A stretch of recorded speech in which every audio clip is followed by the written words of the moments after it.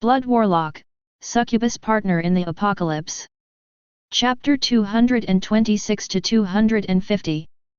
Chapter 226, Wu Yujun's Determination and Chen He's Condition. Wu Yujun, Shang Guanbing Shui, and probably everyone inside the hall believed that Lily was in love with Bai Zimin or, at the very least, incredibly attracted to him. Those who knew the story were really curious since the way Bai Zimin and Lily had met in the past had not been dramatic in any way, but strangely they became closer than anyone else in a matter of hours. On the other hand, Bai Zimin believed that Lilith's words came from the fact that she needed his help. Not at this moment, as he was still weak, but in the future. As for love, honestly, Bai Zimin never thought about it. In his eyes, Lilith was his benefactor in every sense of the word. She was a noble and exalted existence. He was sure that even among the higher existences not many women could compare to her. Lilith herself had confirmed it once in the past, and Bai Zimin did not feel that she was lying. So how could a being like her, who had never fallen in love and had never allowed a man to touch her, fall in love with someone who was not only infinitely weaker to myriads of men who were also infinitely more handsome than him? Bai Zimin was proud, but he was not a blindly arrogant person. What did he have to offer her to believe that she loved him? The answer was so simple that it didn't even take much thought. From Bai Zimin's point of view, every time Lilith joked with him and playfully teased him, it was nothing more than fun to lighten the heavy mood that hung in the chaotic world. Everyone could judge or assume different things for themselves. As for how everything really was, only Lilith herself knew. After a slight silence where Lilith was receiving different kinds of looks, a small sigh was heard that attracted everyone's attention again. Everyone's eyes focused on the beautiful Wu Yujun, who seemed to have made up her mind what to do next. Her eyes met the two black eyes of the young man sitting in the chair at the head of the large mahogany wooden table, and thousands of thoughts were going through her mind at the same time. But perhaps, the most dominant thought was the one that somehow helped her to make a decision. Somehow, Wu Yujun felt that entering the heart of Bai Zimin would probably be more difficult than reaching level 50 and evolving to second order. The amount of effort needed to achieve such a thing was so great that she could not even imagine it. All her advances so far were practically fruitless, and except for slight smiles on his part, she received nothing in return. In fact, now that she was observing more carefully, she realized that while Bai Zimin and Lily might seem incredibly close and often joked between them, a kind of invisible barrier seemed to separate them. Wu Yujun felt that this invisible barrier had been erected by Bai Zimin himself. Although there was currently a slight friendly smile on his face, his eyes that were as dark as the starless, moonless sky did not reflect the slightest emotion. His gaze was as cold as Shang Guanbing Shui's, but at the same time it was different. While Shang Guanbing Shui's cold gaze represented rejection and made everyone unconsciously turn away from her, Bai Zimin's cold gaze seemed to represent wariness, distrust, and even overcaution. What happened to him in the past? Why didn't he let anyone into his heart? Why, when she or any other woman showed any kind of interest in him, he didn't take it seriously and just smiled as if he thought it was a joke? What kind of experiences did he have? Dozens and dozens of similar questions popped into Wu Yujun's mind one after another. The more she thought about it, for some reason the more her heart ached and the more curious she became.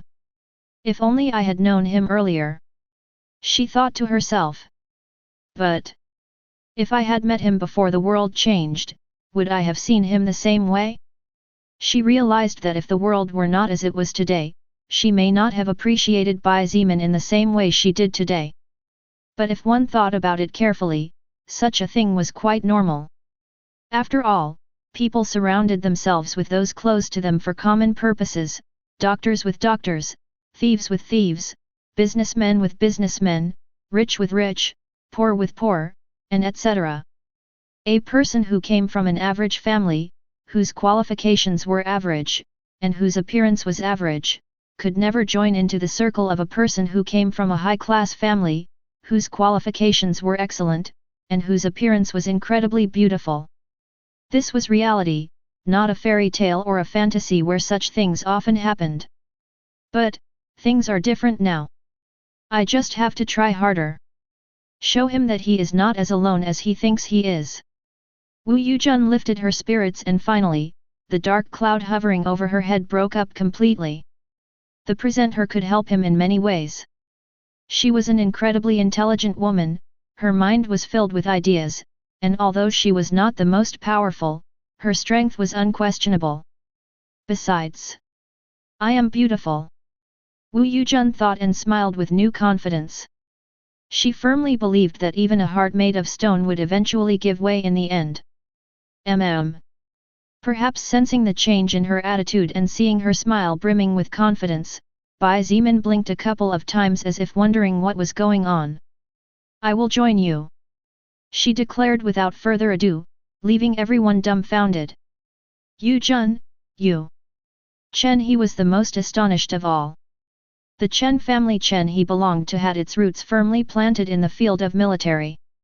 His father was a regimental commander of colonel rank who controlled over 2,000 soldiers with military training.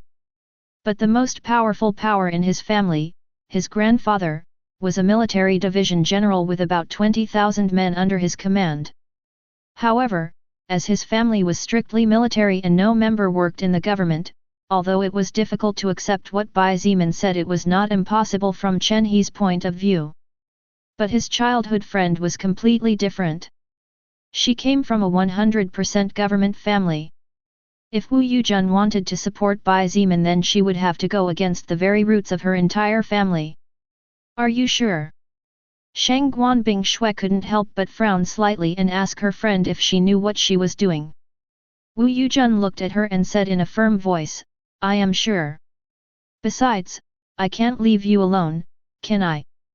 Shang Guanbing Shui looked at her deeply for a moment and after looking away she did not say anything about it again. She knew that although Wu Yujun was kind, when an idea got into her head she became stubborn as a mule and no one could make her back down.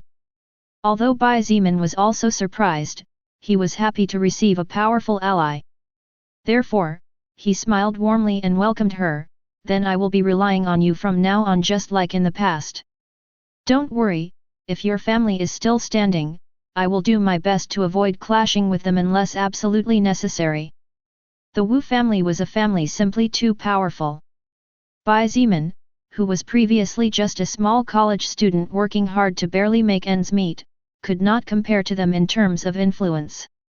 If he could gain their support, Bai Zimin's path would be countless times smoother. Gathering survivors using the Wu family name, recruiting soldiers, obtaining logistical support, knowing the location of advanced military camps, even acquiring weapons of mass destruction, all would be within his grasp. The value of Wu Yujun was so great that if one thought about it carefully one could only consider her a treasure.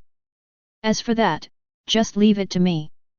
Wu Yujun smiled slightly as a somewhat funny and slightly crazy idea flashed in her mind.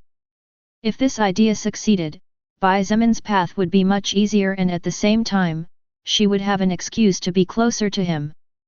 That way, she could gradually get warmer to him without her family or him suffering the consequences of a dreadful battle. Indeed, Wu Yujun knew that while Bai Zimin was powerful, but he did not have the power to really oppose her Wu family. If her grandfather was still alive and there was only one person alive inside the nuclear bomb base, a single call from her grandfather was enough to end his life. But this was the last thing she wanted. Bai Zimin looked at Chen He and asked as if he already knew the answer, you will also wait a bit and then, depending on certain things, you will join, won't you? Oh! Surprisingly, Chen He smiled and looked at him in amusement before saying, why do you think so? Bai Zimin looked at him with a smile that was not a smile and said slowly, you and I know the reason. Wu Yujun also looked at Chen He with an amused smile. Shang Guanbing Shui had already agreed that she could join in the future after seeing the situation of the two camps set up by the government and the military in the north and south of Rulan sub-district. With his crush making such a decision, Wu Yujun believed that Chen He would make a similar decision. Chen He chuckled and shook his head. He looked at Bai Zimin calmly and said slowly, well, I will have to disappoint you this time, but you are wrong. I will join you and help you with all my might regardless of whether Bing Shui joins your conquests or not. I just have a single condition. Hey! Wu Yujun was dumbfounded and looked at her childhood friend as if she was looking at an alien out of television. This was the first time in approximately 17 or 18 years that Chen He had made a firm decision that might even go against Shangguan Bing Shui and could take him away from her. Wu Yujun was so shocked that her little pink mouth opened slightly and her two big dark eyes were glittering with utter disbelief. She looked at Shangguan Bing Shui to see her reaction. Unfortunately, Shangguan Bing Shui seemed as indifferent as ever, even after hearing what Chen He said. It seemed like she didn't care or that it wasn't enough to move her emotions in the slightest. Oh! Bai Zimin was also very surprised. Although he had only met and interacted with this young and talented archer for a month, Chen He was acting depending on the movements of the silver-haired woman sitting next to him. Could it be that he finally grew some balls? Bai Zimin thought amused and asked, "Tell me what your condition is. As long as it is not something excessive, I will accept without preamble." Chen He was currently a first-order existence. His power was unquestionable. Moreover, if his family had not yet collapsed and they maintained some military power, even if it was only 5% of their peak, it would be of great help to the growth of Bai Zimin's faction and conquer all of China. But Chen He's next words shocked Bai Zimin to the marrow of his bones. "When you become the king, when I have confidence in myself, I want to challenge you to a duel which you will not be able to refuse. If I defeat you in that duel, I want you to crown me as the new king of China." The atmosphere inside the hall became cold and the temperature seemed to drop several degrees. The place was so quiet that even a needle could be heard falling. Chapter 227, Feeling Fear for the First Time in a Long Time. If the silence that was given on Sundays in the church during the morning was respectful, then the silence that had taken over at this moment inside the hall after Chen He pronounced those words was undoubtedly awkward. Awkward and even a little cold. While most were dumbfounded and shocked, Cai Jingii, Kong Lan, and Fu Suifeng looked at Chen He with cold eyes. In fact, Cai Jingii was even angry to the point where she laughed softly. Such audacity really is startling. Although her words were spoken softly, everyone heard her clearly due to the stony silence that surrounded the walls of the place. Some thought that perhaps in the past there had been a dispute between Bai Zimin and Chen He. After all, why would one bring up such a challenging condition to the other? Shangguan Bing Shui furrowed her eyebrows slightly and looked at the handsome archer from a short distance away with a look that was hard to describe. Wu Yujun was dumbfounded as she stared at him. It was as if she couldn't recognize the young man she had spent so much time with during childhood. Pfft! Finally, someone seemed to be unable to control oneself anymore and traces of laughter broke the silence in its entirety. Everyone's gaze fell on the woman standing behind Bai Zimin only to see Lily covering her mouth with her small hand as if she was trying to hold something back. Her eyes looked at Chen He with a trace of naked amusement and even a slight tinge of disdain hard to notice. As for Chen He kept his calm. His face did not change regardless of the looks he was receiving, nor did he seem to mind what Cai Jingii said, nor did he seem bothered by Lily's audacious laughter. All his attention was uniquely focused on the young man who was even younger than him and was currently sitting in the leader's seat. At first, Bai Zimin was surprised by Chen He's daring words, as was everyone else. However, soon something seemed to click in his brain and his eyes glittered as if he had finally understood something. So that's how it is. He thought to himself as he inadvertently glanced at Shangguan Bing Shui beside him. Ever since they were in college, right after the apocalypse had fully broken out, Bai Zimin had noticed that Chen He seemed to be especially jealous of him. But only now did he realize what the real reason was. At first, he had thought that the reason Chen He was jealous of him was because of his higher strength. After all, Chen He not only came from a wealthy and powerful family, but his appearance, his qualifications, his talents, his connections, everything about him was superior to Bai Zimin in the past. But from a day to the next he couldn't even see the back of a person who was previously a nobody. But now Bai Zimin realized that the real focus of Chen He's jealousy was romantic jealousy. A love jealousy that from Bai Zimin's own point of view had no meaning or reason to exist. Bai Zimin's relationship with Shang Guanbing Shui, the woman Chen he loved probably from childhood until now, was only a professional relationship with interconnected mutual interests. As for feelings such as attraction, charm, liking, love, Bai Zimin had never thought on Shang Guanbing Shui in that way, nor did he believe that she thought on him in that way. Shang Guanbing Shui was undoubtedly beautiful, beautiful to the point where her face was practically perfect and the charm around her was becoming more and more stunning with each passing day. However, being beautiful and charming was not enough to tug at Bai Zimin's heartstrings. If moving his heart was such an easy thing, then he would have long ago fallen for Lilith.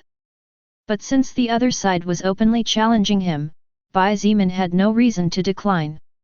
Since you are giving me such a generous gift, I will gladly accept it. He thought with a small smile.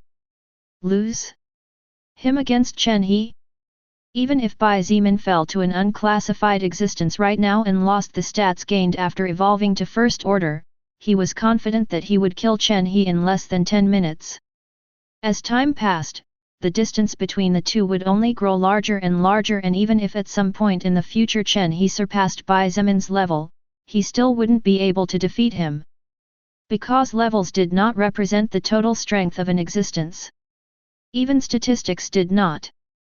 Bai Zimin's lips curved slightly and he calmly asked as he leaned back against the back of the chair, "Sure. Why not? Do you want it to be a duel to the death or just a normal battle?" Although his words sounded as light as a summer breeze, his words contained a hint of icy coldness from the Ice Age. All those who had seen the way Bai Zimin's enemies ended up could not help but audibly swallow as they shuddered. Even Shang Guanbing Shui's face changed noticeably and looked at Chen He as if she was telling him not to say stupid things. Shang Guanbing Shui's attitude surprised the two Nangang siblings. They both looked at each other and saw the shock in each other's eyes. The two of them had seen how supremely powerful Shang Guanbing Shui was. With her ice powers and her sword, thousands of zombies and different wild creatures had been turned into ice statues before turning into small ice cubes cut into thousands of pieces. Her ghostly speed as well as her leadership ability, everything about her was practically perfect. But even she seemed a bit frightened when she heard the young man sitting in the leadership position say such words. How strong was this person then? Such a question appeared in the minds of Nangang Yi and Nangang Lingzhen as they looked at Bai Zimin with surprise and curiosity. Chen He took a deep breath and after looking at Shang Guanbing Shui with eyes that practically overflowed with gentleness, he looked at Bai Zimin again and said with a calm expression, "Don't misunderstand me. I don't hate you in any way. We could even say that I admire you a little. But that doesn't mean I don't feel a little jealous of you." Bai Zimin said nothing and continued to listen to him quietly. "As you probably already know, I am a very proud person. From childhood to adulthood I have always been perfect in everything, and even now that the world has changed I am sure that I am one of the most talented and powerful people." Chen He said as if it was natural. Although a bit arrogant, in fact, it was the truth. He had the qualifications to say such words. He continued, "But if I compare myself to you?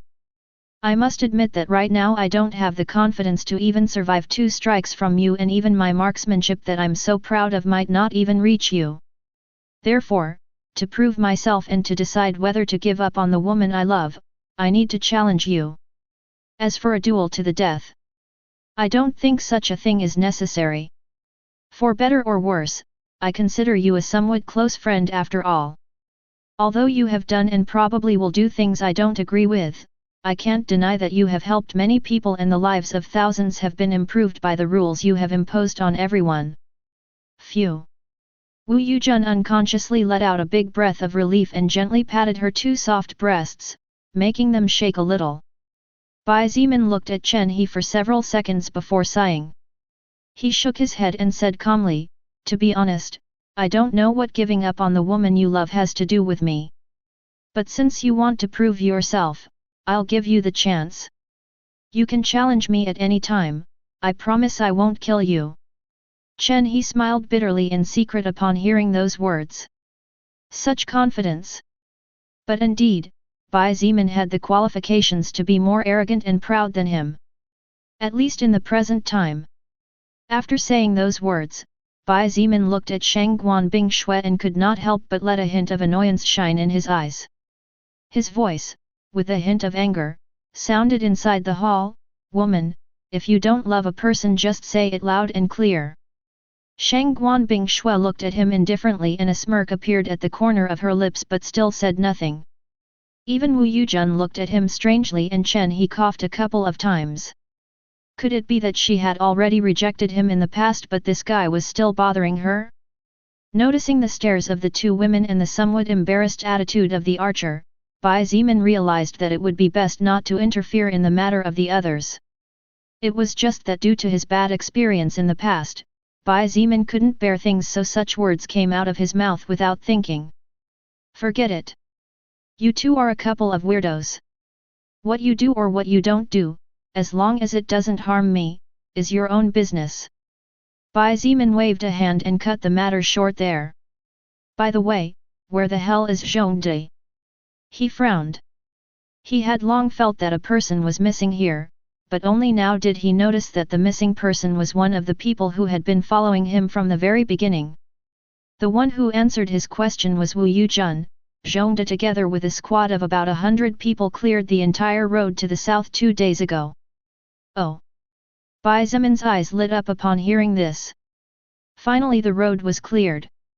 After wiping out the Baiquan camp, Bai Zemin only had to cross the Rulan border to get out of Yanqing district. Just a little more and he could finally reach Chongping district where his family lived. The mere thought of seeing those three faces again made Bai Zemin's heart, which was always calm even in the face of death itself, beat uncontrollably. Wu Yuzhen was extremely happy as well.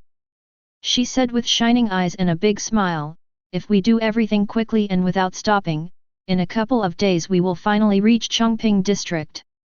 Wu Yuzhen's father and mother lived in Chongping district after all. In fact, her father was the mayor of Chongping district. How could she not be happy at the thought of being reunited with her family? Whether his family was alive or not. Soon it would be discovered. Bai Zemin felt his emotions flutter and for the first time in a long time, an emotion known as fear filled him. Chapter 228, From Heaven to Hell. After clearing most of the road, Zhongde stayed stationed with a small armed team in the south. Wu Yuzhen calmly explained as she looked at Bai Zemin and told him the situation of everything that had happened during the 7 days he was not present. Bai Zemin immediately understood what Wu Yuzhen meant by those words. With all the zombies and most of the surrounding beasts being wiped out as well as most of the vehicles or other obstacles out of the way, the passage between Camp Baiquan and beginning village was now technically clear in its entirety.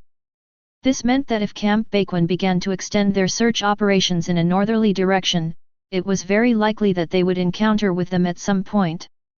With Zhongde and several other men there as guards, even if they could not defeat the other party they would definitely be able to stop their footsteps for quite a while and even cause them great headaches and losses in case an inevitable clash broke out. Are they well armed? Bai Zemin asked a little worried about this matter. Even if Zhongde and several other men were evolvers with some skills, they were still too weak to stand against humanity's heavy weaponry. Humans were not like the wild beasts that had mutated and evolved, mankind had retained their intelligence but their physical bodies were much softer. Don't worry. Wu Yuzhen nodded with a serious expression before looking at Shangguan Bingshui and saying, Bingshui mobilized one of the M3 and 5 heavy weapons mounted on military vehicles. In addition, each man has 2 grenades with them. Even if a 1,000-man army wants to get through they will have to pay the price unless they have advanced and heavy weapons with them. I see. Bai Zemin nodded and looked at Shangguan Bingshui, you both did a good job. Shangguan Bingshui merely nodded slightly while Wu Yuzhen smiled sweetly in return. Forget about a normal soldier, even Bai Zemin himself would be in danger if he was bombarded by an M3. Of course, this was possible only if the M3 driver and the machine could follow Bai Zemin's agility and movements, otherwise it was just a weapon with great power but in the end useless. What good was a powerful attack if it didn't hit its target? What will you two do? Bai Zimin looked at Nangang Lingzhen and Nangang Yi when he asked this question. He directly ignored the 5 or 6 who did not stand up earlier and had not said anything yet. He would settle it after settling the matter of the 2 Nangang siblings. Nangang Yi looked hesitant when he heard Bai Zimin's question. If Bai Zimin wanted his support to form a new government chamber and give himself the highest rank, then Nangang Yi would not hesitate to accept. But to be a king and even implement a slavery system similar to that of the medieval era, the amount of challenges that would be encountered on that path would be too much to even count. Nangang Lingzhen noticed her brother's hesitation. However, she had her own thoughts. As she looked Bai Zimin in the eyes, she asked in a soft and melodious voice, "If I may ask, may I know how strong you are?" Nangang Lingzhen's feminine intuition told her that this might be the greatest opportunity of her entire life. She didn't know why this was like this, and she was even scared since she knew the consequences of failure. However, her intuition was practically screaming at her that if she passed up this opportunity today, she would probably end up regretting it for the rest of her life.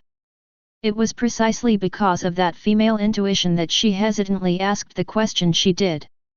And sometimes, a woman's intuition could be frightening to the point of being the most powerful skill. Because little did Nangang Lingzhen know that thanks to a simple question, she had won a future she would never have dared to dream of. "You want to know how strong I am?" Bai Zimin chuckled and looked at the beautiful woman sitting 3 or 4 meters ahead of him. Nangang Lingzhen hesitated a little before nodding, "Why yes. As you yourself know, what you are trying to achieve could be my family's doom. Besides, I don't know you either. But I don't want to reject your offer just like that either. Therefore, before I make a decision about serving you in your path or not, I would like to know what you are capable of." "All right." Bai Zimin nodded and his eyes glittered. He couldn't help but have a good impression of this woman who was about 6 or 7 years older than him. She wasn't too hasty but she wasn't dumb either. He liked working with smart people. With a glance at Nangang Lingzhen, he said calmly, "Give me a second. Let me finish some stuff and after a few questions I'll show you how strong I am." Nangang Lingzhen looked at him in confusion but nodded. She kept her eyes on him, waiting to see what he was going to do next. As for Nangang Yi, he did not refuse at what his sister said. He also believed that not accepting but also not refusing in haste was the right thing to do. Bai Zimin looked at the few people who did not say anything so far and said indifferently, "Gu Ji, Lei Jianhong, Wang Jiang, Yan Bao, Gao Yu, Peng Bai. You 6 are dismissed. From today onwards, all the firearms you controlled will be taken away in their entirety. Furthermore, to avoid involving you in the event that my plan of conquest fails, your positions within the army will be revoked. As a consequence, from this exact moment on, you lose all rights and privileges of high rank. The social status of the 6 of you is currently the equivalent of low citizens since you have no employment. If you wish to become normal citizens you are welcome to report to the office tables that are set up every day in the central square." The faces of the 6 men mentioned paled when they heard Bai Zimin's words. In the previous social system, they were part of royalty.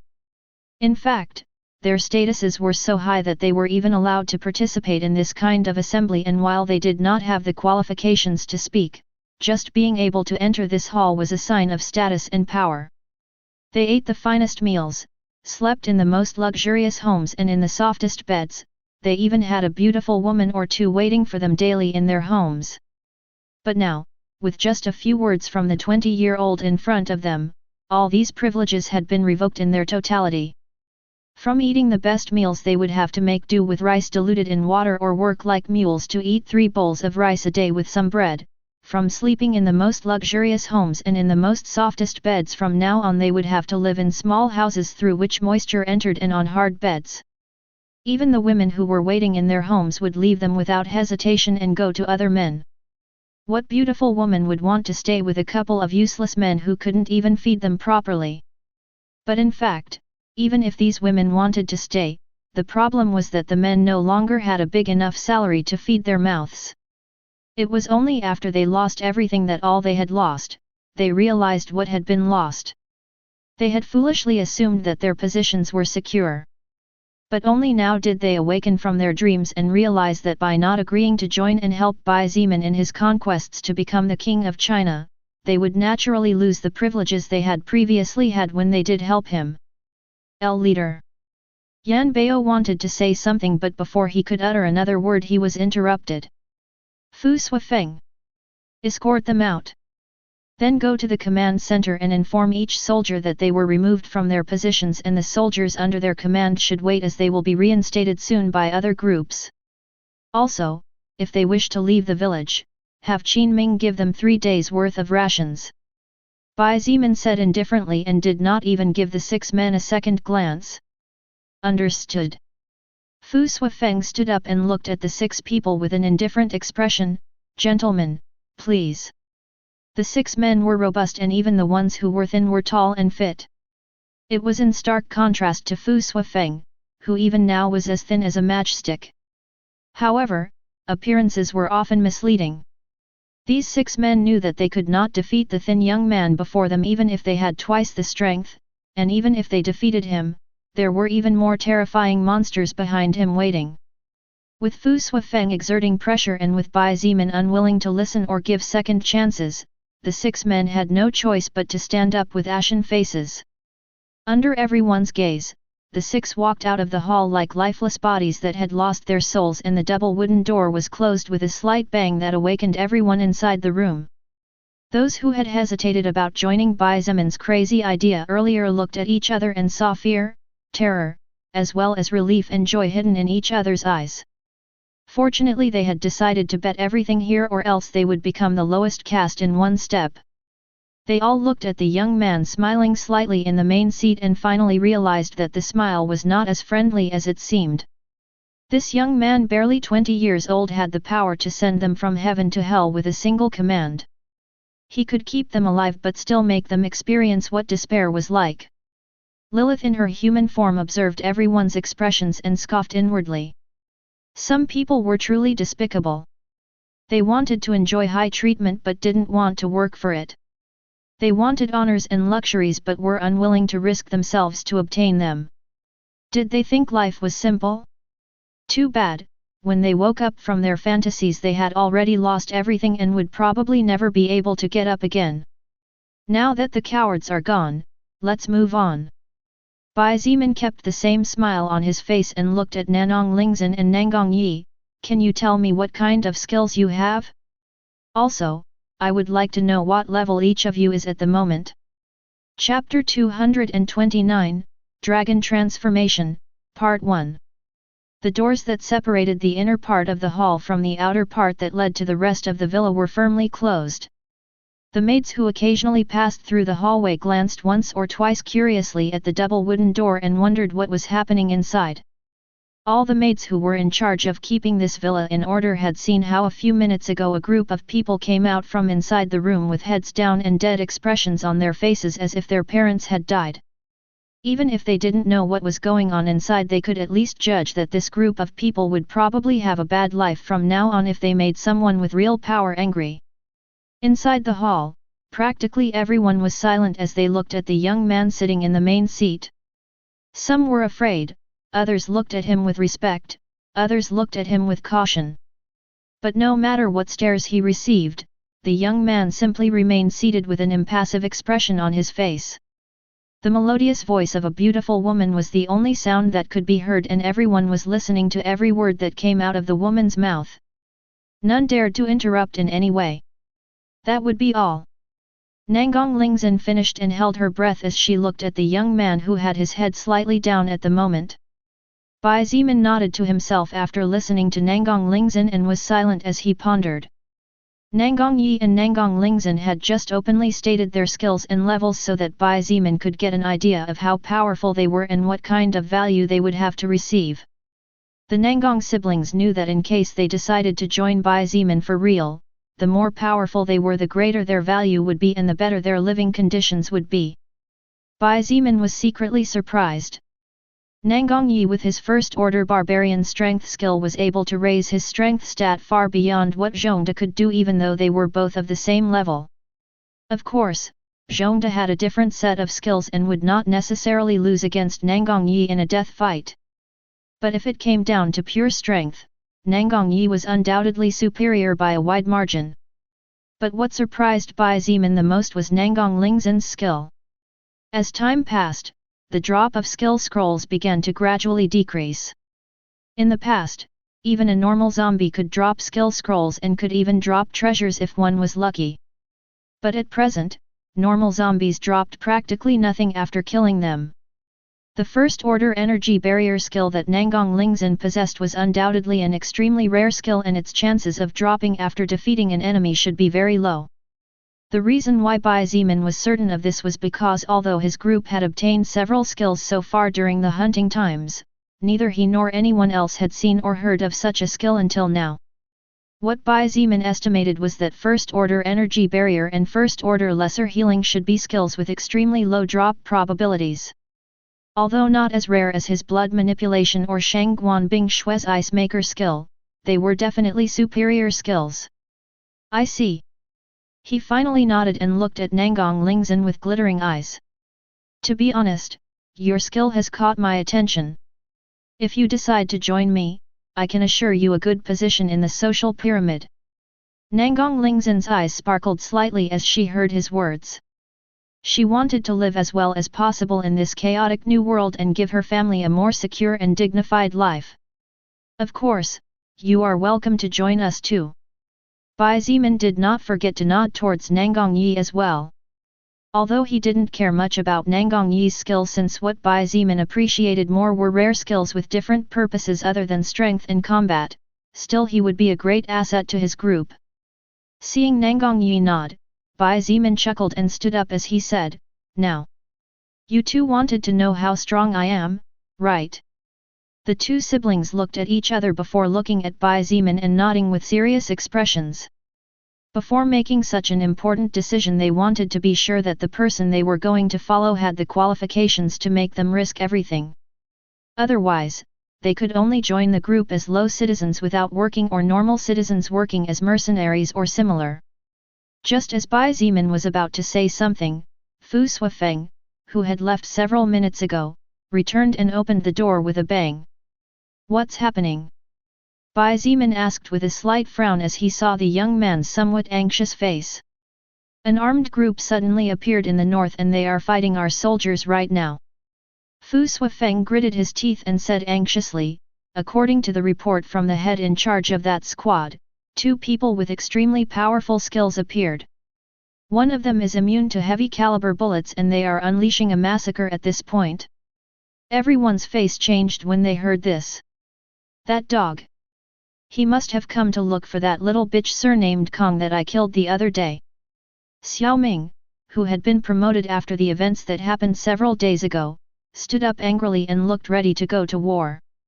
Although he had been promoted to a better position as he had currently become an evolver and had been given 2 skills and a set of armor and sword, he still remembered his brothers in arms. Knowing that they were being attacked and slaughtered, he would naturally be enraged. Shangguan Bing Shui looked at Bai Zimin curiously as she wondered what was he going to do now. Bai Zimin's eyes flashed chillingly and he calmly said, "What a coincidence. Just as I was about to go looking for them they showed up at our door." He looked at the 2 Nangang siblings and casually ordered, "Follow me to the north." Leaving those words behind, they all felt the wind whistling softly and a gust of air blew over everyone. When they opened their eyes again, they were surprised to find that Bai Zimin had disappeared and was nowhere to be found. Everyone sucked in a breath of cold air as Nangang Yi turned pale. That speed! Nangang Lingzhen wasn't much better off than her brother at this point. She realized that with Bai Zimin's speed, she wouldn't even have time to activate her energy barrier skill before he could take her life. How many points of agility does he have? If we don't hurry you two will be too late to see anything. Shangguan Bing Shui stood up. Her graceful body swayed gently and left several residual images as she disappeared from everyone's sight as well. "Chen He, Wu Yujun, Nangong Lingzin, Nangong Yi, Fu Suifeng, Xiaoming, Cai Jingii, Kong Lan, and all those who had evolved regardless of their levels ran at full speed towards the north. Even little Luoning was no exception as she took advantage of the turmoil of the moment to mingle with the adults. Those who were fast disappeared in a few breaths while most could only get into a vehicle and put their foot on the pedal hard. The normal survivors did not even manage to see the shadow of those who had a high level. Even without activating lightning movement, Bai Zemin's agility was high enough to sprint at several hundred kilometers per hour. The distance of 20 to 30 kilometers between the village and the street where the soldiers were stationed was nothing for someone like him. Of course, this was so because the entire road was clear and the zombies and wild animals had already been cleared in their entirety. If there were enemies, then Bai Zemin could not simply run wild. Besides, running at full speed consumed stamina at speeds too high to continue this kind of race for too long. In a matter of seconds, Bai Zemin approached the battle zone. The first thing he felt were the practically uninterrupted blasts fired by the guns. In his line of sight occasionally flashed golden glows, and on top of the rooftops, some snipers who were positioned were firing when they found the opportunity. The closer he got, the thicker the smell of blood became, and his nostrils soon filled with the characteristic iron smell of the blood. Even so, his expression remained indifferent and his eyes did not change in the slightest. To him, who had not only killed hundreds of thousands of enemies and had been saving and playing with their blood for a month, the smell of blood was as natural as drinking water. Although he knew that several of his soldiers had died and were still dying, his heart did not flutter in any way. The only emotion Bai Zemin felt was anger. This anger was not born out of his pity for them or grief at their deaths. His anger was born out of the fact that a group of filthy dogs were weakening what he had and still worked so hard to form. Arriving at a particularly tall building, Bai Zemin paused for a split second before lightly stomping the ground beneath his feet, rising several meters in the blink of an eye like a shadow. As if he were a supercomputer, Bai Zemin's eyes moved at astonishing speeds as he scanned his surroundings, and in less than 5 seconds he had already managed to capture the location of most of the enemies. Chapter 230, Dragon Transformation, Part 2, Last. A number of vehicles had stopped between several streets in a disorderly manner. The people inside clearly got out in a hurry as they didn't even bother to look where they were stopping, and there was one of them that even slammed hard into a building on the side of the road. Gun muzzles roared ferociously as they fired a seemingly endless storm of bullets. The bullets hit the walls of the houses and left small holes, while some higher caliber bullets left large holes, dislodging parts of the walls bit by bit as gravel flew everywhere. This place was generally silent, and except for the appearance of the odd zombie staggering and walking slowly around aimlessly or some weaker wild animals, a squad of about 20 men rested quietly here. However, after an enemy group appeared a few days ago, the forces guarding this part of the border had been considerably reinforced to protect against possible retaliation in case an enemy group appeared. After all, the son of a leader of a large camp of survivors and several powerful men had been killed here. Therefore, a group of 100 men was stationed in this position along with 10 vehicles with mounted heavy weapons. In addition, each soldier had a total of 200 rounds of ammunition, 1 grenade, and the support of 5 Type 53 heavy machine guns with several strips of ammunition. With approximately 40% of the beginning village's armed forces stationed here and plenty of weapons, these men believed that even if a large armed group appeared, they could hold out for a good while until reinforcements from the central base caught up.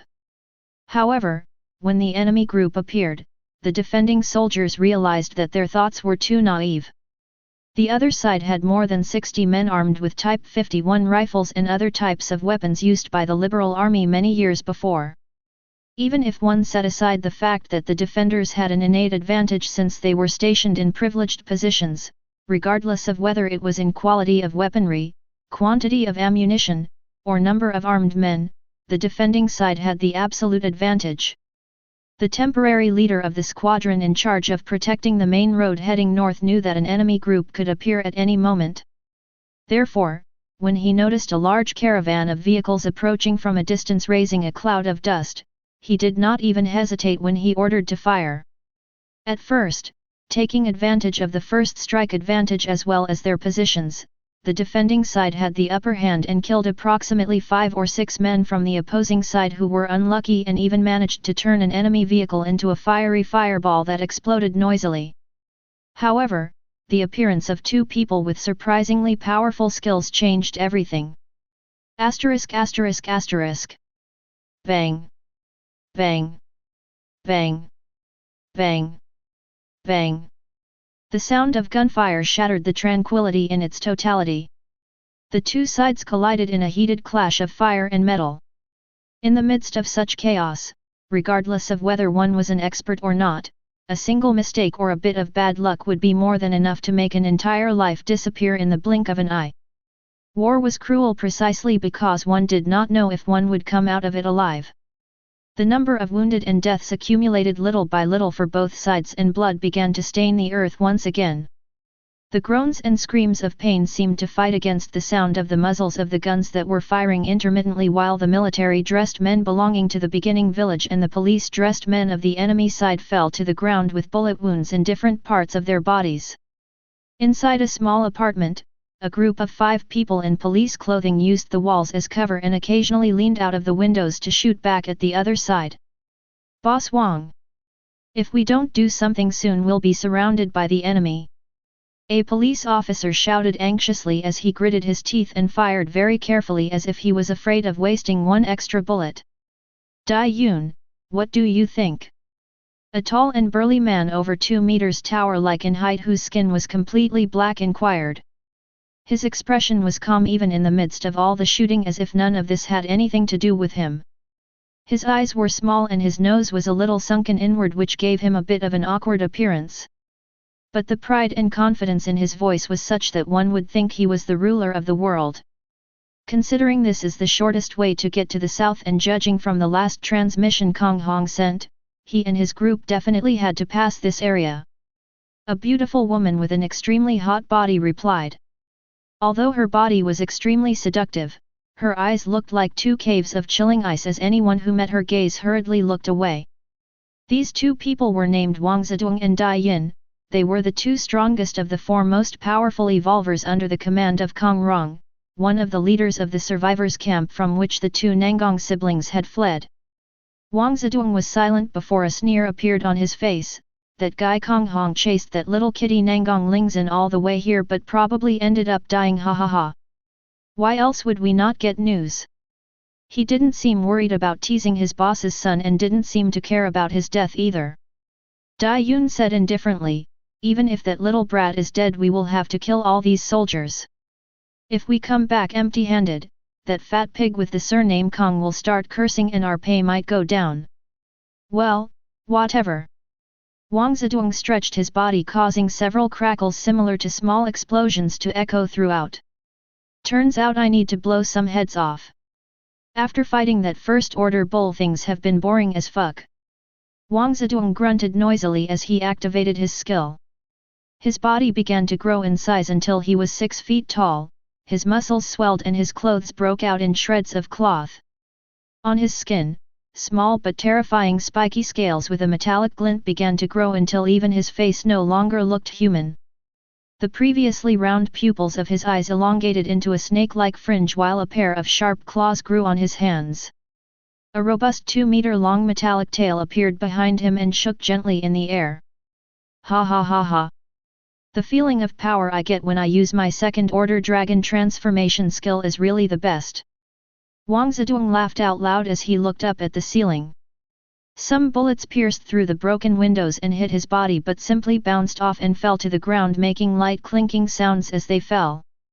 Wang Zedong looked indifferent, as if he hadn't even felt the bullets that hit him. Dai Yun. If I kill more than you, you'll have to let me fuck you tonight. Ha ha ha.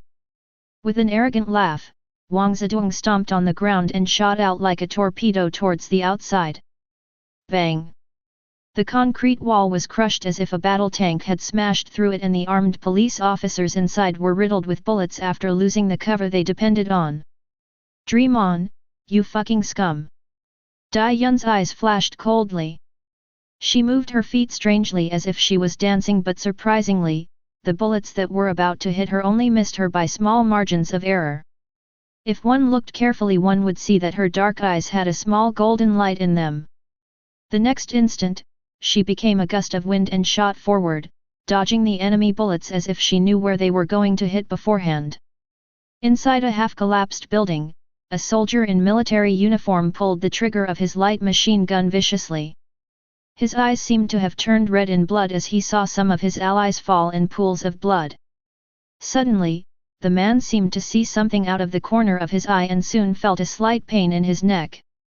However, before he could react, the next thing he saw was a decapitated body with dark red blood spurting from the neck like a fountain, and his only thought was, "Isn't that my body?" Before his mind fell into deep darkness, Wang Zedong appeared beside the corpse with a ferocious grin on his monstrous face, scaring the other soldiers who were also inside the broken building. "Be beast! Kill him!" The 5 or so soldiers went into a frenzy and began firing at the intruder with frightened expressions. None of them knew how this human monster had appeared here. Bang! Bang! Bang! Bang!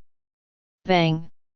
The bullets hit Wang Zedong's scaly body, which had turned into a beast, creating loud sounds of metal hitting metal before falling to the ground.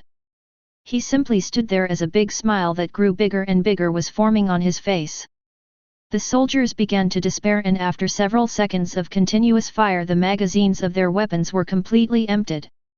4 of them backed away in fear and turned to flee. "Hey, hey! If you run, it's no fun!"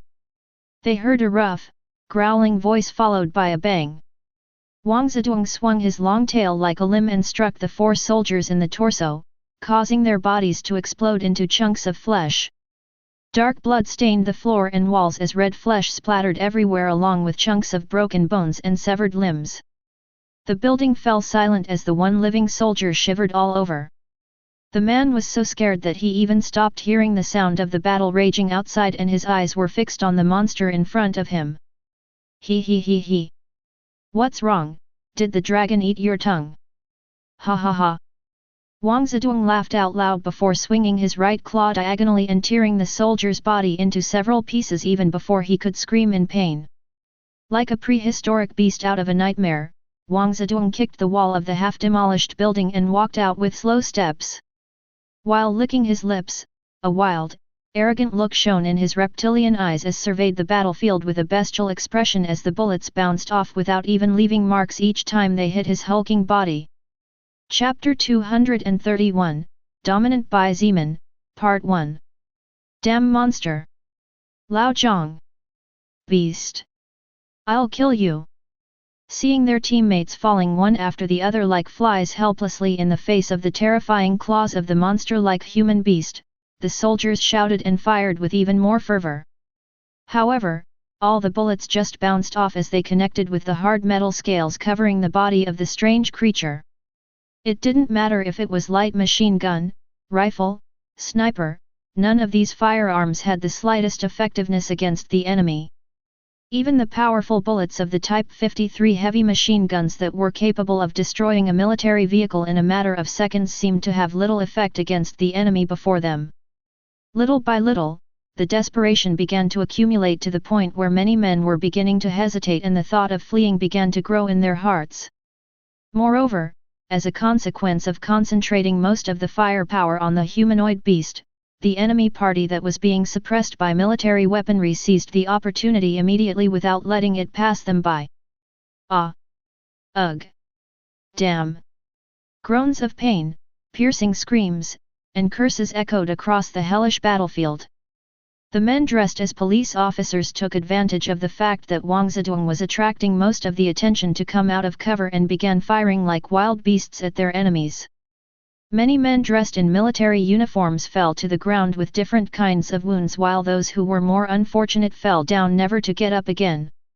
Gray! Ha ha ha ha! Wang Zedong laughed loudly and roared as if he were a cruel and bloodthirsty beast as he swung his claws from left to right. Every time his sharp, hard claws slashed the air, the bodies of his enemies were torn into a pile of minced flesh. His entire body was covered in blood and flesh, giving him an extremely terrifying appearance. Pieces of human flesh were stuck between his claws while several fragments of shattered bones could be seen on his shiny scales. Low-caliber bullets and normal bullets could do nothing against Wang Zedong under the activation of his second-order dragon transformation skill, and although the high-caliber bullets from the Type 53 machine guns caused him some physical pain, that pain only served to stimulate his fierceness to new heights. For every second that passed he became more and more ferocious as he raced across the battlefield like an unstoppable dinosaur, destroying buildings that got in his way and burying soldiers inside or simply crushing his enemies with his superior physical body. Meanwhile, Dai Yun was not too far behind Wang Zedong in terms of massacre either. While her ferocity was not as terrifying as Wang Zedong's in his dragon form, every time Dai Yun's seductive and extremely hot body swayed, her enemies could only despair.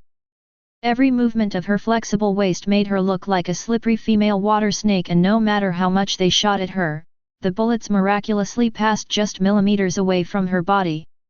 A group of soldiers in military uniform were standing behind an abandoned car.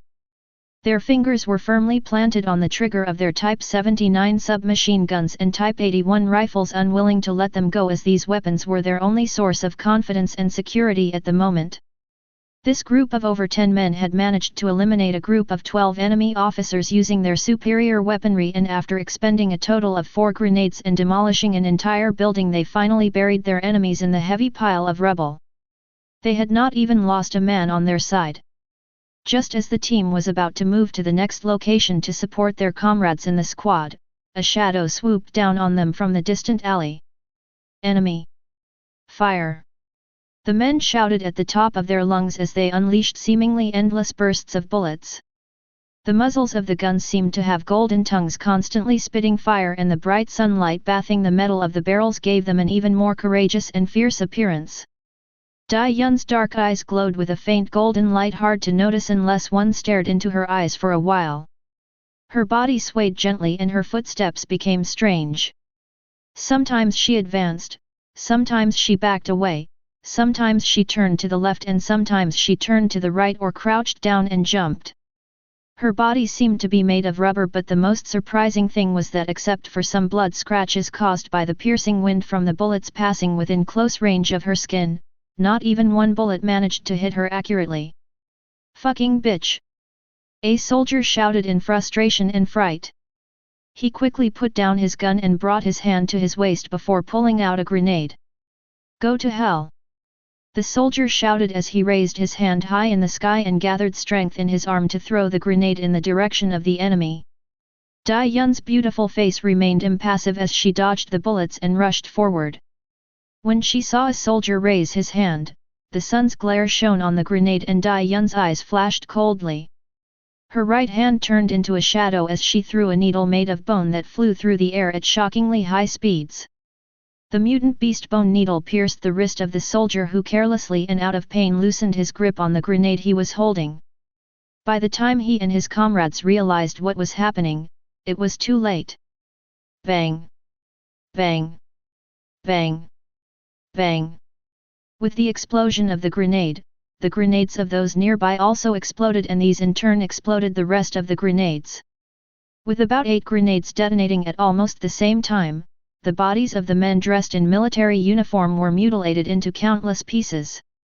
The smell of burning flesh and hot blood hit the ground and bathed the walls of the roadside houses with bone fragments scattered everywhere.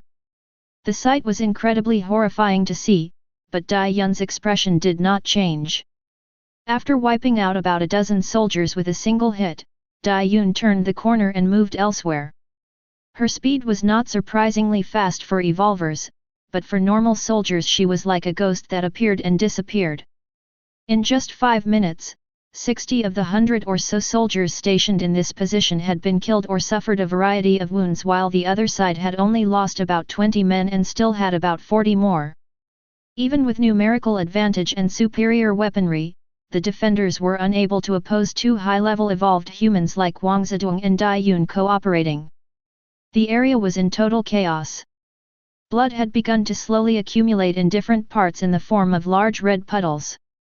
Flesh and limbs as well as the torn bodies of soldiers were everywhere, and many men finally could not take it anymore as they turned to flee. However, none of these deserters managed to escape. Gra! Ha ha ha ha! Arg! Ha ha ha ha ha! And no! Wang Zedong was like an unstoppable beast. Every swish of his claws sent the heads of his enemies flying through the air, and every swing of his tail crushed their bodies, making them explode into a pile of meat paste. He bathed in the blood of his enemies and looked extremely arrogant and self-confident. Wang Zedong looked at the last line of defense and a fierce smile appeared on his mouth. There, vehicles mounted with guns and Type 53 heavy machine guns were firing in his direction, while the faces of the terrified soldiers were reflected in his reptilian pupils. After we finish with this scum we should retreat. Wang Zedong thought to himself. Although he was arrogant, he was not stupid. Wang Zedong knew that he could not continue advancing, since at this rate, when they encountered the main army of the other party, even he would be forced to flee. Therefore, he decided that after finishing with these troops he would order a retreat and report the situation to the main camp. In addition, the pain of being hit by the high-caliber bullets had begun to accumulate and was becoming a bit unbearable even for someone like him. Of course, Wang Zedong did not know that in reality, the platoon stationed here was practically all the other side had as far as armed men were concerned. After all, Zhongde had taken a large number of armed men to protect the southern area, and the rest of the soldiers were searching for survivors, supplies, and hunting zombies. Just as Wang Zedong was about to rush forward and wipe out the rest of the enemy resistance, he saw a young man dressed in sports clothes coming toward him. This young man could be considered somewhat handsome. His hair was as black as ink and some strands of hair covered part of his eyes, so it was hard to tell what kind of expression he had on his face. The dress and the calmness with which the young stranger walked through the rain of bullets with his right hand in his pants pocket was so out of place that for a moment the entire battlefield seemed to fall silent. Wang Zedong's senses went on high alert and he unconsciously increased his guard. "Who are you?" he asked in a deep voice as he narrowed his eyes and leaned his body forward like a tiger about to pounce on its prey. The young man seemed to mock him or simply did not hear his words as he continued to walk in his direction calmly. This infuriated Wang Zedong and his bestial face practically distorted with anger. In the past, Wang Zedong was a criminal who was doomed to spend the rest of his life in prison after committing countless crimes and cruelties against innocents. However, when the apocalypse broke out, police station chief Kong Rong released him after placing several sensor bombs in his body. If Wang Zedong tried to force these bombs out, they would explode immediately and turn him into a pile of mincemeat, so he eventually ended up working for Kong Rong. Wang Zedong was fierce by nature, so after crushing several zombies and other high-level creatures, he was lucky to find a skill called First Order Scaly Lizard. After evolving this skill to Second Order, Wang Zedong's power jumped tremendously, and although his skill could no longer grow any further, his power was enough to allow him to sweep away everything in his path. Although he did not like being anyone's dog, Wang Zedong was satisfied with his current life. With his strength, even Kong Rong respected him and would occasionally present him with a beauty or two as a gift for his pleasure. This only helped to raise Wang Zedong's confidence and arrogance to new heights. In the past, Wang Zedong had killed a young man only because he did not like the way the man looked at him. Now that the young man in front of him was ignoring him, his anger finally clouded his thoughts. Die! With a beast-like roar, he stomped the ground beneath his feet, leaving a deep footprint that soon spread into cracks as his body shot forward like a torpedo. Wang Zedong's stats had received an abysmal boost after activating his second-order dragon transformation skill. His agility was so high and his strength so terrifying that when working together, his explosive movement speed had reached a level where he seemed to teleport for others. Just as Wang Zedong had arrived in front of the young man, the golden light in Dai Yun's eyes glowed again and her pupils contracted to the size of a needle. Chapter 232, Dominant by Zeman, Part 2, Last. After activating his second-order dragon transformation skill, all of Wang Zedong's overall stats increased tremendously. As for his agility, it had surprisingly reached 190 points. With such agility, Wang Zedong's overall movement speed was approximately 19 times the speed of a human in good condition before the apocalypse and the intervention of the soul record. Making use of all his agility and 220 points of strength to gain momentary momentum, Wang Zedong had reached such a high level of speed that the distance between him and Bai Zimin was closed in less than the blink of an eye. To anyone watching, Wang Zedong seemed to have simply teleported back and forth magically. When Wang Zedong arrived in front of the arrogant young man and noticed that he still did not seem to have noticed or simply did not seem able to react to his astonishing speed, a cold smile appeared on his beastly mouth. He raised his right claw high into the sky and the shining sun reflected on it for a moment before he brought it viciously downward. The wind was cut to shreds and even before it reached its target the ground had begun to crack from the immense pressure the blow carried. Boom! A thunderous explosion shook everyone's eardrums and those soldiers who were 10 meters away felt as if a bomb had exploded right inside their heads while the world around them seemed to turn white for a moment as their bodies were sent flying by the shockwave caused by the blow and coughed up a mouthful of fresh blood before fainting. Just the aftershock of Wang Zedong's attack without holding back in the slightest had sent 5 grown men out of combat. This alone was enough to demonstrate just how horrific his power was. The concrete street split, gravel flew everywhere along with large pieces of broken cement while cracks spread everywhere. Everyone's view was blocked by a big cloud of giant dust that rose more than 2 meters high, half covering the giant body of Wang Zedong who seemed to have ceased to be human. However, the arrogant laughter expected by the soldiers who saw the beast man as the representation of the god of death did not happen. In fact, Wang Zedong's eyes widened as a glint of disbelief flashed in his previously angry, confident, and arrogant gaze. Just now, Wang Zedong expected his enemy's body to turn into a pile of bloody pulp. With the level of power he had unleashed just now, forget about a normal human or an evolver, even an armored car would be smashed to pieces. However, Wang Zedong could feel his arms almost half a meter in diameter hitting something hard as if he was a normal person hitting a steel beam before the apocalypse. It's no good. Such a thought flashed in the mind of the arrogant man who was previously slaughtering left and right with pride. Idiot! Watch out! Dai Yun shouted anxiously as she suddenly snapped out of her stupor. Dai Yun's active skill second order third eye was simple and had only one function. It allowed her to feel what was going to happen 0.2 seconds before it happened. It was different from seeing the future, as it was just a feeling that depending on actions could be changed.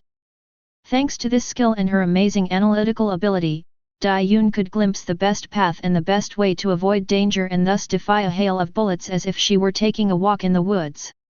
Just now, out of curiosity, Dai Yun activated her third eye skill and was terrified when she felt that not only did her ally fail miserably in crushing the mysterious young man, he was also completely overwhelmed.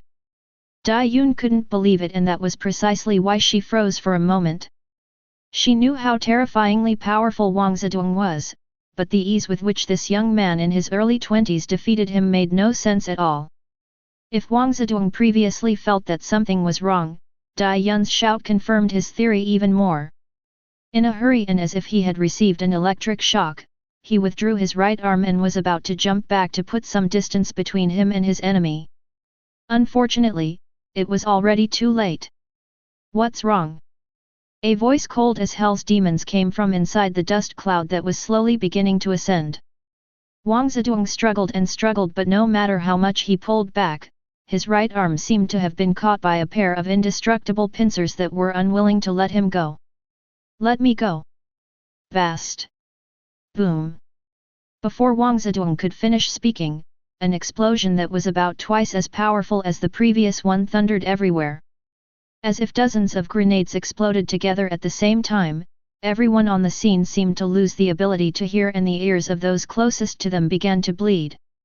A building 20 meters away shuddered violently as the shockwave hit it and threatened to collapse at any moment.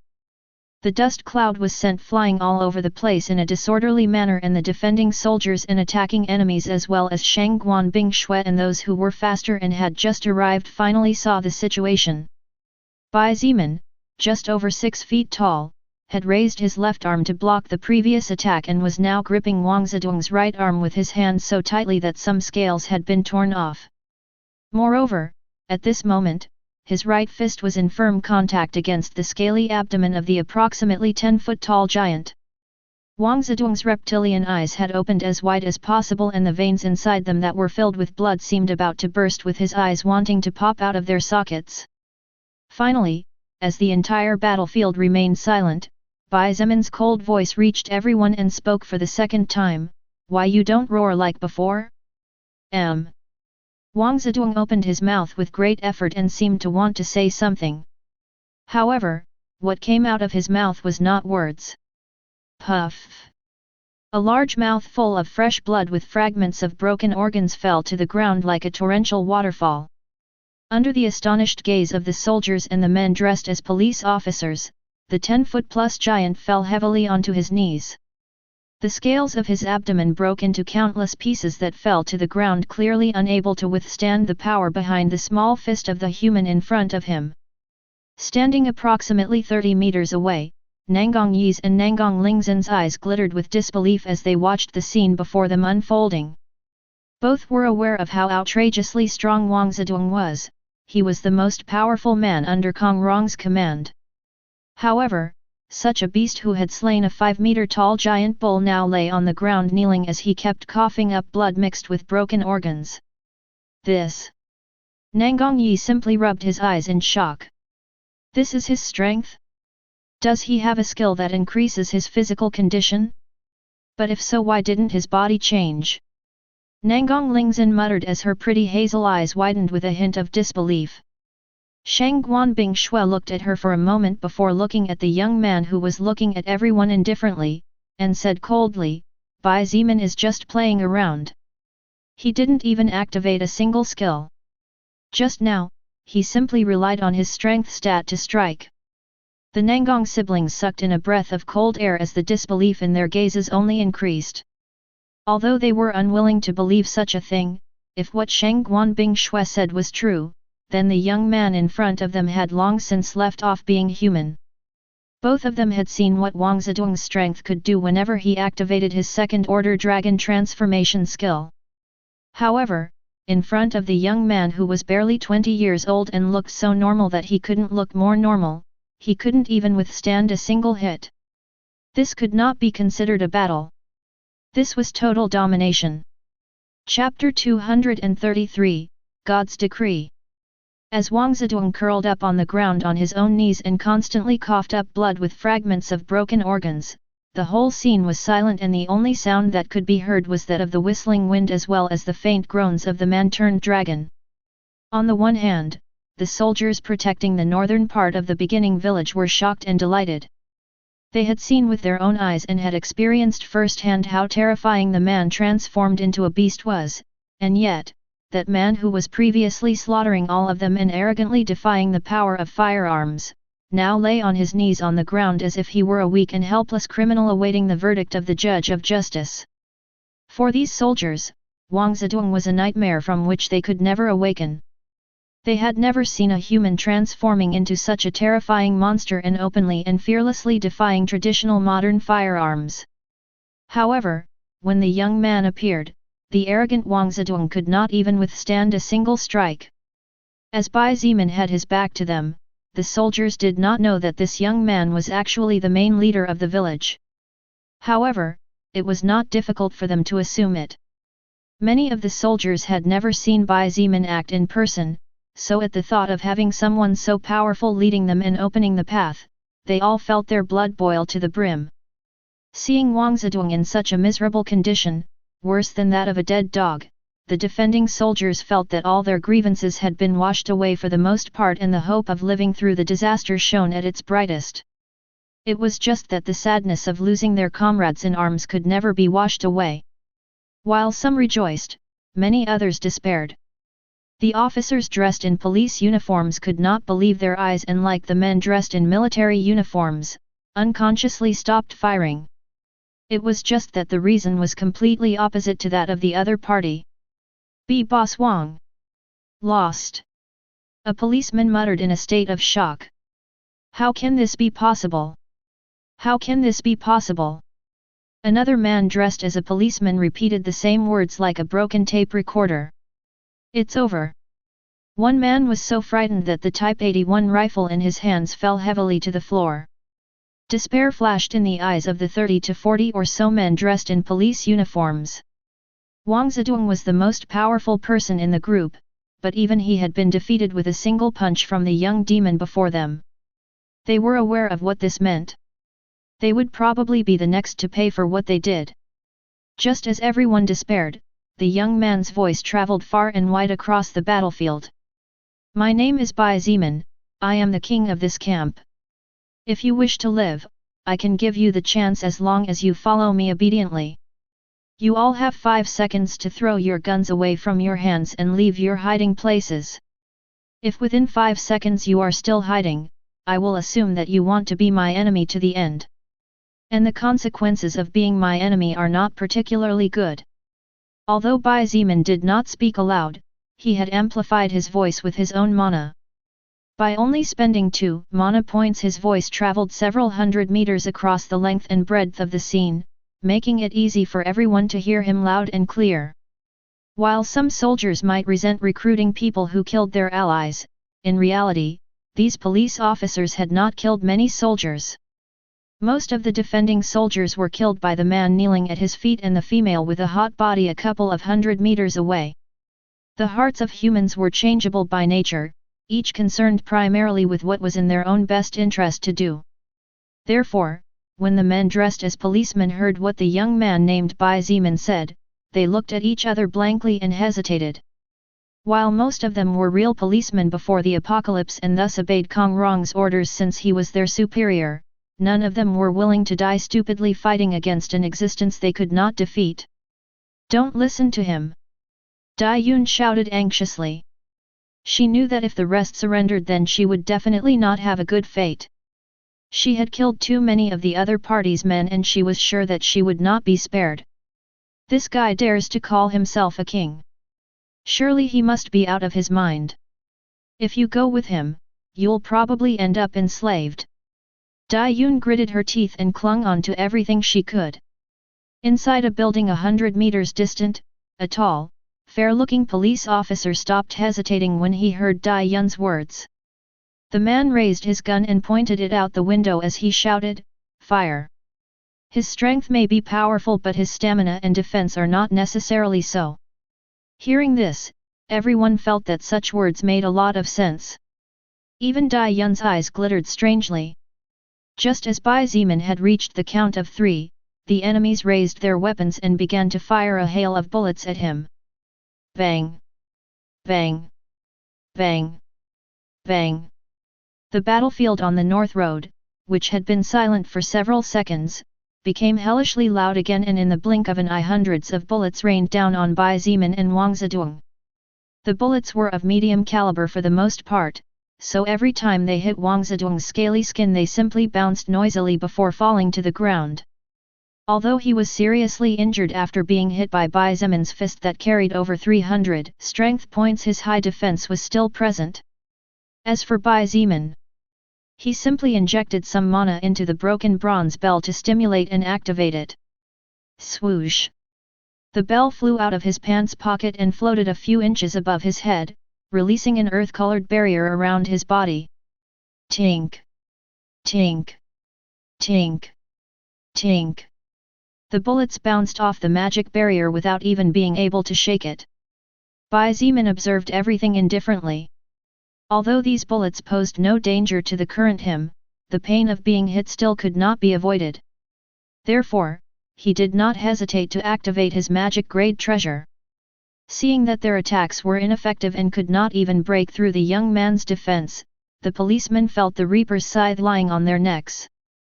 But what happened next made these men deeply regret their choice. The Grim Reaper's scythe actually severed their heads. Since you decided to oppose me, then you can go to hell. Bai Zeman said with murderous intent brimming. He raised his left hand pointing to the sky and directly expended 100 mana points. Although his face turned quite pale, he wanted to make a great impression here, so he endured the slight seasickness and activated blood manipulation. All the blood on the battlefield, regardless of whether it belonged to the corpses of the soldiers or the policemen, regardless of whether it was blood that was on the ground or even inside the corpses, floated in the air as God's decree. But this was not all. Ah! Wang Zedong screamed as if he was suffering the worst torture and began to roll on the ground. The scales on his body began to break off one by one and blood began to pour out of the cracked skin. Soon, blood began pouring out of his eyes, his nostrils, his mouth, and his ears. However, his body was not stained with blood as all the blood that came out of his insides floated up into the sky. In a matter of a second or two, Wang Zedong's movements came to a complete stop. His once gigantic body over 3 meters tall and sturdy as a machine was now as thin as a matchstick without a drop of blood inside. You have obtained the soul power of First Order Wang Zedong level 33. You have received Strength plus 12, Agility plus 10, Stamina plus 10, Health plus 10. Wang Zedong, who had committed countless atrocities in the past, who had abused many innocent young girls during the apocalypse by making use of his superior power, and who had been mockingly roaring and arrogantly killing soldiers, was dead. He had one of the worst possible deaths as until the last moment he felt his muscles and veins bursting one by one as the blood exploded inside his body in search of a way out. Even until the final moment, his eyes filled with pain, anger, and unwillingness stared at the young man in front of him. Unfortunately for Wang Zedong, while he was strong, in the eyes of Bai Zemin his strength was no different than a fart. In fact, if not for the fact that he was disgusted with Wang Zedong's arrogant attitude while killing his soldiers, Bai Zemin would not even waste his time saying a few words to ridicule him and show him that in his eyes, his arrogance and power were nothing more than a joke. This was the first time Bai Zemin received stat points from killing a being of his own race. However, his expression remained impassive and he continued to work while desperate policemen tried their best to stop him and rained bullets on him ineffectively. Under Bai Zemin's careful control, all the liquid blood began to harden and stretch until it reached the maximum possible and released a slight ruby-like luster when the sun's rays shone on it. Then, all the blood separated and began to take shape as he expended another 100 points of mana. My God! Nangang Yi turned pale and unconsciously took a step back as he looked up at the sky. Nangang Lingzhen's beautiful face was also pale and disbelief shone in her pretty eyes. In her pupils were reflected hundreds and hundreds of blood-red spears 3 meters long floating 300 meters above the ground. The number of blood-red spears was so great that the sunlight was partially blocked and a great shadow was cast over the battlefield and over everyone's heads. He is a mage? How is this possible? But his strength... She muttered under her breath before slowly lowering her head and looking at the back of the young man who still had one hand pointing towards the sky. She could feel a great quantity of magic and mana circulating inside his body and around him at the same time. With the strength displaced by Bai Zemin, Nangang Lingxing and Nangang Yi believed that he was a melee warrior with skills meant for close combat. But... a magic spell capable of covering almost a full kilometer?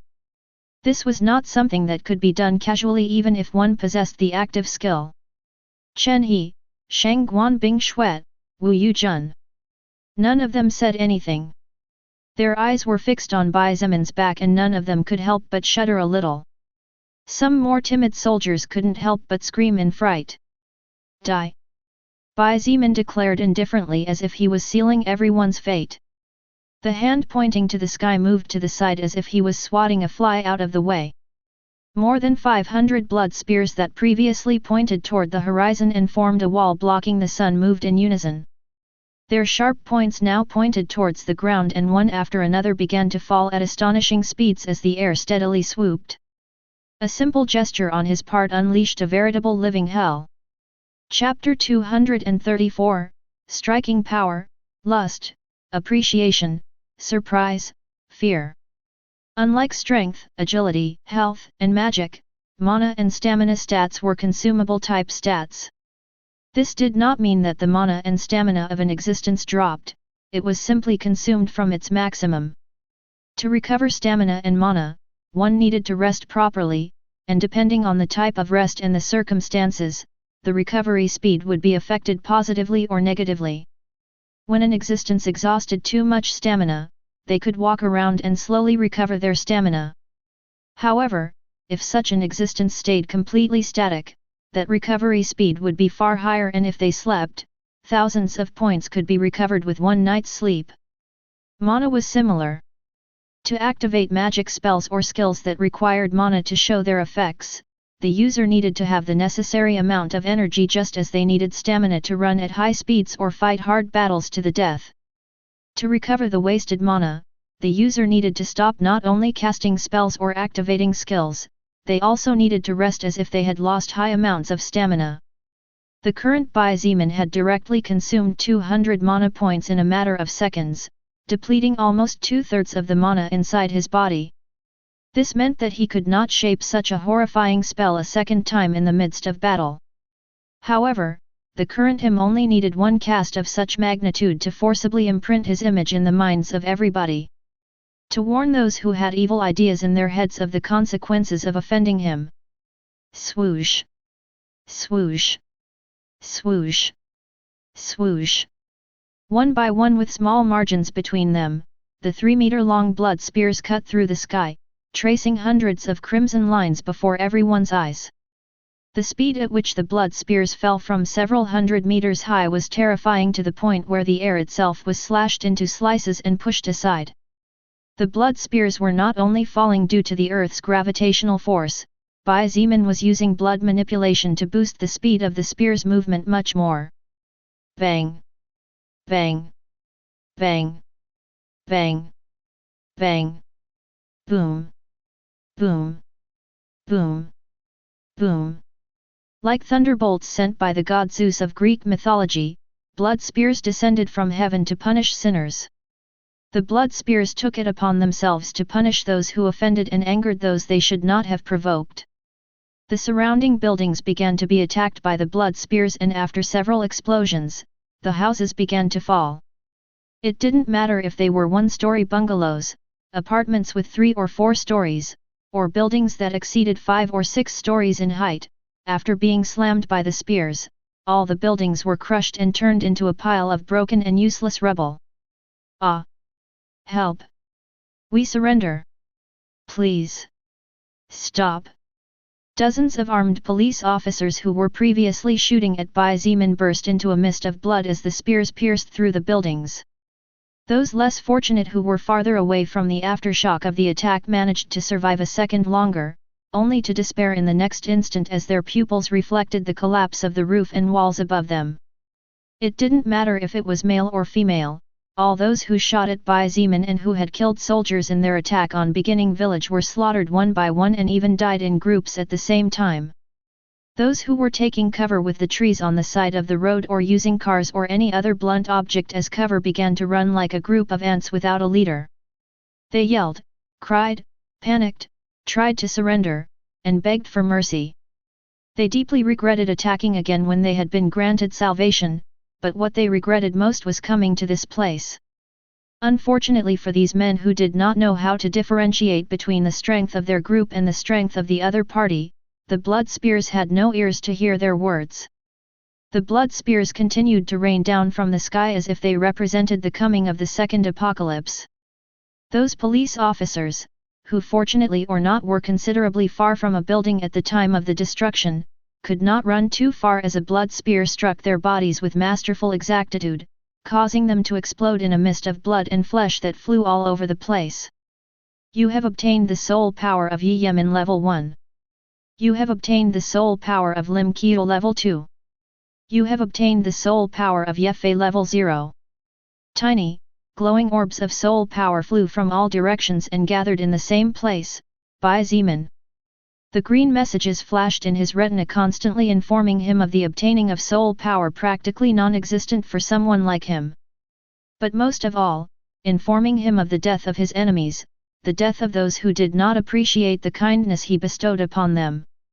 About 30 seconds later, the approximately 500 blood spears floating in the sky several hundred meters above the ground finally disappeared completely.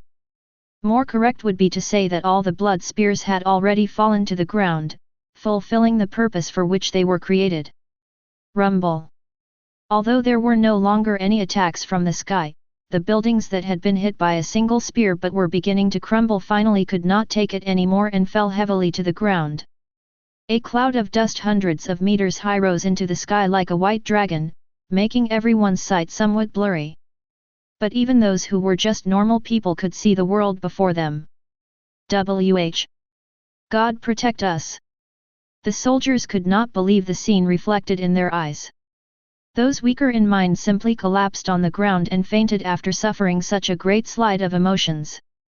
However, the ones who got the biggest surprise were not the soldiers on the ground, it was the snipers in the back who occupied high positions and the high-level soul evolvers who had superior eyesight to the average person and were standing on top of buildings. Nangang opened and closed his mouth as if he wanted to say something, but the surprise was so great that there were no words to say. Even for someone like him who was already in his late 40s and thought that he had seen everything, the scene before his eyes was senseless. Nangang Lingzhen's knees gave out, and if it wasn't for Shang Guanbing Shui's support beside her, she would have collapsed on the ground. Her hazel eyes were wide open and her pupils were constantly contracting and expanding. It was no wonder. Because right before their eyes, there was only pure destruction. The former battlefield was far from looking good. Many houses were in bad shape with some about to fall down after suffering some explosions and corpses were scattered everywhere. However, the current battlefield was unrecognizable to anyone. Everything about a kilometer in front of them had been razed to the ground in its entirety. Family homes, clothing stores, small convenience stores, apartments, automobiles of all kinds, everything was destroyed to the point of no return. Rubble and metal parts were scattered all over the place with blood stains decorating the scene as if it were painted on a canvas. Even the farthest trees were not spared from the destruction of the blood spears. The smaller ones simply disappeared while those that were more robust exploded into countless pieces.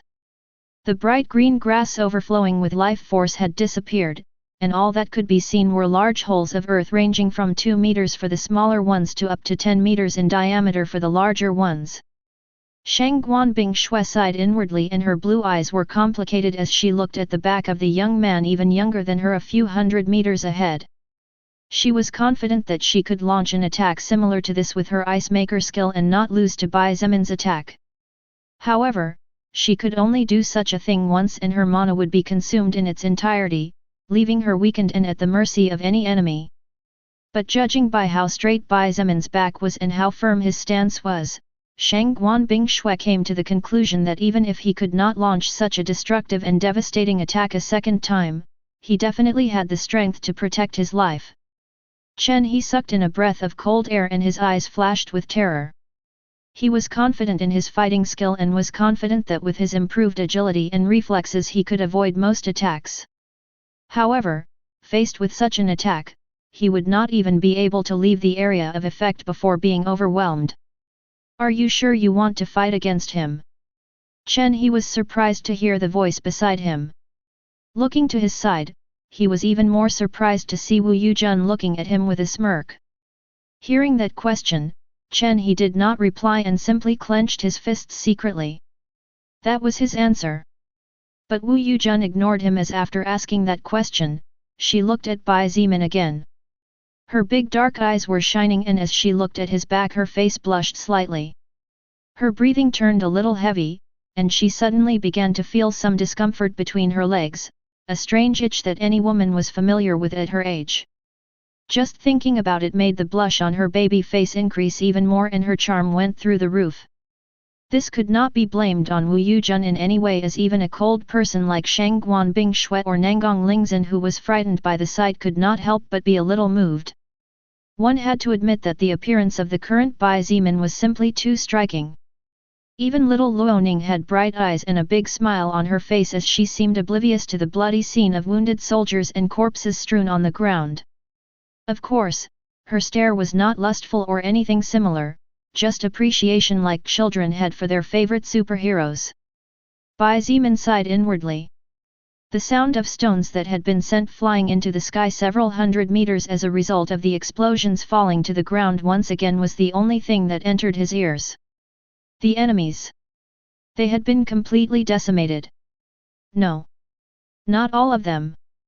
Bai Zemin thought as he looked at the status of his blood will skill. Blood will, 38.1%/50%. There was still one left alive. Ugh! A small groan, so minuscule that it could be ignored, sounded amidst the total silence. That small sound that on normal days would not attract anyone's attention was as clear as the sunrise on the horizon, marking the arrival of a new day and the end of the night. Bai Zeman moved forward, and when he reached a pile of rubble, casually lifted some rocks and threw them to the side of the road. Dai Yun looked at the young man in front of her with eyes filled with horror. Her seductive body was still there, but it was currently covered in blood from head to toe. In addition, her two legs were curved into strange angles and her left arm had several visible fractures. Her second-order third eye skill was powerful. But it had limits that were too big. While Dai Yun could feel what might happen 0.2 seconds in advance, it was useless if she could not react in time before the event happened. She was fast, but her agility had not reached the level of traveling more than a kilometer in less than the blink of an eye. Although she escaped from the death, she ended up in such a miserable state that she didn't even have the strength to move a single finger of her body. She was now in the hands of the young devil in front of her. S.E.M. Bai Zeman frowned and looked at her in confusion. Even standing from close by and with hearing as good as his, he couldn't hear with clarity what the woman in front of him was saying. Ple. Ase. Dai Yun looked at him with teary eyes and pleaded in a soft voice. Oh! Bai Zeman finally nodded with understanding. Dai Yun's weak appearance coupled with her extremely hot body, her voice as soft as silk, and the strength she possessed along with that small faint trace of pride in her eyes formed a set of qualities that could charm any man. In fact, her beauty was just below women like Shang Guanbing Shui and Wu Yujun. Roughly on the same level as Nangang Lingzin. It was a beauty rarely seen. Unfortunately, Bai Zeman's heart was not moved by beauty. Regardless of whether it was male or female, old or child, beautiful or ugly, if they were his enemy, then they had to die. I gave you a chance before, but you didn't appreciate it. Bai Zeman shook his head and raised his right foot high. Therefore, even if the god of the heavens descends, you must still die. Under Dai Yun's disbelieving, panicked, and hate-filled gaze, the young devil's right foot descended on her head. Bang! The ground cracked and several pieces of rubble were sent flying while the heavy cloud of dust was mostly dispersed. Dai Yun's head exploded into a bloody mess with pieces of broken skull and brain matter splattering all over the ground messily. You have obtained the soul power of First Order Dai Yun level 30. Magic plus 20, Mana plus 10. Agility plus 10. Bai Zeman moved his blood-stained foot away as the message from the soul record flashed across his retina and muttered under his breath, "What a pity. Now I'll have to throw this pair of shoes away." It didn't seem to bother him that a charming flower had been destroyed by him. Chapter 235, Shang Guanbing Shui and Bai Zeman's strange behaviors. Bai Zeman crouched next to Dai Yun's headless corpse without caring about the blood, brain matter, bone fragments, nor did he care about the steam and smell of hot blood. Right there, a skill scroll lay silently. He picked it up curiously, and when the information on the skill scroll flickered across his retina, a surprised expression appeared on his face. Perception, First Order Active Skill, Level 1, consumes 30 mana points to activate and has no cooldown time. When you learn this skill, you gain the ability to perceive possible future scenes 0.1 seconds in advance. Perception may fail depending on the power difference between the user and the enemy as a consequence of the impossibility to see the full capacity of the counterpart. The higher the user's magic, the lower the probability of failure. Ugh! A complicated expression appeared on Bai Zeman's face as he read the description of the skill perception. Perception was a strong skill, but from Bai Zeman's point of view, this skill was more of a double-edged sword. Perceiving something did not mean being able to see the future. It was more like the probability of seeing one of the possible futures. In short, this skill could become a hindrance from time to time. Moreover, it was only an advanced perception of 0.1 seconds in anticipation.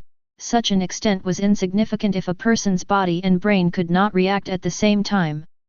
The user of this skill could know what might happen 0.1 seconds in the future, but if their body could not react at the same time as their brain, then nothing was meaningful. Another thing was the consumption of mana. 30 points of mana for one activation. Isn't this a bit much? He muttered to himself as he held on to the scroll. After some thought, Bai Zimin decided not to learn the skill. There was simply no point in doing so. He was only able to learn one more active skill through scrolls, and from his point of view, perception was not worthy of occupying that space. Bai Zimin was confident that with all his defensive methods, if someone or something wanted his life, it probably wouldn't be that easy. Forget about the broken bronze bell that automatically activated when his life was in danger, and forget about the rejection ring that repelled all solid objects. With the passive skill Danger Sense, Bai Zimin was confident that with his reflexes, agility, and reaction speed, he could evade death. If he died, then the enemy was much more powerful than him, and in that case perception would not activate properly, he would just end up consuming mana for nothing. Just as Bai Zimin was about to start rummaging through Dai Yun's body in search of treasures, a breeze of fresh air came from behind him. Even without turning around, the scent similar to a snow lotus flower was already extremely familiar to him, so he easily knew who the other person was. "I will do it." "What do you mean?" Bai Zimin asked as he slightly turned around. There, Shang Guanbing Shui was looking at him indifferently. Standing under the sun's rays in her sky blue armor and her silver hair gently dancing to the rhythm of the wind, she truly looked like an immortal fairy. "I will check this woman's body." She furrowed her eyebrows slightly and said as if it was obvious. The corner of Bai Zimin's mouth twitched a couple of times. He stood up and looked at her as if he was looking at a ghost. "You? Do you really think I will do improper things with a corpse?" What happened next was a big surprise to him.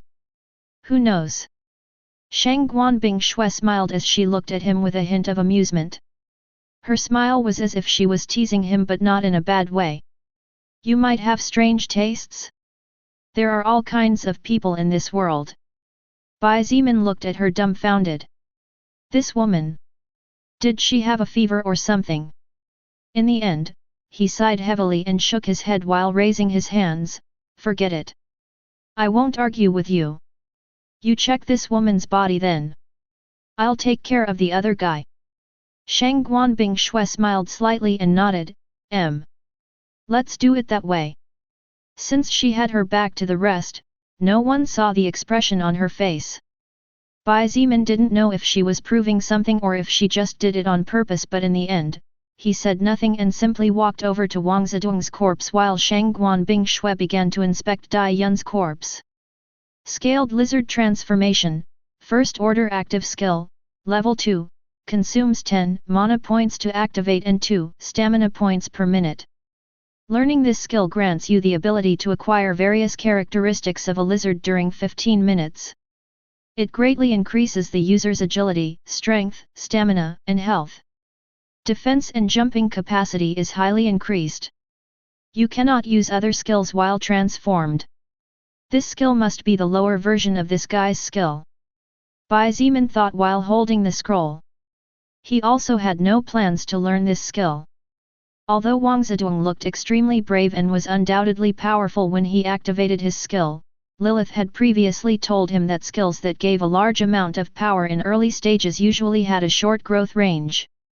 Bai Zimin's blood manipulation skill or Shang Guanbing Shui's ice maker skill, both were powerful skills but not over the top. The reason why these skills were considered powerful was because the users who controlled them were smart and could put them to different uses depending on the circumstances they were in. But these two skills did not give direct power to the user but forced them to think carefully even in the midst of combat. At this point, Bai Zimin had to be very careful about which skill he would learn next. After rummaging through the dried corpse for a few minutes, Bai Zimin found some interesting items. One blazing ring, one earth bracelet, one pair of velocity boots. These four were objects that Bai Zimin already had, so they would be given to someone else. However, there was one item that caught his attention. Arachnid silk ring, magic grade treasure. When equipped it automatically increases agility by 30 points. Allows the user to launch an extremely tough and resistant spider silk web. The skill has a range of 15 meters and can be used once every 10 minutes. Good stuff. Bai Zimin couldn't help but let his eyes shine as he read the description of the item in his hands. As the most powerful soul evolver of one of the heads of a large survivor camp, Wang Zedong naturally possessed several treasures on him. But Bai Zimin did not expect to find a valuable magic-grade treasure just like that. One needed to know that he only had 2 magic-grade treasures if one did not count the one he had just acquired. This alone was enough to show how rare such items were, and as time went by, their rarity would only increase more and more. The arachnid silk ring not only increased the agility of whoever equipped it by 30 points, which was incredible in itself. It also granted an extremely useful skill for all kinds of situations. This skill did not grant physical attack power or magical attack power. Nor was it a skill aimed at hurting the enemy, it was more of an adaptive skill. If it were someone else, they might not find the arachnid silk ring as useful compared to the broken bronze bell or the rejection ring. However, from Bai Zimin's point of view, the arachnid silk ring was even more valuable than the previous 2 depending on the circumstances. He could use the ring's ability to get closer to his enemies faster, to perform surprise attacks, to propel himself further when in the air, to put distance between himself and an enemy, and so on. The uses were simply too many to list them all. This ring was the accurate representation of the phrase "the limit is in our mind." Bai Zimin equipped the arachnid silk ring without hesitation and his agility increased again.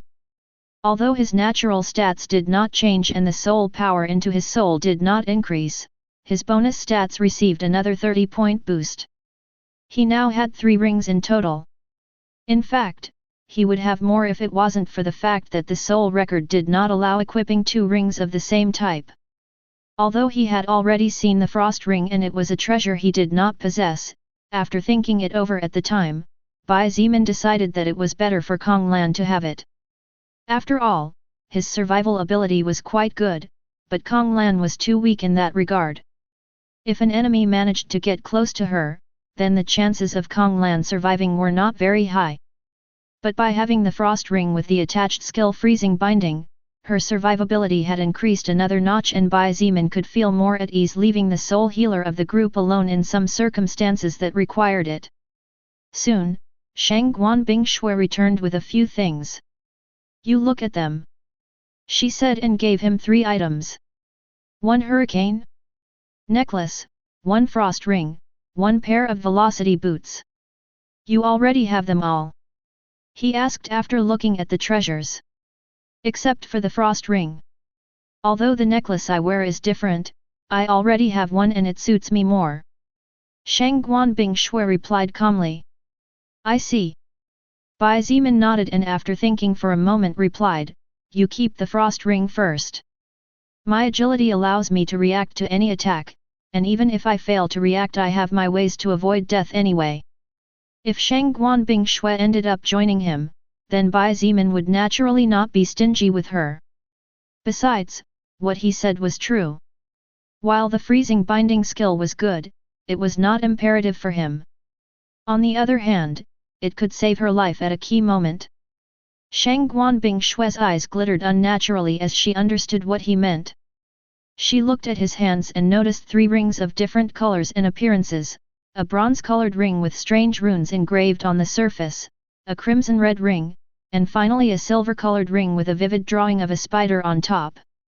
There was no blue-colored ring on his fingers, so obviously he still didn't have a frost ring. "Thank you." She nodded towards him with a weak smile on her face. Although they had their differences like anyone else, at least Shang Guanbing Shui was grateful when she needed to be. But who knew Bai Zimin was going to look at her in a strange way? He looked at her inquisitively and said somewhat cautiously, "You. Are you feeling well? You've been acting a little weird lately."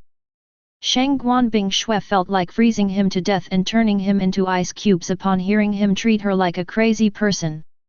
She rolled her eyes and remarked, "Look who's talking? You just gave me a rare grade treasure like it was nothing while in the past you fought tooth and nail for even a normal treasure. Aren't you acting weird too?" Could it be that you have a severe personality disorder?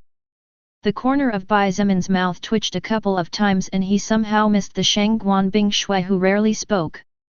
Although her words were somewhat strange and made some sense, from Bai Zimin's point of view it was not strange at all what he was doing. He considered her an important and powerful ally, therefore he was helping her so that she would not die and, therefore, he was helping himself. However, apparently Shangguan Bing Shui could see something else or perhaps saw it differently than he did. Anyway, Bai Zimin did not linger on unimportant matters and started walking towards the rest. Let's go back. We'll soon be on the move north. I'm not a person who likes defense too much. I prefer to attack. Shangguan Bing Shui shook her head as she thought that men sometimes really were simple creatures. She followed him silently as she equipped the frost ring on one of her flawless white fingers. The first thing Bai Zimin did was to distribute the treasures he had just obtained among his subordinates.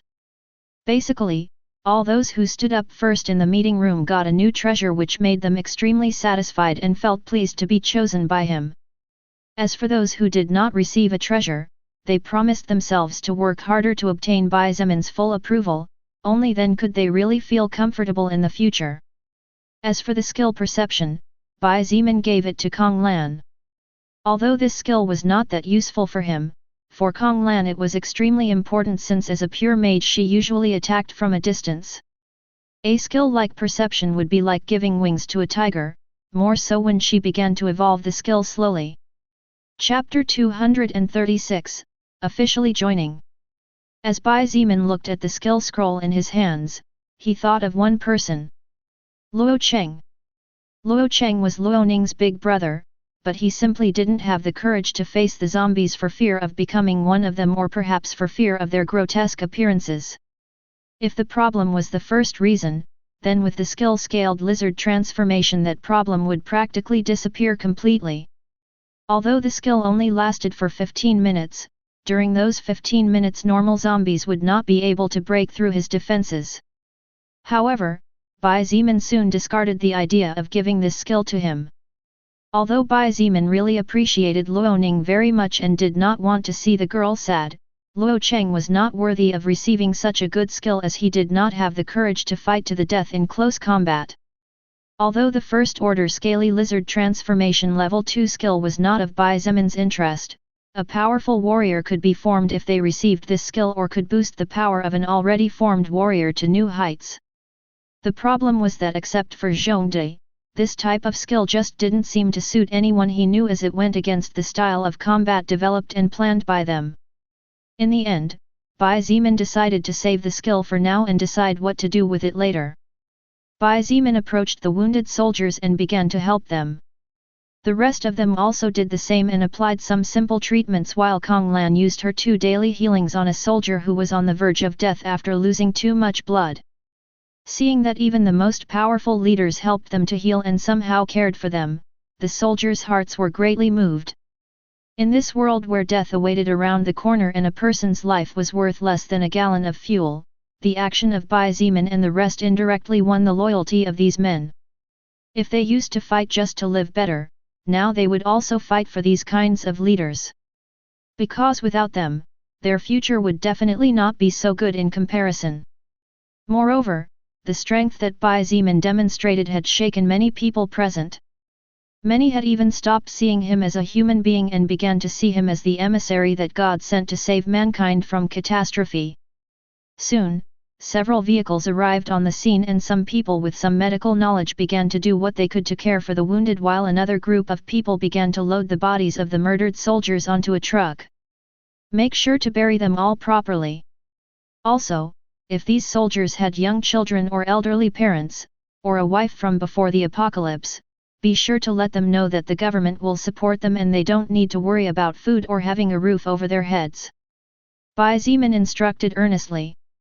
The middle-aged man in charge of this kind of work nodded and asked respectfully, "Understood."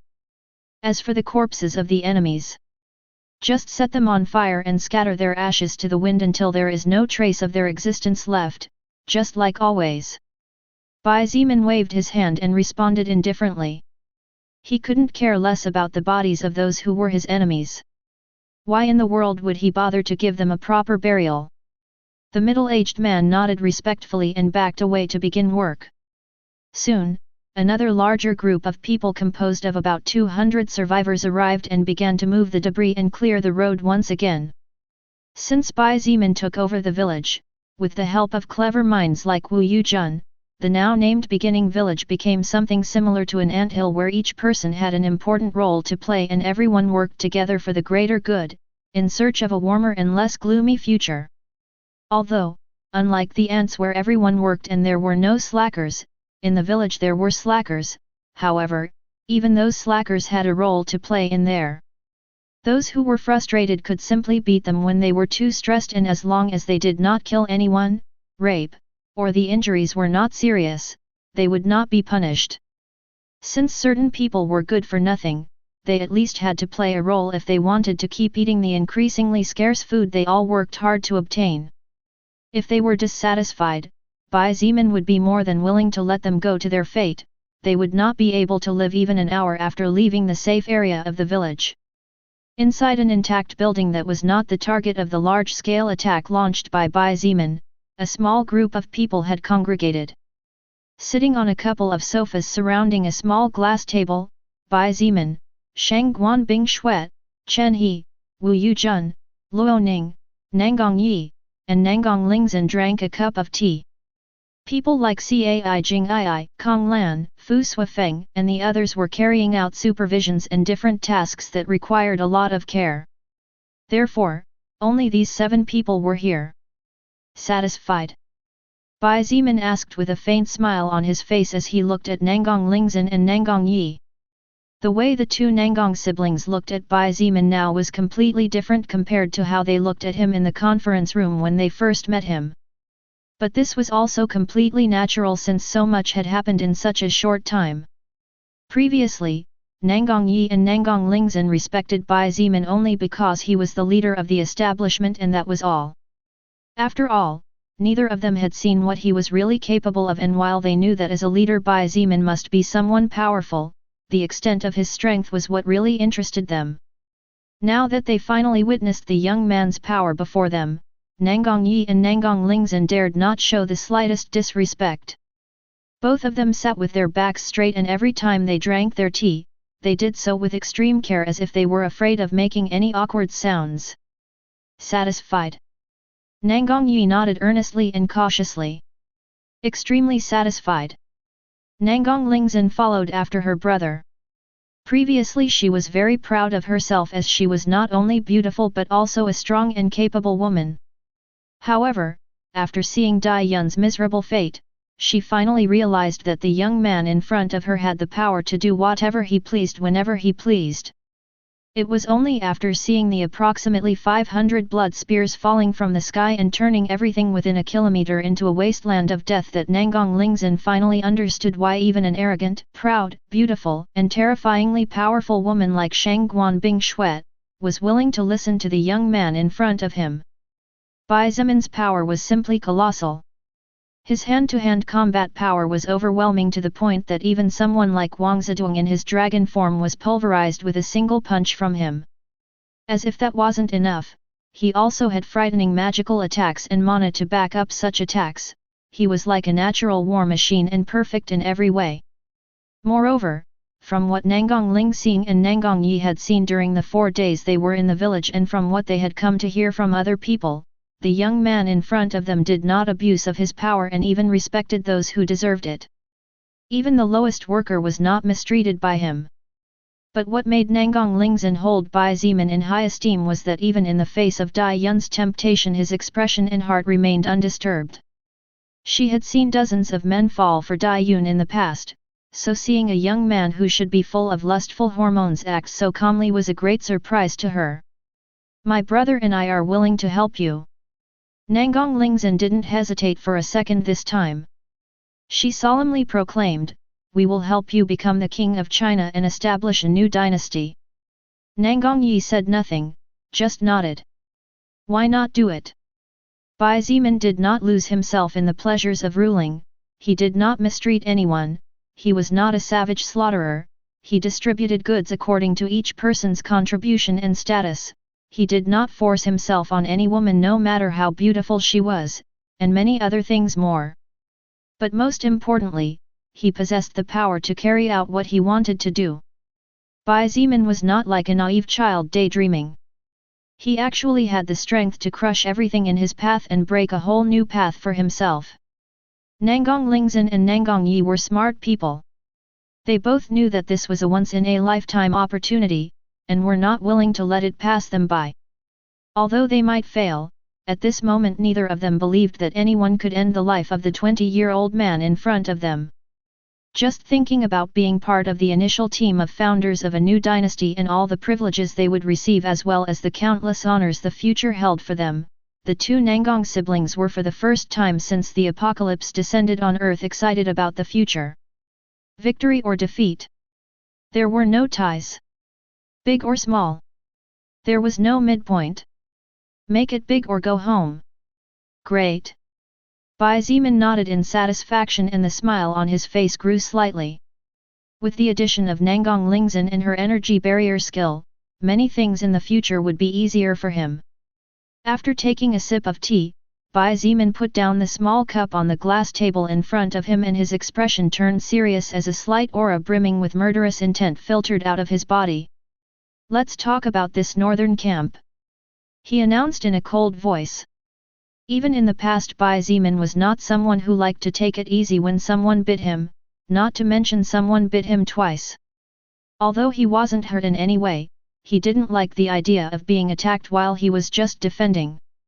Therefore, he decided not only to swallow everything that the northern camp had acquired, but also to wipe out all those who dared to kill his people. Chapter 237, North Camp.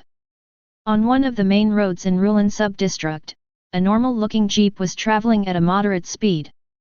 The sun's rays were quite strong considering that the day had just begun and the smell of fresh morning air was traveling everywhere thanks to the immensity of the forests that Yanqing district possessed. Such a sight would be completely normal and no one would think anything was strange about it. However, anyone with a little perspicacity would notice several irregularities. Being one of the main roads of a sub-district, it would be normal for many vehicles to travel the length and breadth of it and even some traffic congestion would be nothing unusual. However, the jeep was the only moving vehicle while many other ones had been moved to the side of the road to allow passage. The sun's rays, while powerful, were far too faint considering that at this time of year this part of China was supposed to be enjoying a hot summer. The smell of the cool morning air that was traveling everywhere actually had a slightly strange smell in it and if one were to appreciate it more carefully one would notice that the smell was actually the smell of blood. Sitting in the passenger seat of the jeep, Bai Zemin had a casual look on his face as he looked out the window of the vehicle. Although he had the appearance of a bored person, his body was prepared for any kind of enemy attack because although the outside view was calm, in reality he knew that it was all fake. In this world, such a thing as calm was a luxury that could no longer be enjoyed in its entirety. A day had passed since the beginning village had been attacked by Wang Zedong, Dai Yun, and several dozen armed men in police uniforms. This morning, just as the first ray of light peeked over the horizon, this jeep set off in a northerly direction in search not only of simple revenge but also to eliminate future headaches as well as to swallow the other side's forces. If anyone else could read Bai Zemin's thoughts they would probably scoff at him or perhaps think he was simply daydreaming. Attacking a camp protected by hundreds of armed men and with about 200 soul evolvers? Sure, no problem. But with a single normal-looking jeep? It was nothing more than a children's fantasy. No, even children wouldn't have such a fantasy, and only a mentally disordered person would. Bai Zemin turned his face slightly to look to his side and then glanced at the rear-view mirror. Nangang Yi, a level 23 soul evolver with a powerful active first-order skill that made him basically immune to a large amount of bullets and granted him monstrous strength was the driver at the moment. In the back of the jeep, two gorgeous and charming women rode silently. One of these women was Nangang Lingzhen, a level 23 soul evolver with an active defensive barrier type skill capable of blocking all kinds of attacks and with another skill that increased her agility for a short period of time. She was currently sleeping since the night before. She had not been able to rest well after everything that happened during the day. As for the other woman, she was currently looking out the window at her side with her head replete with long silver hair resting gently against the glass. Her blue eyes were dimly reflected in the jeep's window and seemed to shine with countless clear lights at the same time. She was naturally Shangguan Bing Shuet. At this moment she had reached level 39 with many powerful skills in her arsenal. Her power was undeniable and Bai Zimin had already seen what she was capable of. This group of 4 were the only ones who were going to go deep into the northern camp, and when they had a clearer idea of the situation, they would launch a surprise attack. Bai Zimin's lips curved slightly into a cold smile. With this kind of alignment, it was more than enough to finish off the other party, he was so confident. Besides, Bai Zimin's eyes glittered chillingly as he recalled the things whose size had currently been shrunk to a mere 5 centimeters and hidden in a small corner of the jeep's back. Shangguan Bing Shue's armor and sword, 2 pieces of armor, and 2 normal swords for the Nangong siblings since Bai Zimin didn't know about them back then, and of course, the rank 2 armor and the great sword of his own. Bai Zimin really had to commend Shangguan Bing Shue for her foresight. Had it not been for the modifications that a large number of vehicles underwent, it would currently be impossible for his blaze scale great sword to be loaded onto a normal transport considering its weight. Every 3 hours, the 4 of them swapped turns to drive to keep themselves in good physical condition. Considering that there were 4 of them, each person could rest for a full 9 hours because except for some normal zombies and a few that had mutated into a stranger species of zombies such as strength zombie and others, there were no problems worth mentioning. *****. 2 days later. With Tinyuan Town and Linkai Town acting as borders, a large camp several kilometers long had been set up after the 2 main police stations of both towns eliminated the surrounding threats. After building a safe zone by themselves, Kong Rong and Lu Yan, the 2 chiefs of both police stations did not stop, and making use of the ammunition accumulated over many years of peace began to slowly but surely spread out. Thanks to the continued support of the government in the past, the 2 men had a good amount of firearms that, although somewhat obsolete, were more than enough to deal with zombies or normal mutated monsters.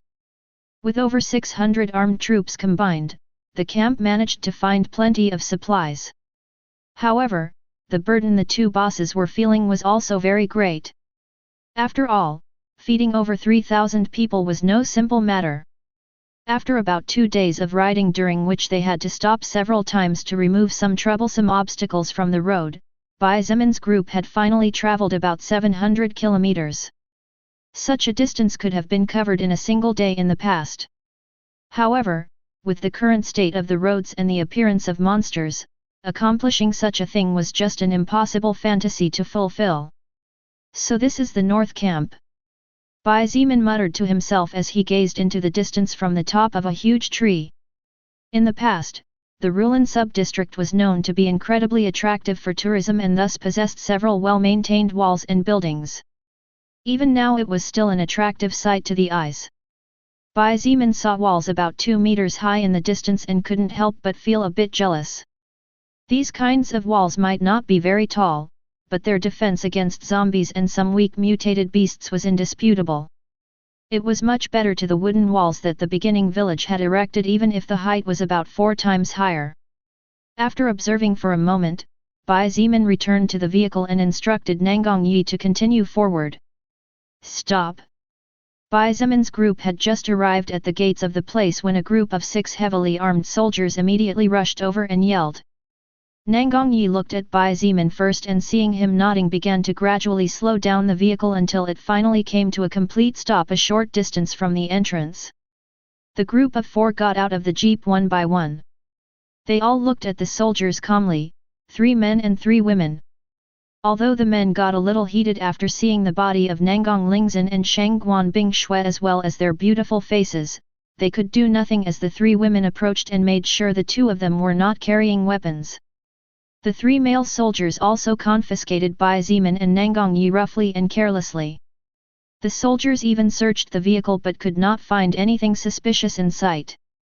Immediately after the soldiers made sure there were no concealed weapons, a man and a woman approached from inside a building next to the entrance, and judging from the formal clothes they were wearing, they were probably part of the government. The woman, about 37 to 38 years old, approached Bai Zeman and said, "My colleague and I are responsible for receiving the survivors. My name is Mei Lin. You can take your personal belongings and enter the survivors' camp. If you wish to keep your vehicle, it is no problem. However, you need to pay a fee of half a kilogram of rice per day to be allowed to park inside, or you can sell it for the value of 5 kilograms of white rice right here." While there were many vehicles on the road, 80% of them had been crashed and needed to be repaired to varying degrees.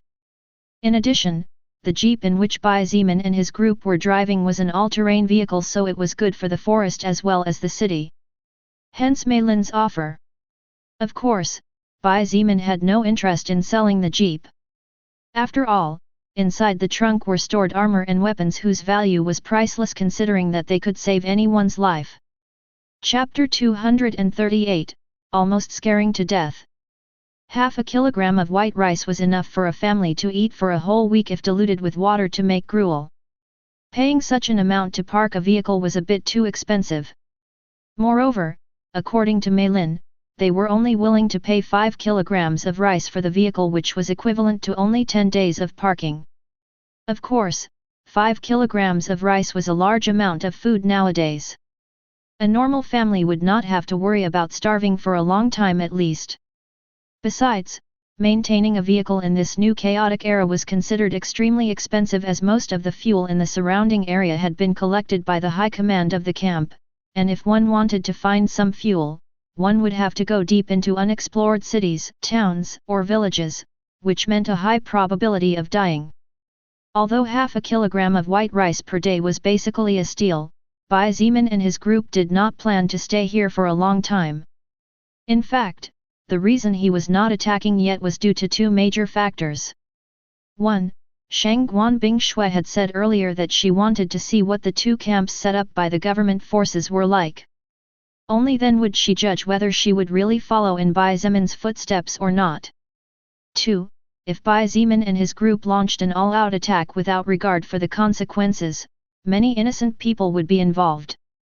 While he did not consider himself a saint and his hands were stained with the blood of over 100 human beings, he was not a killer lunatic either. If he could prevent the death of those not involved, he would gladly do so. Unwilling to sell the car, Bai Zeman shook his head and said bluntly, "We are not selling the jeep. We will keep it and pay the parking fee." Mei Lin's eyes flashed strangely. She nodded and pointed calmly, "In that case, you two follow my colleague, and the two ladies come with me." Bai Zeman and the other three looked at each other before parting. Shang Guanbing Shui and Nangang Lingzhen followed Mei Lin. Bai Zeman and Nangang Yi followed the man who had so far remained silent. Although they were separated, the truth was that both parties entered a different room, and that was it. After entering a simple-looking room inside the building from which the two government officials had previously walked out, Bai Zeman noticed that there were already two other men present, and both were armed, but their guard was down to the point where their Type 54 pistols were resting comfortably at their waists. The man in formal clothes pointed to a wooden table and said, "My name is Wen. Are you? You are welcome to put your items on the table. We will inspect them to make sure there are no objects belonging to the soul record." "What?" Bai Zeman furrowed his eyebrows slightly and asked. Wen you looked at him and explained calmly and nonchalantly, "You are not allowed to bring firearms inside the base. All firearms will be confiscated and handed over to the superiors, while you will receive compensation in return in the form of food. All equipment or treasures coming from the soul record system must be handed over to the base. Otherwise, it will be considered a serious violation of concealment of goods and weapons." Although Nangang Yi had explained it to him before, hearing it by himself really surprised Bai Zeman a lot. By removing the items from the soul record system of the soul evolvers, the government would undoubtedly have more control over these new rising powers. However, the consequence was to generate great unpleasantness, and in case they encountered a reckless madman, they could end up in big trouble. Such a thing did not happen inside Bai Zemin's beginning village, as he used the carrot and stick trick to lure the soul evolvers to his side to fight for him and obey him. In that way, Bai Zemin could control the entrance and exit of treasures carefully. Such an idea was proposed by Lily, and everyone felt it was a pretty good way to avoid so much trouble. Instead of binding the soul evolvers, what Bai Zemin's group did was to limit them and shortly thereafter demonstrate to them the only way they could break those limitations. Bai Zemin looked at Nangang Yi and nodded. The two put down the backpacks they were carrying on the table and stepped back. The two armed men grabbed one of the bags and opened it. However, when they saw the contents of the bag, both men couldn't help but be shocked. Sweet cookies, milk cartons, candies, sweet drinks, chocolates. Damn! There are even some cartons of cigarettes in here. One of them cursed as he rummaged through the contents. Ha ha ha! To think that someone chose all these luxuries over real food. The other laughed out loud as he scrubbed his hands together. His eyes glittered with greed. The job of receiving the survivors was actually quite good, as the attendants could fish for diverse articles. In fact, these men made a small fortune every day when new survivors arrived. A lot of useless mobs.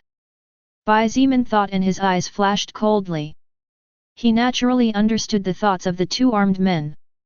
But before he could say anything or do anything, a somewhat anxious yell stopped the two men. Assholes! Get your pig's feet out of there! Wen Ryu jumped up like a cat whose tail was stepped on and kicked the two men in the butt directly. The two armed men were astonished and looked at Wen Ryu strangely. What was wrong with him now? This was not the first time they had colluded for profit, but now he was acting so scared. Wen Ryu ignored the glares of the two armed men and looked back into the bag in front of him while audibly swallowing saliva. 3 big bags of rice, no less than 30 packets of noodles, flour, spices, canned chicken, and fish. Wen Ryu muttered to himself. This was the first time he had encountered a group that had so much food with them. Such a quantity of supplies was something only the high officials inside the base could dream of. A small government official like Wen Ryu could never come into contact with such things. But what really shocked and frightened Wen Ryu the most was the meat that was stuffed in one corner of the bag. Mutated beast meat. He muttered under his breath, but due to the silence inside the room, everyone heard him clearly. In the past, just by coincidence, Wen Ryu arrived at the house of a high official inside the base to report some matters. It turned out that it was dinner time and that high official's family was having dinner, so after receiving the invitation from the other party, Wen Ryu agreed to join the dinner. It was then that he saw the most perfect meat he had ever seen in his life. As for the taste was heavenly, and the hot rushes that traveled through his body with every bite still remained fresh in Wen Ryu's mind. Even to this day she occasionally dreamed of tasting that meat again. When he saw the mutated meat, Wen Ryu immediately recognized it and realized that the people he was dealing with this time were not people that someone like him could afford to offend. After all, only those who were really strong could hunt mutated beasts. Even the weakest mutated beast had enough strength to decimate a team of 10 armed men if it wasn't hit on the head. Wen Ryu slowly turned around and looked at Bai Zemin and Nangang Yi. His voice was extremely cautious as he asked, Two gentlemen. You could be. You two are soul evolvers. Since the opportunity to avoid trouble presented itself before him, Bai Zemin took it with great pleasure. Suddenly, under the astonished eyes of Wen Ryu and the two armed men, the young man in front of them vanished. While looking intently all around, Wen Ryu felt his shoulder being tapped behind him. Even without turning around, he already knew who it was. Because the two armed men froze in place as they looked behind him with their eyes wide open. Wen Ryu turned around, but there was no one there. A deep voice sounded in front of him, in fact, the two of us are soul evolvers. When Wen Ryu turned his head forward again, he was almost scared to death to see the young man from before standing in the same place he was standing before he disappeared. Wen Ryu's legs felt weak and he nearly fell to the ground, as did the two armed men. Such an ability to disappear under the eyes of so many people. Such ghostly speed! Unconsciously or not, Wen Ryu touched his neck and swallowed heavily. Fortunately we didn't offend these two people. Wen Ryu rejoiced beyond words. Although he had some position in the base, he was only one of the lowest rungs. If a soul evolver with mysterious skills wanted to deal with a small role like him, even if someone investigated his death later they would most likely find nothing, and even if they found the murderer it would be of no use as Wen Ryu himself would already be dead.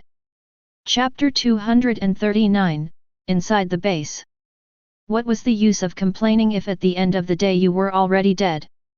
No use.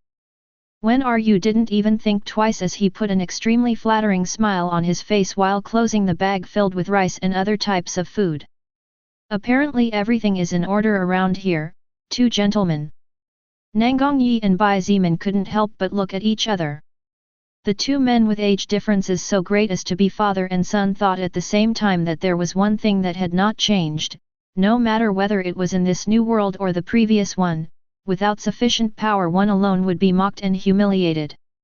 Would Wen Ryu be acting the way he was acting now if not for Bai Zimin's demonstration? Of course he would not. Most probably, at this point, Bai Zimin and Nanggongyi would have lost all their belongings, and to make matters worse, they would have no place to cry about it. Public complaints before the apocalypse broke out and the old society collapsed were basically useless. Not to mention now that the society had fallen and the world was in chaos.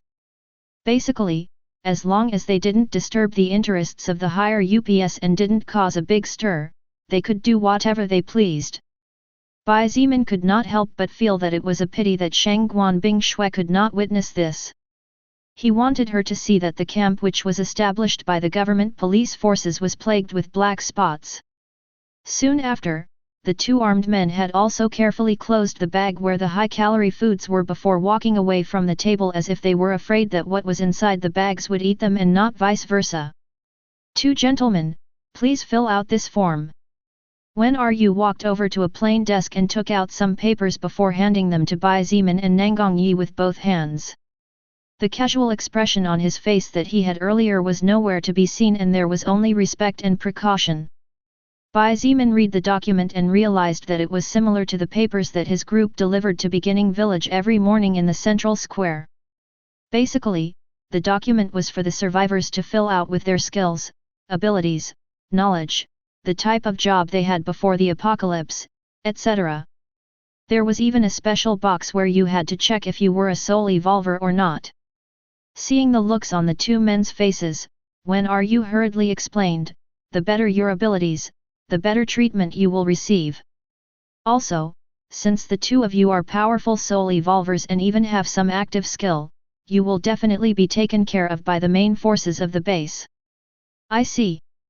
Bai Zimin nodded before calmly asking, in case we fill out everything negatively and just put our names here, what will be the treatment we will receive? This.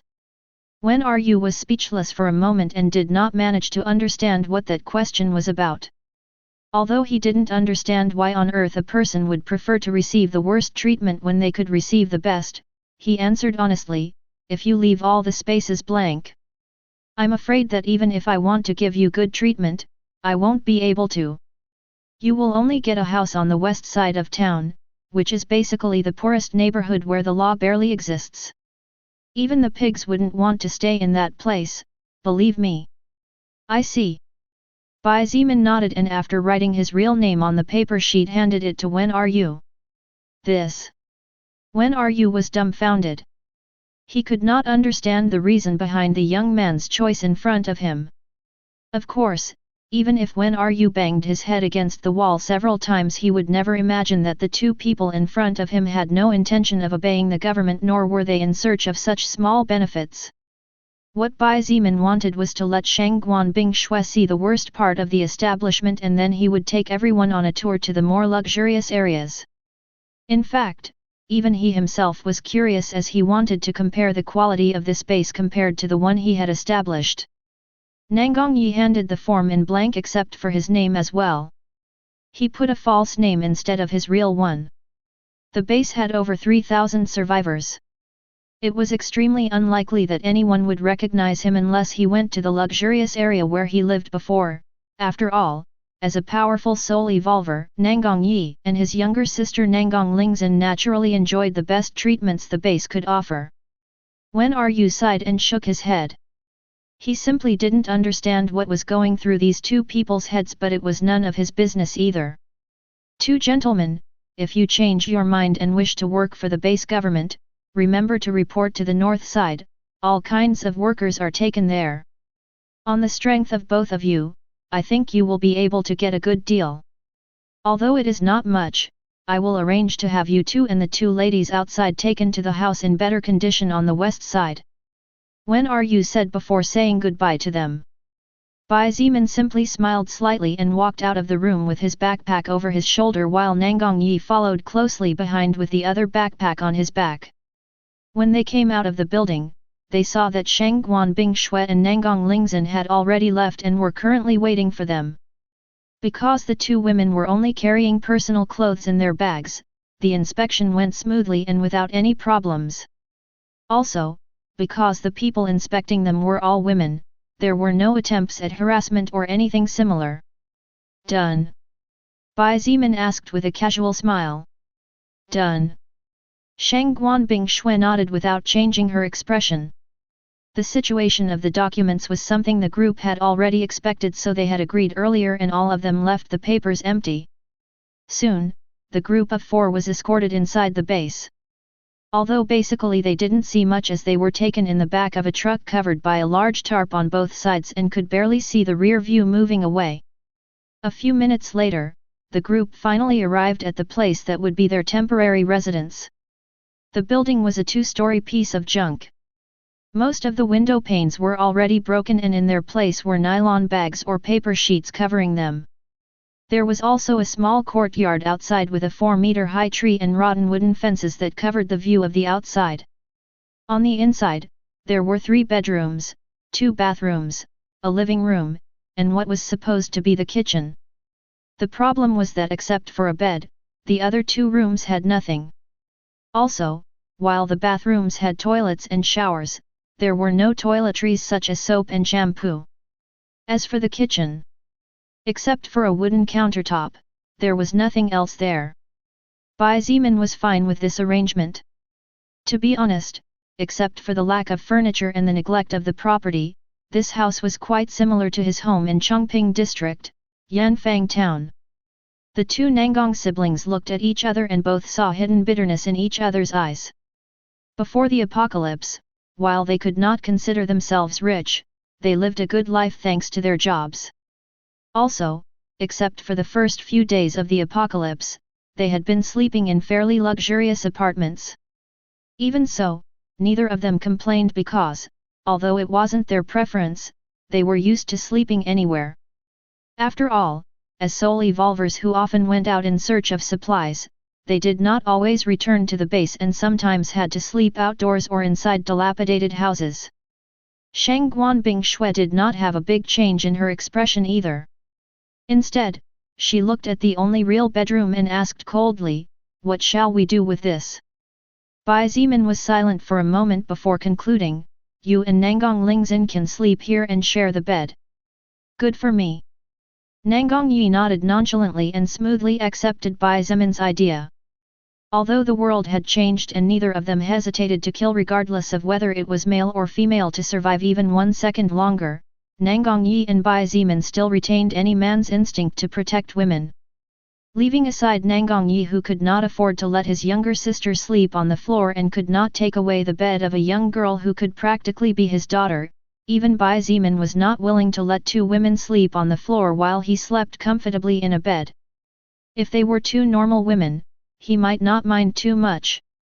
But since those 2 women were his life and death allies, then things were different. Bai Zimin did not realize how complex his heart was and how chaotic his emotions were. Because of the skill stone heart, his emotions were susceptible to change rapidly depending on the state of the people involved. However, Shang Guanbing Shui did notice something and realized that the only way this usually cold and indifferent young man who did not even hesitate to kill his enemies cared about others was when it came to allies. But not just any allies. Allies who fought alongside him and guarded his back. As for the rest, they could basically forget about receiving even a little care from him. Chapter 240, On the Edge of the Abyss. It was absolutely impossible to establish a base without having an organization first. Even if it was a poor structure without much planning, the person or persons in charge definitely needed rules and personnel to work in specific areas. Similar to a company where the CEO was the highest authority, if all the work of the company went into the hands of the CEO, then he or she would die of burnout, and the company would go bankrupt. That was precisely why there were different positions for different areas and different purposes in particular. With the North Camp it was exactly the same. While Kong Rong and Liu Yan were undoubtedly the two men with the most power inside the base, as the most firepower was under the control of the two of them. However, below them there were definitely people working in other areas. Government, civil security, public order, distribution of goods and logistics, etc. There were simply too many jobs and positions to fill. Therefore, although Bai Zemin's group did not know specifically who held what position within the North Base, Kong Rong and Liu Yan should have chosen some people with certain ability or trustworthiness to occupy a place in a government cabinet. Even if these people were not part of the government before, inside this base they were basically petty kings. After a month with no sign of the central government or the Chinese army, it was impossible for those with real power not to start having their own selfish thoughts. Even less so with the lower leader subclass choosing all those faction leaders who exceeded 1,000 survivors. What reasons would Kong Rong and Liu Yan have for not starting their own faction and aiming high to become true rulers? Why would they have to follow a government that had already fallen? Naturally both men had their own thoughts. People would rather be the head of a chicken than the tail of a dragon, this was an undeniable reality. Bai Zemin's group of 4 had been busy for 2 days in which they could not even sleep comfortably as they rushed northward practically non-stop. Therefore, they were currently quite hungry. "I'll be right back," Bai Zemin said as he walked towards the door of the building they were staying in. Before the others had a chance to say anything, his body blurred and in the next second he was nowhere to be seen. He had vanished like a ghost. Where? Oh, I get it. Nangang Yi was going to ask where he was going but soon seemed to think of something and smiled knowingly. Shang Guanbing Shui turned around and walked towards the place where the kitchen was supposed to be and began to look to see if in the furniture attached to the walls she could find anything that would be of use. In the meantime, the 2 Nangang siblings began to rack their brains thinking of something that might be of use in this situation. Although they had been at the base for about half a month before, the 2 spent most of their time out on missions, so they were not too familiar with many people. This was precisely one of the reasons why even now no one had recognized them. About 5 minutes later, the wind whistled softly and Bai Zemin appeared in front of everyone again. "Done?" Shang Guanbing Shui asked. "Done." Bai Zemin smiled faintly as he walked to a corner and carefully put down some items on the floor. If one looked carefully one would notice that these barely 5 cm items were in the shape of armor, shoulder pads, swords, scabbards, cloak, etc. Although there were a few armed men around, they didn't even notice when I sneaked in. Bai Zemin said as he grabbed some trash and used it to cover the miniature objects. Shang Guanbing Shui rolled her eyes as she thought to herself that if he was found by a group of normal people then he might as well retreat and go take a nap. "Let's go." Bai Zemin stood up and wiped his hands. "Let's go get some cooking utensils." On the way I saw several hawkers around, similar to a market. Who knows, maybe we'll find something good. I think it will be better if we stay here. Nangang Yi shook his head and pointed, "My sister and I worked here in the past. Although the chances of us being discovered are not high considering this is the western part of the base, better safe than sorry." Nangang Lingzhen as well nodded and apologized, to which Bai Zemin shook his head and told her it was okay. "You're right." Bai Zemin nodded towards Nangang Yi before calmly saying, "Then, you and Nangang Lingzhen wait here. We'll be back soon. Have a good trip." "Good luck." Bai Zimin and Shang Guanbing Shui said goodbye to the two Nangong siblings and left the small building. Although they had not been able to appreciate it well before, now that they were calmer and had more time, they both finally noticed that the situation in this area was really bad. It could even be said to be worse than what Wen Ru had told Bai Zimin earlier. In fact, the house they were currently staying in was a mansion compared to the makeshift wooden shacks that were everywhere. As they walked through the streets, Bai Zimin and Shang Guanbing Shui saw many people lying on the ground or resting with their backs leaning against the wall of some old house. All of them were wearing dirty clothes in poor condition while the putrid smell coming from their bodies was practically unbearable, which signaled that they did not even have access to a proper shower. The eyes of these people did not even sparkle and they seemed to have lost all hope as they awaited the arrival of death. What a horrible situation! Bai Zimin could not help but frown. Although he might not care about these people as an individual, as a human it was impossible not to feel bad for his own race in general. Even if humans were despicable by nature, for better or worse, Bai Zimin was part of them. With most of her head covered to avoid unnecessary disturbance and with only her blue eyes uncovered, Shang Guanbing Shui observed everything with a seemingly indifferent gaze. However, only she knew if her inner heart was as calm as her outer one. Women of her age who should be enjoying a beautiful and fun college life while forming unforgettable memories were selling their bodies. But in fact, the condition of these women was a paradise compared to the men.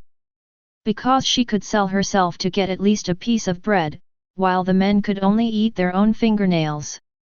Old men who should be peacefully enjoying their final years at this point were as thin as a toothpick while looking up at the sky as if asking what they had done wrong.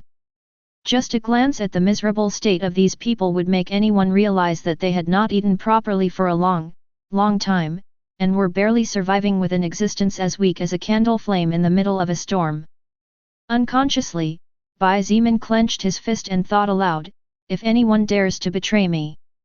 If anyone dares to cause chaos, I will definitely turn them into miserable slaves and make their lives a living hell. Bai Zimin did not feel pity at this sight. Nor did he feel the pride he thought he would feel at the sight of this base's administration being infinitely inferior to his own. What he felt was anger, anger that threatened to burst into a raging flare at any moment. In Beginning Village, even the lowest citizen enjoyed 3 meals a day, an old house but with the necessary comforts to live in, and were even given the opportunity to work for a better living. Compared to these survivors, the lives of the people in Bai Zimin's faction lived on the 9th cloud. This was all thanks to him and the other soul evolvers risking their lives to give them safety. So, if anyone dared to stab him in the back or if anyone dared to cause disturbances that threatened the peace, Bai Zimin would definitely make those people regret ever being born. I think the slavery system might not be so bad after all.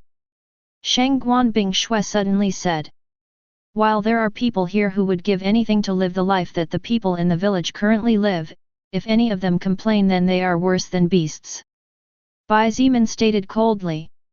In the North Base, people were starving to death, but they were not causing trouble despite how miserable their lives were. Even though they would be happy to work, no one gave them such an opportunity.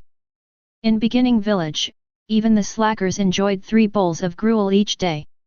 Although they had the opportunity to work, to contribute a small grain of sand to build a better future together, all they did was nothing. Many believed that the slavery system was not good. But seeing the situation in the northern base, Bai Zimin and Shang Guanbing Shui accepted that sometimes, human beings would only learn the lesson when they were on the edge of the abyss. Even the two of them were not much different in that sense. Before the apocalypse broke out and the world changed, Bai Zimin and Shang Guanbing Shui saw food as something natural. For both of them, eating was as normal as breathing and waking up the next day was something they took for granted. However, it was only now that everything had changed that they realized how valuable these seemingly insignificant and small things were. Chapter 241, Lin Feng. As Bai Zimin and Shang Guanbing Shui walked through the streets on the west side of the camp, the number of things they saw expanded both of their knowledge of what humans would be willing to do in starvation situations. Some women with a bit of makeup and clothing in poor condition were even working as prostitutes and trying to attract some customers. The price could range from a piece of stale bread and a compressed rice cracker to a packet of instant noodles depending on how clean and how pretty the girl was. As for the men, their fates could only be miserable and starving. Without work they had no way to make a living. After turning a corner, Bai Zimin and Shang Guanbing Shui were about to continue when a weak but anxious voice stopped them. "Sir, please wait a moment." Looking over to the side of the dirt road, they both saw a woman in her late 30s to early 40s sitting on the ground. Her age was difficult to decipher at this point as her face was covered in dirt and her loose clothing made it almost impossible to tell the real approximate of her age with any accuracy. Next to the woman was a girl of about 10 years old. Her black hair reached to her shoulders, but like her face it was covered with dirt and dust. Her clothing consisted mostly of torn pants and a large sheet wrapped around her small body as well as a pair of different colored shoes. Bai Zimin was about to ignore the woman, but seeing the innocent, pure, but weak look in the little girl's eyes, his heart that was shielded by an invisible armor of stone could not help but be moved, so he stopped his steps. On the way they had seen no less than a dozen hungry children. However, at this moment, Bai Zimin could do nothing about it. Although he was strong, he did not have the power to handle everything and solve all the problems. The only thing he could do was to hope that these children could endure a little longer. When he took over this whole base and began to apply his own rules, the miserable situation of those who were weak because life had not given them enough time to grow up would be different. At the very least, they would not have to worry about having a bowl of food. Seeing them stop, the woman's eyes glittered and she said hurriedly, "Please buy me and my daughter. Just 2 packets of instant noodles and mother and daughter will serve you one night." Bai Zimin's expression sank completely when he heard the woman's words.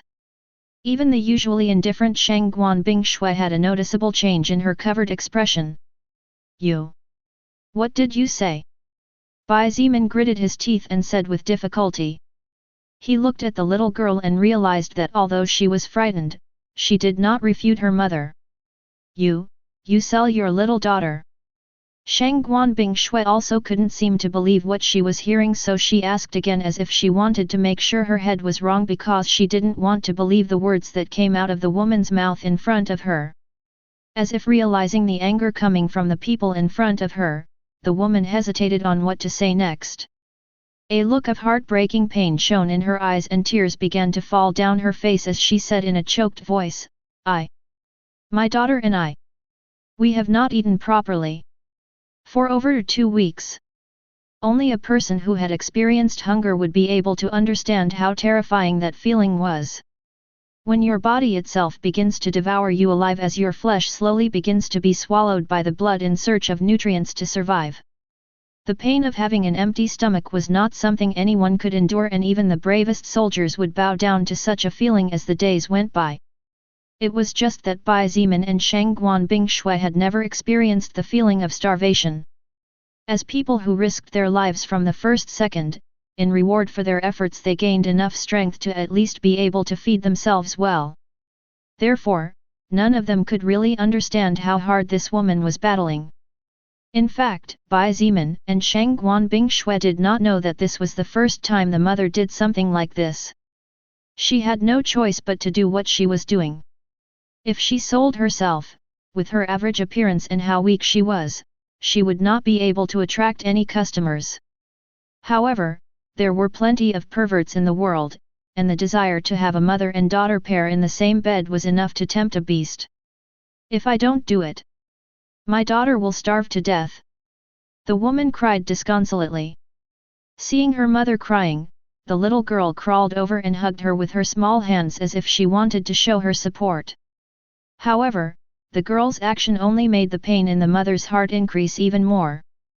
Bai Zimin, who was about to slap the woman in front of him, finally calmed down a little after hearing the woman's words. Shang Guanbing Shui also realized that neither she nor anyone else who had not gone through something similar could understand the woman's feelings in front of her. Most of her earlier anger turned to sadness, and her blue eyes flashed as if she had made up her mind. "What right do I have to judge? Bai Zimin scolded himself and took a deep breath to self-calm himself. He looked at the mother-daughter pair and said in an indifferent tone, 2 packets of instant noodles for one night is not enough. From now on, you and this girl will follow me, and in return I will feed you both. If you are willing then fine, if not then forget it and let's pretend we didn't meet each other today. After saying this, Bai Zimin put his bag on the ground and opened it, revealing the stuff inside. Seeing the vast bags of white rice and the large amount of food inside the bag, the woman's eyes glittered with greed and the little girl swallowed heavily. Except for the relief food distributed once a day by the base government, mother and daughter had not eaten anything else, therefore, this was the first time in a long time that they had seen a large amount of food. The girl's mother was so overwhelmed for a moment that she didn't know what to say. For a person to have all that food, he definitely had to be a high official of the base or a powerful warrior. So why would someone like that want to take 2 weak and defenseless women like them? At the end of the day, the woman knew that except for her body, she was nothing more than a burden in the present world. The only one who understood that this was Bai Zimin's way of helping the mother and daughter duo was Shangguan Bingshui. Her blue eyes trembled faintly and the way she looked at him changed slightly. Although she already knew that he was not a tyrant and that he really cared for people who somehow deserved it, this was the first time she had seen him perform an act of kindness. Even if he acted and spoke indifferently, it was clear to her that he really cared about the 2 people in front of them, at least for the little girl. As for why Bai Zimin wanted to take the mother along as well, Shangguan Bingshui knew indistinctly that it was so as not to separate the little girl from her mother. In order for the mother to understand Bai Zimin's intention and to ease the worries in the heart of this woman who had suffered enough, Shangguan Bingshui revealed her face for a few seconds. Although she usually did not care too much, she knew that she was a beautiful woman and, in this case, for the first time, her beauty was not a handicap but a support. Seeing the practically heavenly appearance of the young woman in front of her, the mother was momentarily stunned. Soon, however, her eyes lit up and she no longer hesitated, I am willing. My daughter and I are willing to follow you, sir. As long as you feed us both, no matter what you want us to do, our lives are yours. With such a charming and beautiful woman in his company, the young man in front of her had no reason to target an average woman like her or her daughter who had not even fully matured. Besides, this young man did not seem to be a pervert, and he had plenty of supplies with him. The girl's mother knew that this might be the only chance life presented to her and her daughter to not die in a corner, so she was determined to hold on to this opportunity with all her heart. Seeing the woman accept, Shangguan Bingshui sighed in relief and covered her face again. She knew that while Bai Zimin might have been willing to give in this time, if the woman refused his offer then he would definitely have turned away without giving second chances. Bai Zimin nodded as he heard the woman accept his offer. Indeed, Shangguan Bingshui's thoughts were 100% correct, and if the woman rejected his offer he would have turned around and left without hesitation. What is your name? He asked calmly. My name is Yi Feng and my daughter's name is Xiang Feng. The mother, Yi Feng, responded hurriedly. She tried to stand up abruptly, but she was so weak that she lost her balance instead. Just as she was about to fall, Bai Zimin grabbed her by the arm and steadied her. His expression didn't change despite the woman's foul smell and instead he took some things out of his bag. For now eat this. You can have something better when we finish settling some matters. He said as he handed the mother and daughter duo 2 big rice crackers and 2 milk cartons, one for each.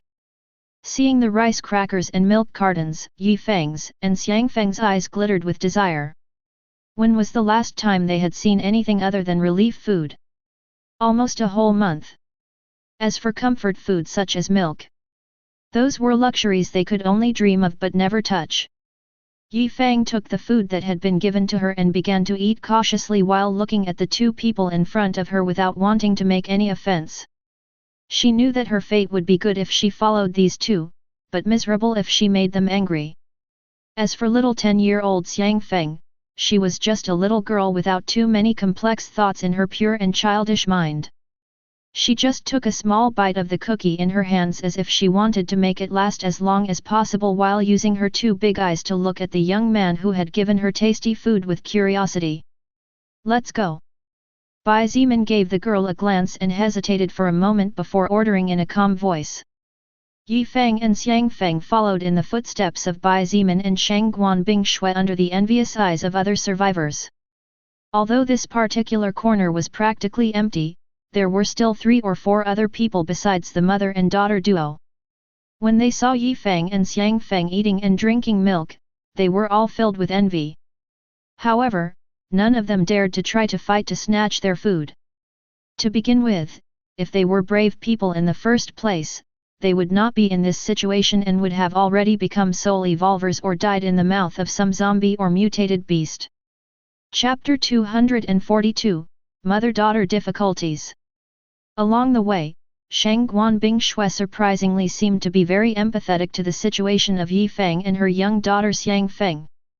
She, who was usually cold as ice, suddenly seemed to turn into another person. This secretly surprised Bai Zimin very much.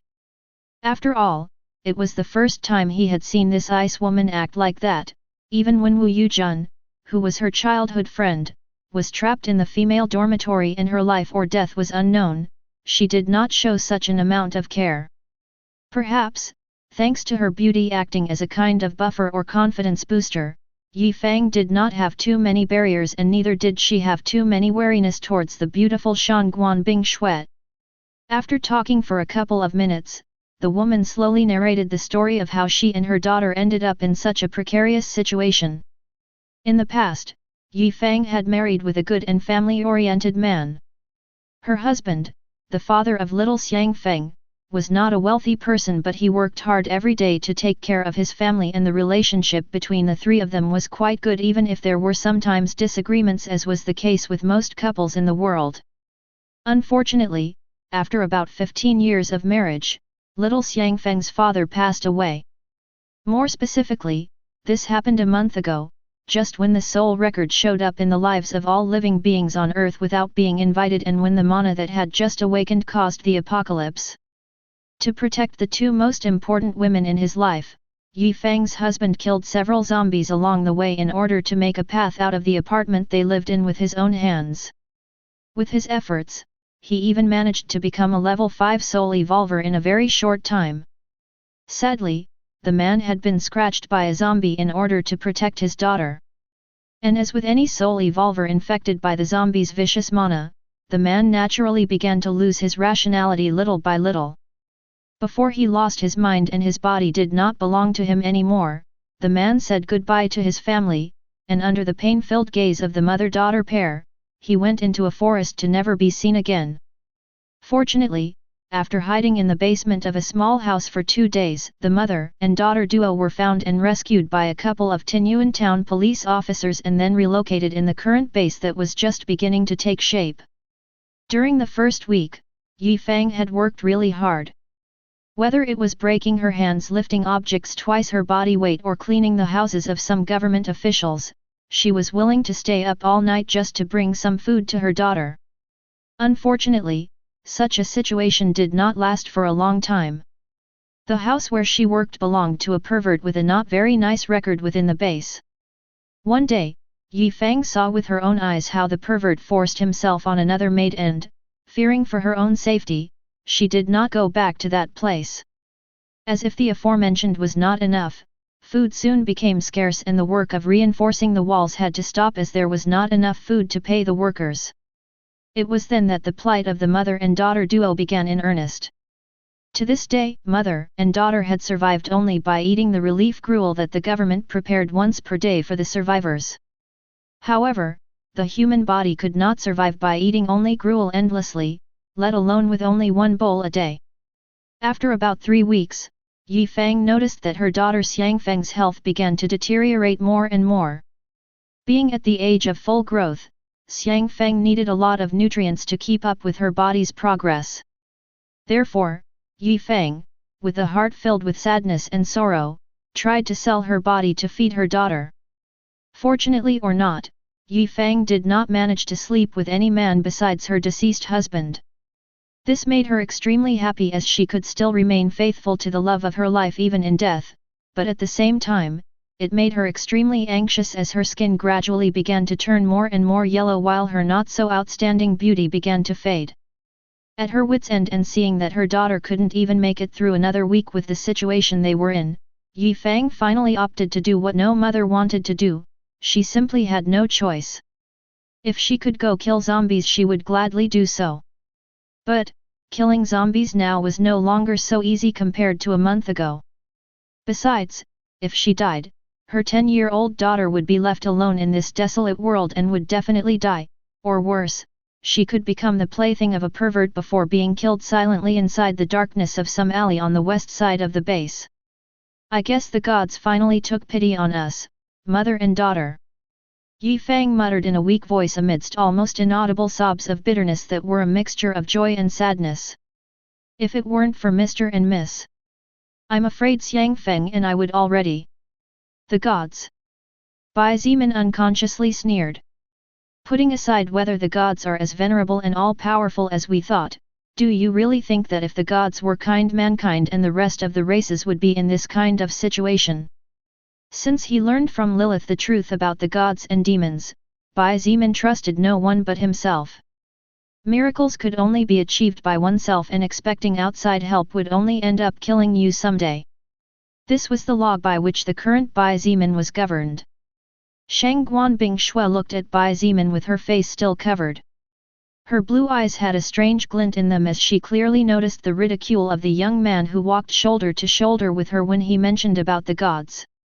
Yi Feng didn't know what to say either, so she just lowered her head in silence, not daring to speak too much for fear of being kicked into the cold street once again.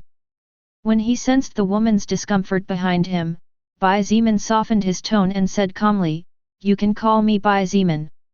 No need to use the word Mr. when it's just us around." "Oh, okay." Yi Feng nodded somewhat hesitantly. Bai Zimin suddenly felt his sleeve being pulled and stopped his steps as he looked behind him. What he saw were two big bright eyes looking at him like those of a small kitten that was bullied, and his heart was slightly shaken. "Big brother, Xiang Feng is hungry. This little brat." Bai Zimin didn't know whether to laugh or cry when he heard the pity-filled voice of the little girl behind him. Could it be that all girls were as innocent as Luoning and Xiang Feng? He shook his head before crouching down and gently patting the girl's messy hair. "Xiang Feng, be good and hold on a little longer. Big brother will give you something good later, but you can't eat too much now or your stomach will start to hurt." Xiang Feng had been starving for a long time, so Bai Zimin needed to give her food little by little so that her stomach would widen enough to keep up with her appetite. Otherwise, it would only end up causing more harm than good. The girl seemed to understand, but at the same time she didn't seem to understand at all. Still, she nodded wisely and stopped insisting. Although she was a young girl of only 10 years old, she had gone through many hardships during the past month and had seen her mother experience many hard things. Xiang Feng, who was only 10 years old, knew when to move forward and when to move backward as if she were an adult. For better or worse, today's world forced this formerly innocent child to mature a little faster than she really should. Chapter 243, Trade. Just as the group of 4 was about to leave the western area to go deeper into the center of the base and finally reach the east, several bells began to clang noisily all over the place. The noise was conspicuous enough to be heard from a fairly considerable distance. "What is that?" Bai Zimin frowned slightly. He realized that those bells were cleverly placed so that every certain amount of distance there was one to amplify the sound. "That. The sound of that bell means that the government is starting to distribute the relief rations for today." Yi Feng replied in a complicated tone of voice. "Oh." Bai Zimin secretly glanced at Xiang Feng to see what the girl's reaction was. The girl's big pure eyes glittered with hunger and desire as the sound of the bell spread everywhere. In addition, Bai Zimin also noticed how she unconsciously swallowed the saliva accumulated inside her mouth as if she was imagining the taste of the food. How hungry did this girl have to be to even desire some gruel to such a degree? Bai Zimin couldn't help but feel bad. Only now was he beginning to really understand a little of the hardships this mother and daughter pair had gone through, and he finally began to sympathize with Yi Feng's actions. Come on! Let's go see what these rations are like. A thought flashed in his mind, and without hesitation he began to walk in the direction of the nearest bell. With Shang Guanbing Shui at his side, Yi Feng and Xiang Feng walked a step or two back from both of them. As they walked through the streets, a large number of survivors were rushing from everywhere with this place as the central gathering point. Bai Zimin also saw many other survivors farther away hurrying to other bells. The look in the eyes of those survivors was similar to that of a wild tiger or a hyena that had not eaten for several weeks and finally found a wounded and lonely gazelle in the savannah. After 2 or 3 minutes, the group of 4 finally arrived at a large open square in the open air with a few stands set up along various points. Behind each wooden table were 2 people who were delivering the relief food. The survivors were in complete disarray. There wasn't even a single line and the situation was a mess. It looked like it would only be a short time before they would start beating each other to death to get through first and get their portion. Seeing this, Bai Zimin frowned slightly, but remembering that this was not his place, he said nothing. If this was his base, a situation like this would definitely not happen. In the past, some survivors would try to cut the line, but since some of them received 2 or 3 lashes as a reprimand, no one else dared to break the line or cause a disturbance. This measure also served to avoid unnecessary injuries and even deaths, since being trampled by a stampede of desperate humans was nothing to scoff at. Bai Zimin pulled little Xiang Feng closer while Shang Guanbing Shui pulled Yi Feng closer. With the efforts of 2 powerful high-level first-order soul evolvers, the group of 4 people advanced slowly amidst the survivors until they finally arrived at the front after a bit of effort. A fat man of around 26 or 27 was holding a large spoon as he stood next to a pot. When a survivor approached with their bowl or any other recipient, the fat man would take the contents inside the pot and casually throw it into the recipient in the hands of the survivors before moving on to the next one. Bai Zimin and Shang Guanbing Shui moved a little closer and saw the contents inside the pot. To say that what was inside the pot was gruel would be disrespectful to the gruel. Basically, there was nothing but white water in there. It would be more correct to say that instead of gruel, the contents inside the pots were actually a heap of rice soup where water dominated 99%. This is what people eat here? Isn't that just water? Shang Guanbing Shui could not stop her melodious voice from escaping her lips. She had supervised the relief food distribution in Beginning Village several times, so she knew very well what kind of food the survivors ate. Even those slackers and vivid ones could eat 3 bowls containing 60% water and 40% rice. But the people in the North Camp had to survive by eating a daily bowl of rice soup? Shang Guanbing Shui really did not understand how this base had not yet suffered a mutiny. Hearing someone complain, the fat man raised his head and looked at her as he sneered, "If you don't want to eat, then just go away, woman. Wait until you're hungry for several days and then I assure you that you'll come crawling on your hands and knees begging for some food. A dirty woman like you probably can't even sell her body to get a piece of bread, ha ha ha."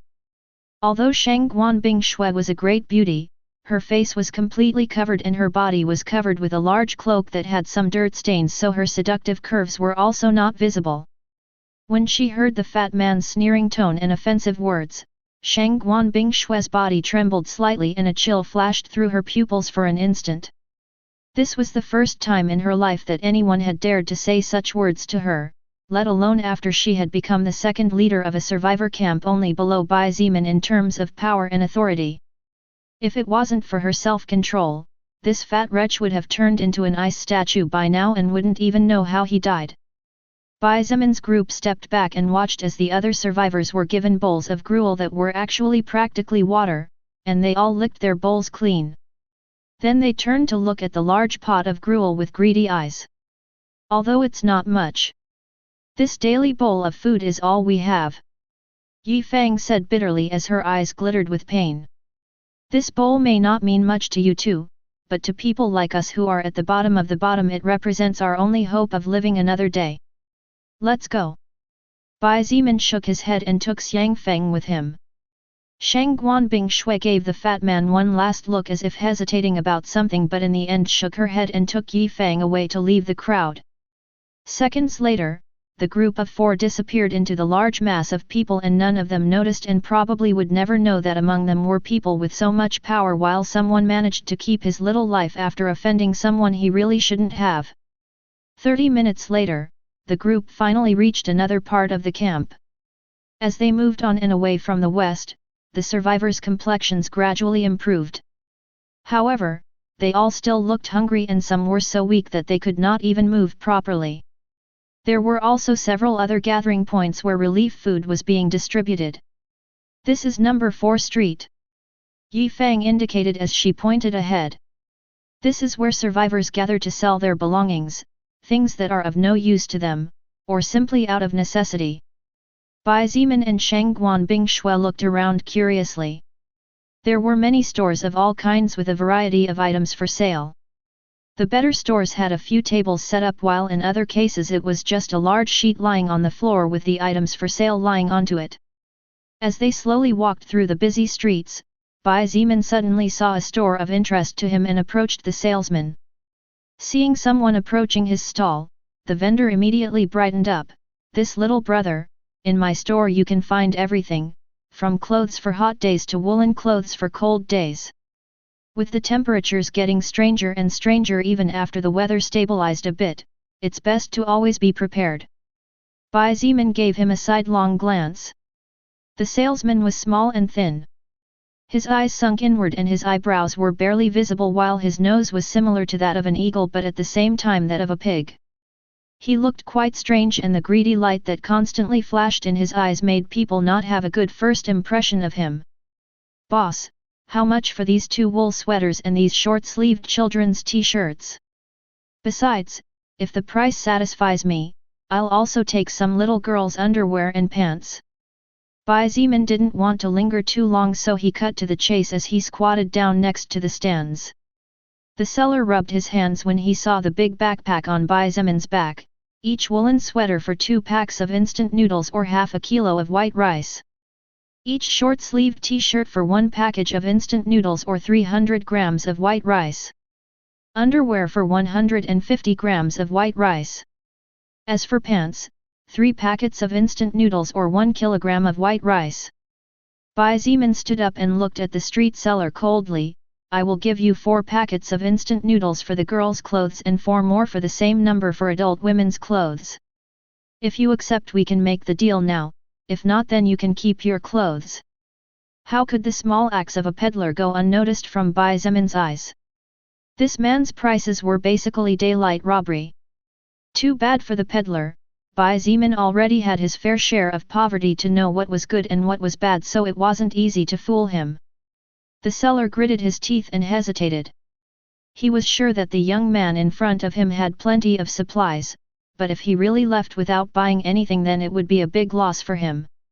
So far he hadn't managed to sell anything, and if he couldn't sell off the annoying clothes then he would have to starve. Seeing that the customer was about to leave, the salesman quickly yelled, "Little brother, wait. I'll sell it to you. 8 packs of instant noodles for everything." Bai Zimin gave him one last glance before looking at Yi Feng behind him and pointed, "Pick out the clothes for you and Xiang Feng." Yi Feng hesitated for a moment and wanted to say that there was no need to waste precious food like that on a woman like her. However, she swallowed her words when she saw Bai Zimin's serious expression.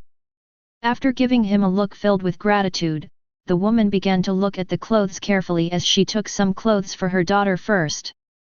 4 pants, 4 woolen sweaters, 4 short-sleeved t-shirts, 4 sets of underwear. 1 pack of instant noodles for 2 pairs of shoes and 2 pairs of socks. 1 for woman and 1 for child. Bai Zimin said as he looked at the man. The man smiled bitterly and realized that the young man in front of him was even more cunning than the foxes. In the end, he didn't want to haggle over the price for fear of losing such a big customer and nodded. Soon, Yi Feng had finished choosing clothes for her daughter and herself. Her eyes filled with tears that threatened to fall at any moment as she looked at the 2 young people beside her. She had not known them long, but she could tell they were not bad people. The only thing she wanted most was for her little daughter to be able to live a little better. She never expected such a great gift from the heavens. Chapter 244, The Value of Food. When Lin Feng had finished picking out clothes for herself and Xiang Feng, Bai Zimin removed the backpack from his back and opened it to reveal its contents as he began to look for the agreed payment for the man in front of him. However, although he did this action without much thought, the surroundings became a bit agitated when the survivors saw the amount of supplies inside the bag. The amount of food that Bai Zimin brought was simply too much after all. This was the first time these survivors had seen so much food since the apocalypse broke out. Although people began to mutter to each other while pointing fingers, none of them stepped forward to cause trouble. A person with so many supplies was definitely not someone ordinary inside the base. All of these survivors had already understood that if they angered someone powerful they would simply end up dying worse than cats and dogs. In fact, finding bodies lying in the gutters was often not a strange sight for these people. Many survivors who directly or indirectly offended people they shouldn't have were found lifeless the next day. Bai Zimin naturally had his reasons for doing what he did. He ignored everyone's glares and took several packs of instant noodles. "This is the agreed payment," he said as he handed the packets to the small man. The salesman gulped audibly when he saw the amount of supplies inside the bag as he took the packages of instant noodles. In his mind he was cursing the young man in front of him a million times. "You have so much food in there but you're haggling a lot with a little shrimp like me? Have you no shame?" thought the man as he watched Bai Zimin close his bag and carry it back to his back hanging over one of his shoulders. "Let's go," he said calmly with the intention of continuing to look around the stores at the edge of the street. He still had things he needed to buy. The three women of different ages, 2 grown and 1 petite, followed closely behind him. "Little brother, buy me something. Look over here. I'm sure you'll find something you like. Just 2 packs of instant noodles for this smart TV. Young man." Many salesmen who seemed desperate to get rid of what was no longer useful to them tried their best to attract Bai Zimin's attention. Some shouted, others even left their stands to try to get noticed. However, he ignored them all and continued to advance forward while keeping his guard up. After all, this was the enemy's base and he had not come with good intentions in mind as well. About 2 streets ahead, Bai Zimin finally found what he was looking for and stopped in front of a small stand. "Boss, how much do you want for these pots and bowls?" he asked as he picked up some cooking utensils and checked the condition they were in. The man appeared to be an honest man. He was short and somewhat plump, but his beard was unkempt and some fatigue could be seen in his eyes.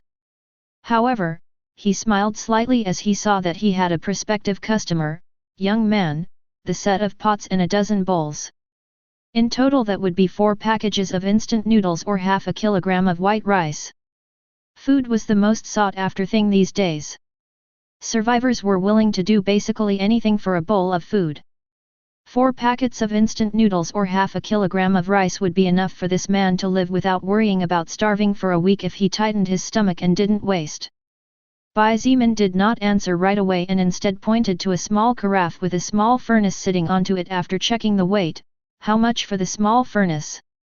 Considering it is a good cooking tool and easy to carry in this chaotic world, the small furnace is worth 3 packets of instant noodles or 300 grams of white rice.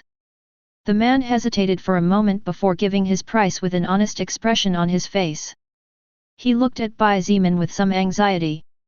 After all, a total of 7 packets of instant noodles or 800 grams of white rice was not a small amount. Bai Zimin thought about it for a moment and realized that the man's price was quite fair.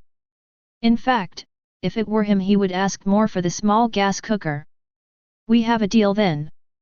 In the end, Bai Zimin decided not to haggle over the price. He opened his bag and carefully observed the expression of the man in front of him. The salesman's eyes held surprise, envy, even a bit of bitterness. But not greed, which was extremely rare. The normal thing would be to be greedy for a bag stuffed with food. To help the man who seemed to be too good to live in this cruel and selfish world, Bai Zimin took out a 1 kilogram sack of rice, just keep the rest. Consider it a gift from me. Bai Zimin was quite simple, if anyone tried to take advantage from him, he would take care of tearing off a piece of their flesh. However, if they treated him honestly, then he was willing to be kind as well. The chubby man's eyes filled with tears and for a moment he didn't know what to say. With trembling hands, he took the sack of rice and wordlessly bowed deeply. With this amount of rice, he and his wife could eat for quite some time. If they diluted the rice a little to form a gruel, even eating for half a month was not impossible. Moreover, this gruel would be far better than the one given by the government as relief food, which basically had no rice at all and was pure water.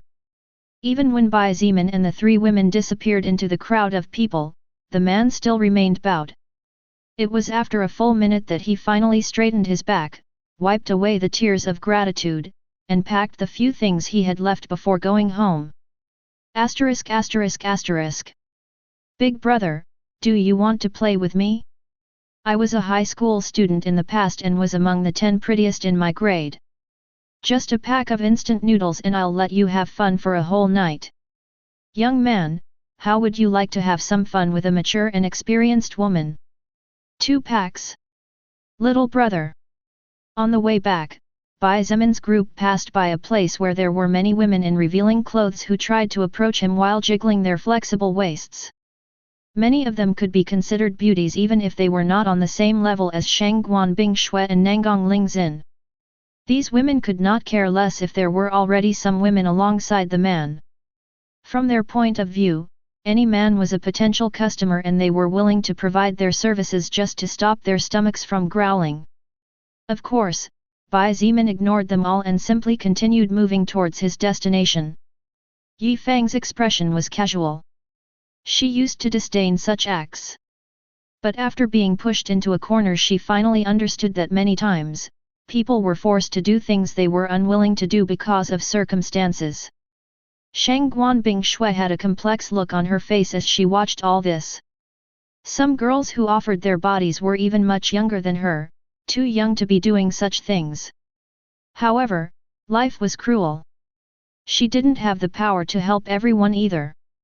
Unconsciously, she clenched her fists tightly and her blue eyes flashed with anger.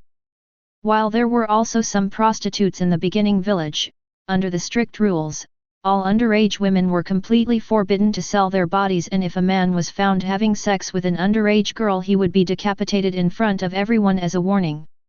With the possibility of having a decent job and with 3 bowls of gruel every day even for the slackers, no one had the right to complain. However, in the North Camp, Shangguan Bingshui had seen that compared to the strict rules and Bai Zimin's cruelty, this place was a hell. From the beginning, she did not have much hope for the Chinese government, but her hopes only dimmed to minimum levels after all she saw today. Chapter 245 – Speed up the attack process.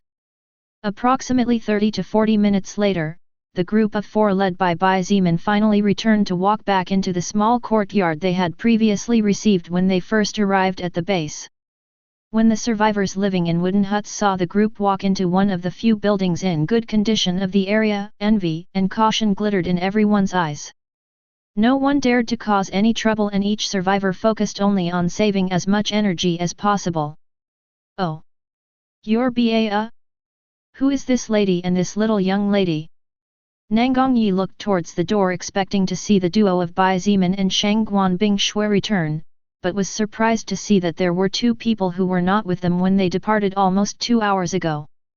Bai Zimin walked to the kitchen and put down the cooking utensils he had bought earlier. Then, he returned to the room that was supposed to be the living room and calmly pointed, "The adult woman is Yi Feng. The little beauty next to her is named Xiang Feng. They are joining us from today." Yi Feng looked at the 2 people inside the room cautiously. She was secretly surprised to see such a beautiful woman together with a man around her age here, as she unconsciously thought that Bai Zimin and Shangguan Bingshui were alone. "A pleasure to meet you all. My name is Yi Feng and this is my little daughter Xiang Feng." She quickly bowed and reintroduced their names. "Hello, Yi Feng. My name is Nangang Yi and this is my younger sister Nangang Lingzin. Nangang Yi nodded with a polite smile before looking with a gentle smile at the little girl. Hey little beauty, how are you? Xiang Feng seemed a bit shy as she immediately sought shelter behind her mother while looking at Nangang Yi and Nangang Lingzin with her head half hidden. Still, the girl seemed to be quite sensible as she said in a small gnat-like voice, "Hello big brother. Hello big sister. So cute." Nangang Lingzin seemed to be delighted with Xiang Feng. She made a sweet smile and as she waved her hand she offered, "Little Xiang Feng, do you want to take a nice shower with hot water? This big sister even has fruit and honey-scented soaps." Xiang Feng's eyes immediately lit up at the mention of shower and hot water as well as rich-smelling soaps. It had been a long time since she had last had the luxury of enjoying a comfortable shower since the wooden hut they lived in had only a straw bed and nothing else. She looked at her mother, who nodded with a small smile. "Go. Mama will soon join you too." Yi Feng looked at Nangang Lingzin with gratitude. Soon, Nangang Lingzin took Xiang Feng to the shower and not even 5 minutes later, the girl's giggles began to be heard all over the house. "Really? I don't know how to thank you enough."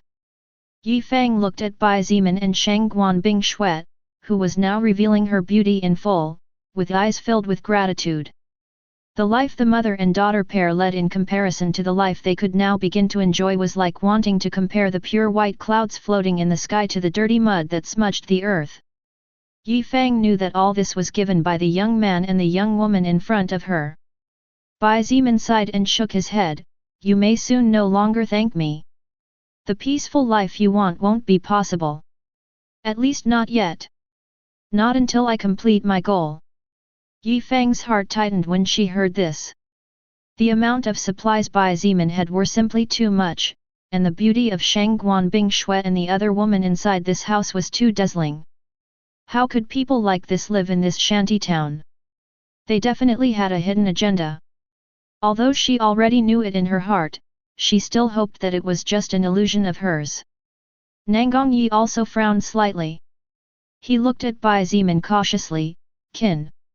Just call me Bai Ziman or leader. We'll be fighting shoulder to shoulder for a long time." Bai Ziman interrupted and waved his hand lightly, "Only those who do not know me or have no dealings with me should use that word." "I see." Nangang Yi nodded and somehow felt that he was beginning to understand a little of the kind of person the young man in front of him was. Being a mature and straightforward man, Nangang Yi didn't beat around the bush, so, "Bai Ziman, don't you think that bringing two people with no power is a bit considering what we are going to do?" Yi Feng stood to the side as she listened to the strange conversation between the two men. Leader? Fight shoulder to shoulder? What they were about to do. Suddenly, she realized that things were even more complicated than she originally estimated. "Let's talk about it later." Bai Ziman looked at Yi Feng and said calmly, "You should go with Nangang Lingzin and your daughter to take a shower. We can talk while we eat once you girls are done." That's fine." Yi Feng nodded knowingly and while holding the clothes that Bai Ziman had bought for her, she retreated towards the bathroom. Once Yi Feng left, Nangang Yi's expression turned serious and whispered, "You two noticed it too, didn't you? As if a little rat could sneak away from us." Bai Ziman smiled calmly and walked toward the kitchen. "It's been following us ever since." Bai Ziman showed how much stock he has. Shang Guanbing Shui replied as she looked outside the house as if she could see beyond the walls. Then, she smirked and followed Bai Ziman into the kitchen. Nangang Yi followed the two young people into the kitchen and when he got there he saw that the two had begun to busy themselves. While Bai Ziman was preparing the ingredients, Shang Guanbing Shui was cleaning the bowls and pots they had recently bought. Strangely or not, they seemed to be quite in sync with each other's every action without getting in the way of each other's movements. If Nangang Yi were a young man, he might even have thought that the two of them were actually a loving engaged couple. However, by carefully observing the look in Bai Ziman and Shang Guanbing Shui's eyes, Nangang Yi easily noticed that while they seemed to be in harmony, they both looked like having erected a barrier of indifference around themselves. Nangang Yi put aside the useless thoughts and asked with a frown, but there is something I don't understand. Why would you show the resources in public? As the leader of a camp with over 2,000 survivors, Bai Zimin not only needed to be strong but also needed to be someone smart. Otherwise, he would have died a long time ago. So, Nangang Yi could not understand how a smart person did such a foolish thing. In fact, from the first moment Bai Zimin revealed the contents of his bag to the first merchant when he bought clothes for Yi Feng and Xiang Feng, he noticed how a man dressed as a policeman followed them from afar. Although the man was well hidden among the people and followed them from a considerable distance, how could a normal human escape the senses of Bai Zimin and Shangguan Bing Shuet, who had already taken the first step to leave their mortal shells? While putting a pot of hot water on the small gas furnace, Bai Zimin wiped his hands and calmly replied, "We are moving in 2 days at most." What? Nangang Yi, who was resting with his back against the wall, jumped up from his position and even with his age couldn't help but exclaim loudly. Bai Zimin looked at Nangang Yi and slowly began to narrate all the things they saw and experienced during the brief but at the same time heavy walk around the base. While washing the rice with her small hands, Shangguan Bing Shui listened to everything with apparent indifference and it was hard to tell what her true thoughts were. I see. After hearing everything Bai Zimin said, Nangang Yi sighed audibly. I had no idea. While my sister and I were here, we never saw the need to come to this area of the base, so we didn't know the situation was so bad. He shook his head lightly. Nangang Yi really didn't know that the survivors were in such a miserable condition. Were it not for Bai Zimin telling him everything he saw today, and were it not for the fact that with his strength he didn't need to deceive him, Nangang Yi wouldn't know any of this or would simply find it hard to believe unless he saw it with his own eyes. Then, Bai Zimin looked at Shangguan Bing Shuet, who had already finished her task and was now looking at him, and calmly asked, "What do you think about it? Enough observation? Or are you still not satisfied?" Shangguan Bing Shui looked him straight in the eyes without saying anything for a few seconds before finally looking out the broken window and said, "It's enough. The faster we put an end to these scum, the better. Happy that we think alike." Bai Zimin smiled slightly and walked out of the room as a chill flashed in his black as night eyes. In fact, Shangguan Bing Shui was as much, if not more angry than Bai Zimin with the people in charge of this base. Even if they were short of rice, they would have to have plenty of meat to feed the survivors. Yanqing district was rich in forests and the number of beasts was plentiful. Even if they were difficult to hunt, just a couple of beasts could provide the base with tens of kilograms of meat, while the bigger ones could provide hundreds or even thousands. With the mutated meat, a soup could be made and distributed among the survivors. The amount of nutrition in this soup would undoubtedly be far greater than the gruel they were distributing to the survivors right now. Even if killing first-order beasts was difficult for the high leaders and soul evolvers of the North Camp, killing unclassified beasts should be a fairly simple matter. So why didn't they feed the survivors well?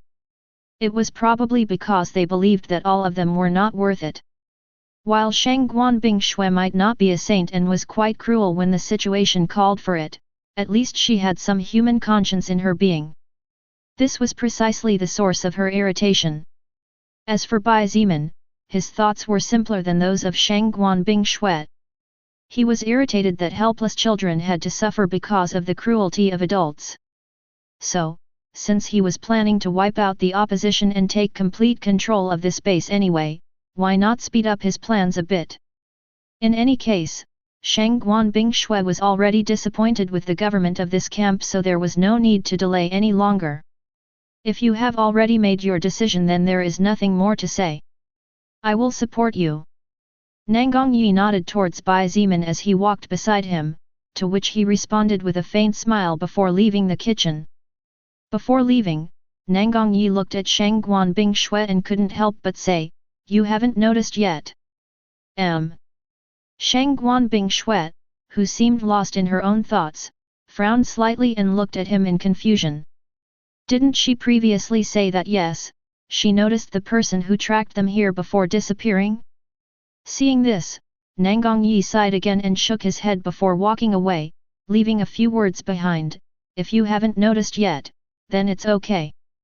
Although I'm afraid you'll regret it in the future, it's not my business to meddle in other people's business, let alone considering your higher position. Chapter 246, Nangang Lingzhen's Admiration. Staring at Nangang Yi's back until he disappeared into the corner of the corridor, Shang Guanbing Shui frowned even more deeply and her eyes glittered with confusion. However, a split second later, her expression returned to normal as if it had never changed in the first place. Although she had no idea what Nangang Yi was talking about, she believed that if she didn't know or if she didn't notice it was because it wasn't an important matter. To begin with, if it wasn't an important matter, then there was no need to worry or think about it too much. Besides, it could even be Nangang Yi's idea and not something real. About an hour and a half later, the group that had previously consisted of 4 and was later joined by 2 more people, was gathered in what was supposed to be the living room. Because there was no furniture, the 6 of them were sitting cross-legged on the floor forming a circle in the center. Inside the circle were some prepared dishes such as rice, meat sauce, meat and vegetable soup, fried meat and boiled meat, 4 tins of sardines, and more. Although the variety of the food was not much since Bai Zemin's group originally only planned to attack this place and not stay here forever, it was undoubtedly quite a sumptuous meal considering the current situation of the world. Even the high officials of the base could not necessarily afford to enjoy such dishes every day. Let alone considering that the meat that was in these dishes was not normal meat, it was meat from a mutated beast called Vicious Boar level 15. Nangang Lingzhen picked up her chopsticks and while taking a small piece of vicious boar meat, she couldn't help but comment, although it's just a level 15 wild beast, its taste is top-notch. Indeed. Maybe only the meat of the first order reinforced iron boar is more delicious than this dude's meat. Bai Zemin recognized Nangang Lingzhen's words as he tasted the monster meat. Yi Feng's eyes were filled with tears. These tears represented all her grievances, pains, bitterness that she had to swallow forced by life, but at the same time they were tears filled with gratitude, gratitude for still being alive, gratitude towards the new opportunity granted to her and her daughter, gratitude towards the group of people next to her. Unconsciously, the woman looked at her daughter with eyes brimming with love. Xiang Feng's eyes, unlike her mother's emotional ones, shone like stars in the night sky. She looked at the bowl with rice and a thin strip of meat as if she wanted to devour the food with her gaze alone. Bai Zemin gave her a sidelong glance and felt really bad for this thin girl. To prevent Xiang Feng from having stomach problems, he limited the amount of food she could eat temporarily until her condition improved. However, he knew that probably in a day or 2 she would be back to her best condition or even beyond. After all, what Xiang Feng had in her bowl was not normal meat. Under her mother's loving eyes and Bai Zemin's curious stare, the 10-year-old girl took a small mouthful of meat to her lips before biting into it carefully with her pearly teeth. When the meat entered her mouth, the delicious juice was the first thing she savored before the meat practically melted away automatically from how tender it was. Xiang Feng swallowed the food in her mouth and immediately felt a rush of energy travel through her body before disappearing as if it had never happened in the first place. You have received health +5, stamina +2, strength +1. The chopsticks in Xiang Feng's hands trembled in sync with her body and her 2 little dark eyes widened as a strange message with green letters appeared in her retina. This was the second time she had seen something like this. The first time was a month ago when the soul record appeared on Earth. Feng? What's wrong? Are you all right? Yi Feng misunderstood Xiang Feng's sudden behavior. Seeing her suddenly tremble fiercely and stagnate after tasting the meat in her bowl, the mother became so worried that she immediately put down her bowl on the floor and approached the girl. Xiang Feng seemed not to hear her mother and as if possessed by something, she took the strip of vicious boar meat with her chopsticks and began to devour it voraciously. You have received health +3, stamina +1, strength +1. You have received health +1, stamina +1. You have received health +1. After 4 bites, Xiang Feng stopped receiving those strange green messages. However, she continued to devour the meat as if her life depended on it. The strip of meat she had been given was not very large to begin with, so after a few small bites, the meat was completely gone. Seeing that there was no more meat in her bowl, Lin Feng raised her little head and looked at Bai Zimin with the eyes of an intimidated puppy. The little girl was so smart that she clearly knew who was the person in charge here. Besides, she was clearly aware that Bai Zimin seemed to care for her quite a bit, so she unconsciously relaxed her guard against him. "Don't look at me like that." Bai Zimin shook his head and said firmly, "Until tonight you can forget about eating any more of that meat. Your body is still weak and won't take it." Although Lin Feng had gained a total of 10 health points, her body was not going to recover from malnutrition in the blink of an eye. It needed some time to adjust to the changes. It was similar to stamina. One could gain 100 stamina points, but if you were previously exhausted and almost unable to fight anymore, you would still feel exhausted even if you could continue to fight more thanks to the increased stat. Seeing her daughter Lin Feng's attitude, Lin Feng was very surprised. But what she was most curious about was the reason why her usually reasonable daughter was acting that way, so she also put a piece of meat in her mouth. "You have received health +4, stamina +2, strength +1. Lin Feng's eyes glittered with disbelief. She looked at the piece of meat in her bowl and muttered in shock, "What? How can this be possible?" She could clearly feel how her soul seemed to be purified and, as a consequence, her physical body improved. For her, whose natural stats were even below average, the improvement in stats she received was massive. Nangang Yi kindly explained, "The meat that you and little Lin Feng ate is not normal meat. That meat came from a powerful beast capable of demolishing a small building with its physical body, and the soul power within it can improve the stats of those who are still relatively weak. Wasn't this meat a sacred treasure then?" Lin Feng's eyes trembled at such a thought and realization. Unlike her innocent daughter, Lin Feng was a grown woman capable of seeing beyond the question. Regardless of how tasty it was, a food capable of naturally enhancing physique, increasing stats, and bestowing power, it was undoubtedly a priceless treasure. How many top government officials would be willing to kill for the pleasure of not only enjoying a delicacy, but also becoming more powerful from the comfort of their homes? Lin Feng was sure that a massacre could be unleashed at such a revelation. After all, in this world where death lurked in every shadow, one's stats represented power, and the more power, the greater the chances of survival in crisis situations. To say that the meat she was eating was an extra life insurance was not too much of an exaggeration.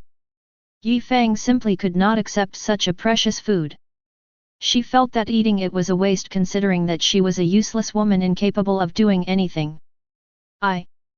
Before Lin Feng could finish, Bai Zimin interrupted, "Just eat it.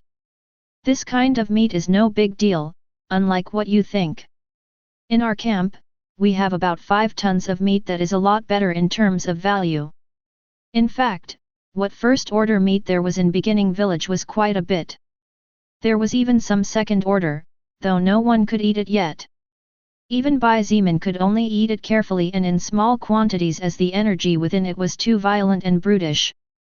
Even more valuable than this meat." Lin Feng sucked in a breath of cold air. Moreover, she caught some words that caught her attention. "Our camp? You mean?" Bai Zimin continued to eat calmly and began to explain who they were, where they came from, and the reason why they were here. He wasn't too worried about Lin Feng betraying them, as she didn't seem to be the ungrateful type and still had to worry about the safety of her young daughter. But the real reason why he told her all this was because even if she betrayed them, at the end of the day, the end result would still be the same. When Bai Zimin finished explaining everything in a rather small summary, Lin Feng was so shocked that she could not believe what she had heard. The young man who saved her and her daughter from despair was the absolute leader of a camp with over 2,000 survivors? In addition, there were about 300 armed men with military equipment. The beautiful silver-haired, blue-eyed young woman who looked like an ice fairy out of a fairy tale was actually the second most powerful person in the settlement. Attacking and taking over this camp with only 4 people? Yi Feng felt her head spinning in a spiral and her mind momentarily went blank. This all looked too crazy for her. She certainly never expected to meet such amazing people while begging in the dirty streets of the ghetto camp.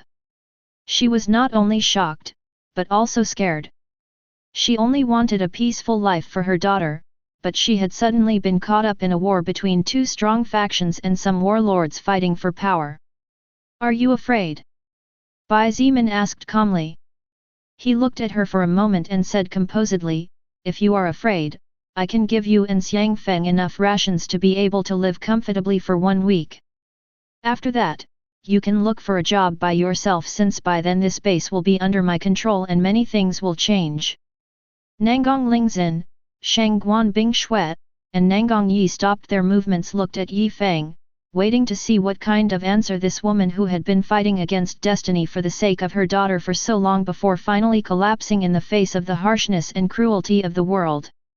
Yi Feng bit her lower lip hard and hesitated.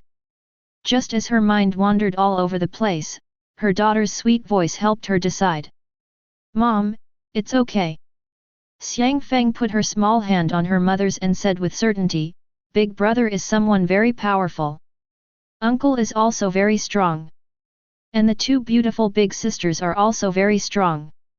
Nangang Yi was speechless. He was supposed to be the uncle?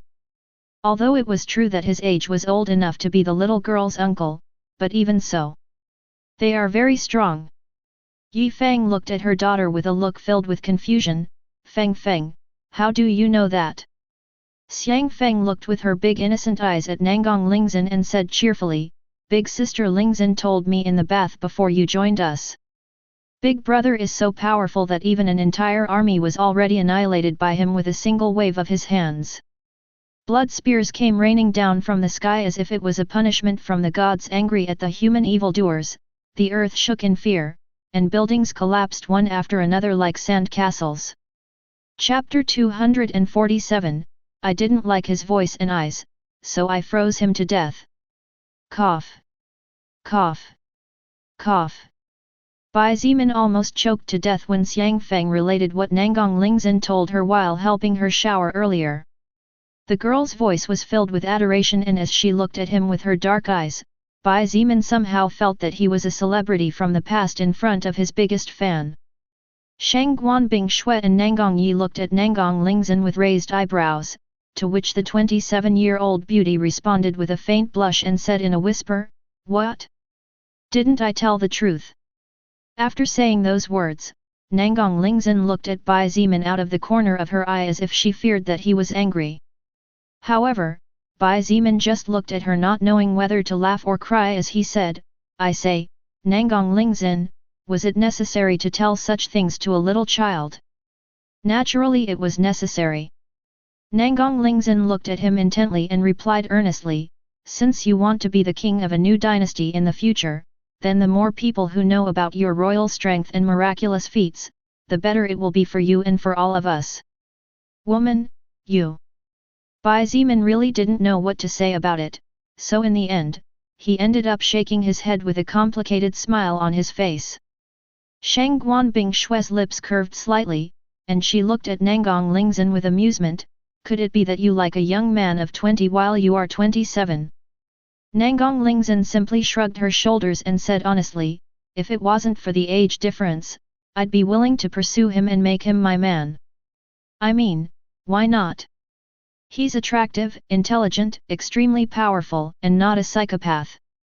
On the contrary, tell me if you've ever met a better man than him.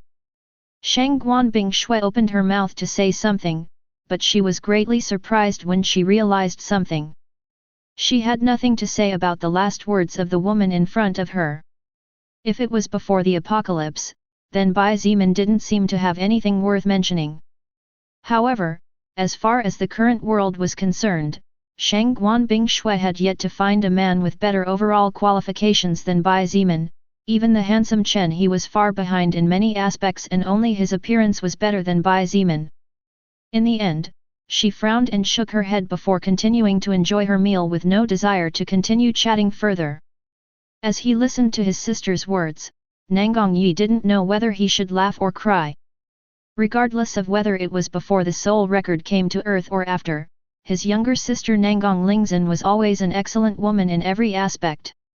Countless men strove daily to woo her, but she was like a proud swan who paid no attention to them at all. Yet, here she was, declaring that she would be willing to openly pursue a young college man while she had already entered the working world quite some time ago. How ironic!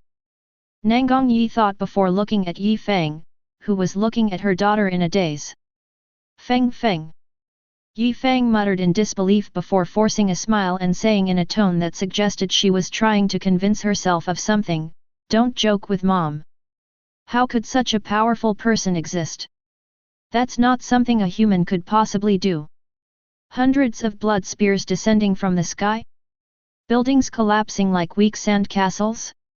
The earth shook because of those attacks and everything was destroyed? An army was annihilated?" Yi Feng could not believe such a thing. Not because she didn't want to believe it, but because such things were too far from her imagination. From her point of view, only God could possess such power. But Big Sister said so. Xiang Feng did not seem to agree with her mother and refuted. Nangong Lingzhen sighed softly and looked at Yi Feng with a serious expression, "And, although it may be hard to believe or imagine, everything I said is true. Bai Ziman is shockingly strong. This base will soon fall under his control, as there is no one here with the power to restrain him. Even one of the most powerful soul evolvers that protected one of the two highest leaders of this camp was destroyed with a single fist of his. I advise you to think carefully about what you will do next, or else you might lose the greatest opportunity of your life just like it almost happened to my brother and me." Yi Feng lowered her head and looked at the bowl of food in her hands with a blank stare. If everything her daughter and Nangong Lingxin said was true, then indeed, this could be the greatest opportunity of their lives. Being able to follow such a powerful person meant that the life she and her young daughter could live from now on would be brilliant and their chances of survival would skyrocket through the roof with just one step. Even just being a maid in his house would be enough to live a pretty good life. But what if it was all a lie? Yi Feng was so confused about what to do next that she had even gone through something that Bai Ziman and the rest had no reason to lie to her to begin with. She had nothing she could give them in any case. In fact, if it weren't for the fact that everyone present felt sympathy for sweet little Xiang Feng, they would never bother with giving explanations to a normal woman like her. Bang! While everyone was eating in silence, the front door was suddenly kicked open and a group of around 12 people charged into the house menacingly. Yi Feng jumped in fear at the sudden loud sound. Her first action after recovering was to hug her daughter as she looked toward the entrance with wide eyes filled with fear. She and her daughter had personally seen how some people were killed just for a piece of bread. Now that a large group of people had entered the house and considering that there were many more of them, and they all looked strong and powerful, the group of 6 consisting of 3 adult women, 1 little one, and 2 men, would definitely suffer a great loss. When the group of 12 saw the large amount of food and the still full backpacks on the side, they were so surprised that for a moment they froze. Moments later, everyone's eyes flashed and big smiles appeared on their faces. Damn! Look at all that food! Ha ha ha! Those cops at least are good for something once in a while. Some of them started laughing out loud.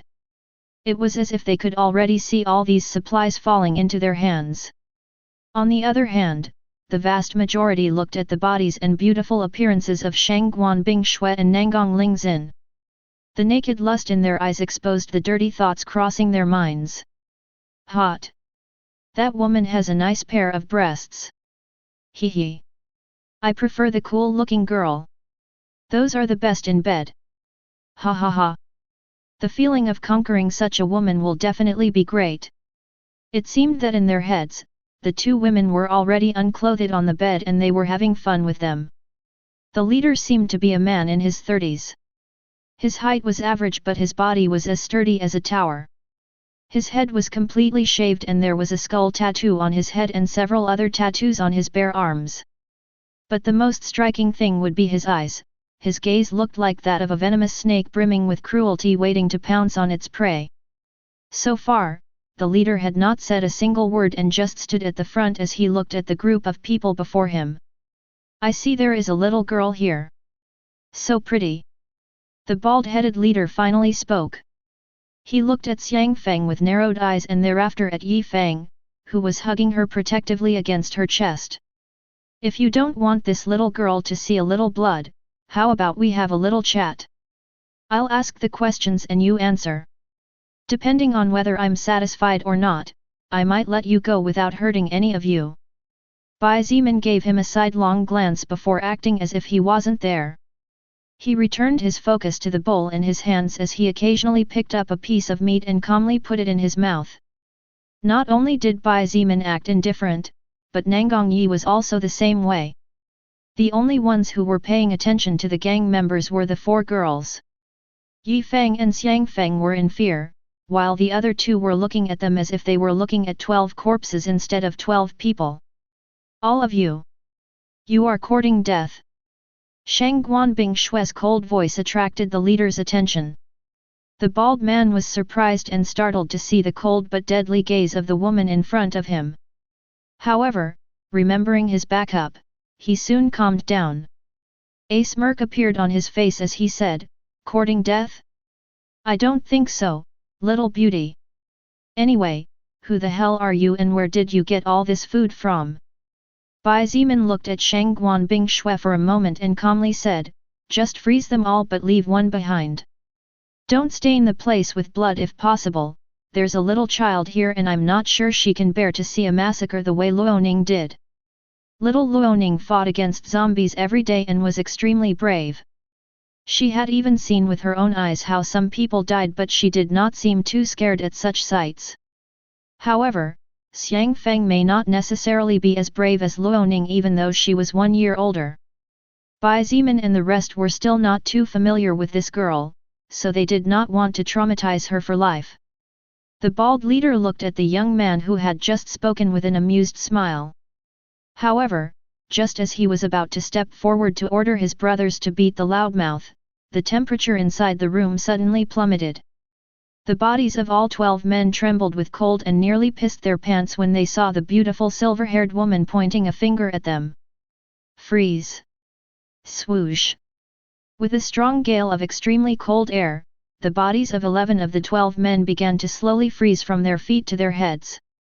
They all screamed and struggled to move, but the frost that had stuck to their clothes quickly began to harden and grow until it reached a point where the lower half of their bodies were covered by a thick layer of ice. All those who looked at Shang Guanbing Shui with lust and wished to possess her were within the group of 11. These men now looked at the ice witch with eyes filled with terror.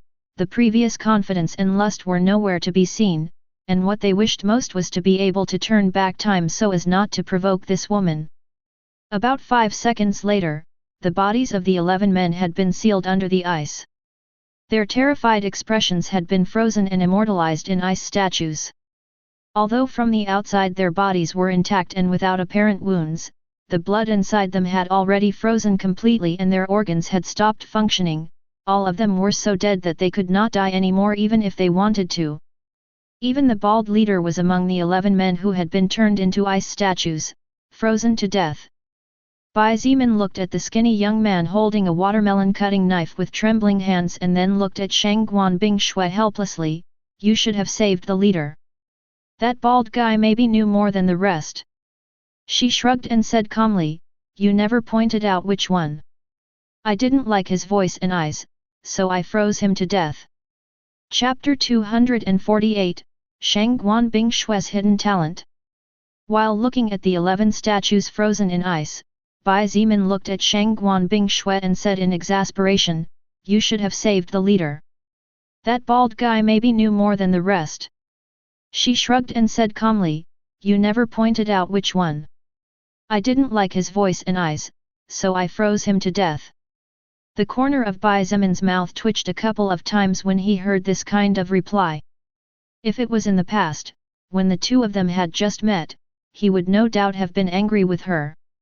But after experiencing so much together, after so many life and death battles where they both supported each other and had each other's backs, something so insignificant couldn't make him start fighting with her. Seeing his speechless expression, Shang Guanbing Shui couldn't help but let a slightly teasing smile appear on her face. Next time you need to be clearer about what you want. Even she was the same way, she was gradually beginning to smile more regularly, her words were softer, and her attitude when she talked with him was no longer so stiff. At the very least, it was obvious that she unconsciously felt more comfortable than in the past when all the two of them did was argue over anything they disagreed on. Bai Zimin was a little surprised by her smile, but soon couldn't help but shake his head when he heard her words. He really wanted to cry but had no tears to shed. Even though he knew she did it on purpose, the loss wasn't great in any case. Forget it. He waved his hand and said calmly, just make sure you get all the information you can from that scum. Then, under everyone's gaze, he went back to eating as if nothing had happened. Whoa!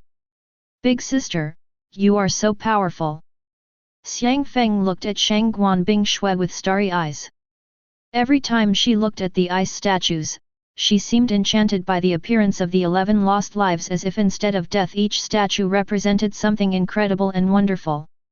Nangang Yi whispered softly, his tone of voice was quite strange as was his expression, could it be that all the little children are so impressive?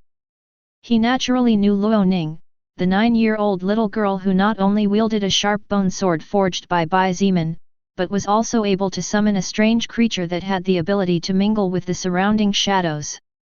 Luo Ning killed zombies and other mutant beasts when they appeared as if she was playing dolls. Now, Xiang Feng was delighted rather than frightened at the death of 11 people.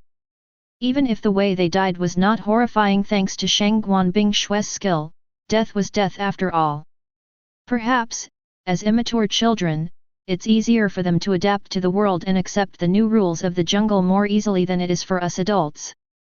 Nangang Lingzhen sighed gently and looked at Xiang Feng with a complicated smile. Although it was good for this little girl to grasp the reality sooner rather than later as this would give her a better life and higher her chances of survival in this chaotic world, it still left a somewhat bitter taste in her mouth. At the age of 10, Xiang Feng was supposed to be enjoying a warm home, the loving embrace of her mother and father, a beautiful school life, and she was supposed to be surrounded by a lot of young children her age, making many friends. However, she was not only on the verge of starving to death or becoming some pervert's plaything, but was currently being held by her mother for fear that something bad would happen to her in the next instant.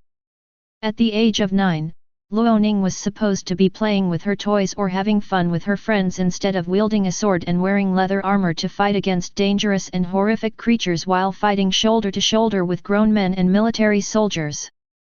I think I finally understand a little bit why you are so kind to this girl and why you acted that way with Luo Ning in the meeting room 2 days ago. Nangang Lingzhen looked at Bai Zimin in a new light. Who would have thought that this indifferent and seemingly cruel young man who had killed several dozen people 2 days ago with a single wave of his hands and who had ordered the death of nearly a dozen more a minute ago, would actually have such a kind part inside him as well? Bai Zimin looked at her for a second before shrugging casually. He didn't care too much about what other people say about him, he just needed to do what he believed was right. So that even in the face of death he would feel no regrets. Meanwhile, Yi Fang looked at Shang Guanbing Shui with her eyes wide open. Her heart was pounding so hard that it seemed to be struggling to gallop out of her chest, showing how agitated her emotions were at this moment. Not even in her wildest thoughts had Yi Fang believed that the silver-haired, blue-eyed fairy-like woman she met in her lowest moment of life would actually be so strong. Yi Fang was, after all, just an ordinary woman and the lowest caste among the survivors of the North Camp. The most powerful person she had ever seen was her deceased husband, who after reaching level 5 and receiving a skill scroll was able to wield a heavy iron pipe with one hand as if he was holding a small wooden stick. As for skills like Shang Guanbing Shui's, this was the first time she had witnessed something like this. Shang Guanbing Shui only said a single word and 11 people lost their lives and turned into ice statues. From Yi Fang's point of view, Shang Guanbing Shui could not be considered human. Wait. She is not the leader. The leader is he? Yi Fang seemed to realize something and quickly looked at Bai Zimin, only to see that he seemed oblivious to the whole situation and continued to eat like a hungry ghost. Only now she remembered her daughter's words. Words she previously could not believe. If everything Nangang Lingzhen told her daughter was real, then… Yi Feng suddenly realized that the group of people in front of her was too mysterious and much more terrifying than she initially imagined. Suddenly, she felt that this base would become agitated soon.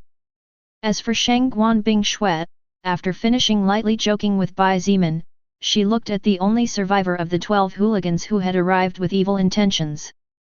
But unlike the indifferent but somewhat playful look she had when talking with Bai Ziman, the gaze she gave to the slender hooligan was the indifferent kind that sent a chill down one's spine. Talk or die. She only uttered 3 words. Nangang Yi looked at her dumbfounded. Is this how you interrogate someone? That was what he was thinking. However, what happened next stupefied him even more. Clang! The watermelon cutting knife in the slender punk's hands fell to the floor because he couldn't keep a firm grip on it. His legs weakened and quivered like jelly at the same time as his face turned pale. The man seemed to be fighting against his own body not to pee himself. Just 3 words were enough for any will or courage to be destroyed. After all, he had just recently seen his companions slaughtered by the cold woman before him. Even now he could feel the coldness of the ice statues standing beside him. I will tell you. I'll tell you everything I know, so please spare my life. The slender punk sobbed and began to spill all the beans on the table without even missing a single word. Nangang Yi almost spat the food out of his mouth. Really? Did it work? No torture and no beating. He thought dumbfounded and suddenly realized that Shang Guanbing Shui had a talent for this kind of business.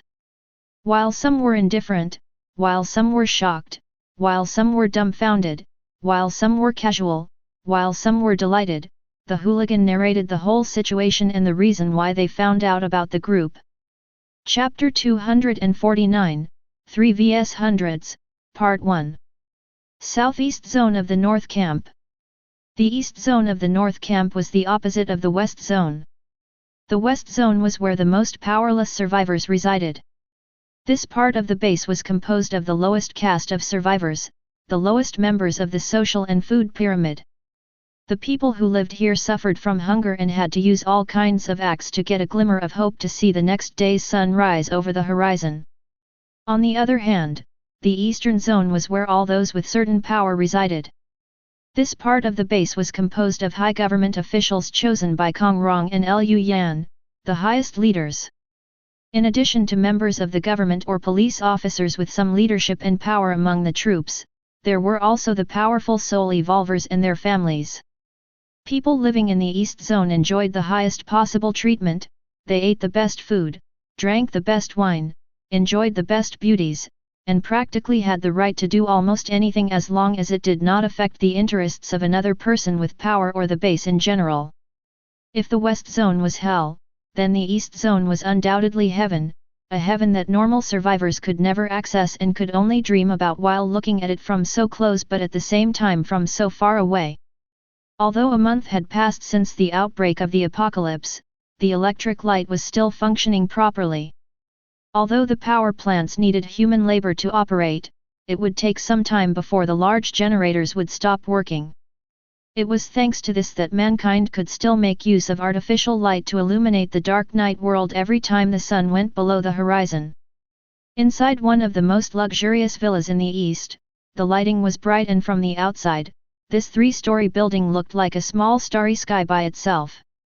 In a very spacious and sumptuously decorated dining room, the sound of clanking cooking utensils was the only sound that could be heard. 6 beautiful women dressed in French-made uniforms stood in 2 rows of 3 on both sides of the large oak table. The ages of the women varied, there were teenagers, there were young adults, there were mature women, there was even one who was well past middle age but clearly kept in condition, and except for slight wrinkles at the corner of her eyes, her beauty was intact. Petite bodies, curvaceous bodies, explosive bodies, innocent faces, cold faces, kind faces, charming faces, etc. All 6 women enjoyed their own styles, but they were all naturally beautiful. They were definitely among the most beautiful in the base. It was precisely for this reason that they managed to work in a place like this despite not having any backup or strength to lean on. The 6 women looked at the dishes on the table with some desire in their eyes. Although they were better off than most of the survivors at the base, enjoying meals like the ones they were looking at right now was absolutely impossible. There was fried rice, rice with soy sauce, baked chicken, mutant beast meat, smoked fish, even 2 large bottles of Sprite and Coke. Except for the mutant beast meat, such foods might have been relatively normal in the past. However, after the appearance of the soul record on Earth and the fall of society, such meals were luxuries that few could afford to enjoy. Sitting at the head seat of the table, a man of about 50 years old moved his hands slowly.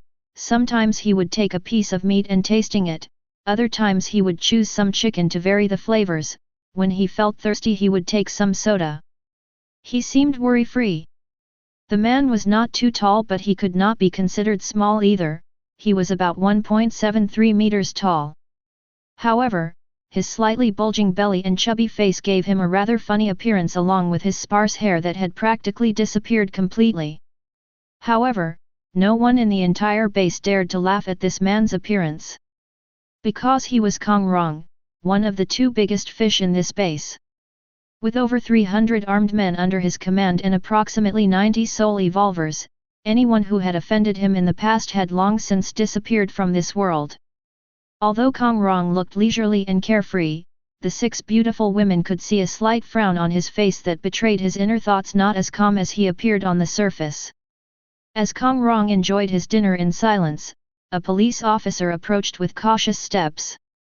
The man's eyes occasionally glanced at the 6 beautiful women as even for him, who had a certain position on the base, it was rare to be able to see such beauties. Chief Kong. The police officer stopped 2 meters from the table and respectfully bowed to the seated man. Kong Rong raised his head slightly and pointed to the table. Shan Li. Sit down and eat something. Shan Li said nothing and sat down silently. Under his calculating gaze, 2 maids began to serve plates of food for him while another hurried to the kitchen in search of utensils and an extra glass.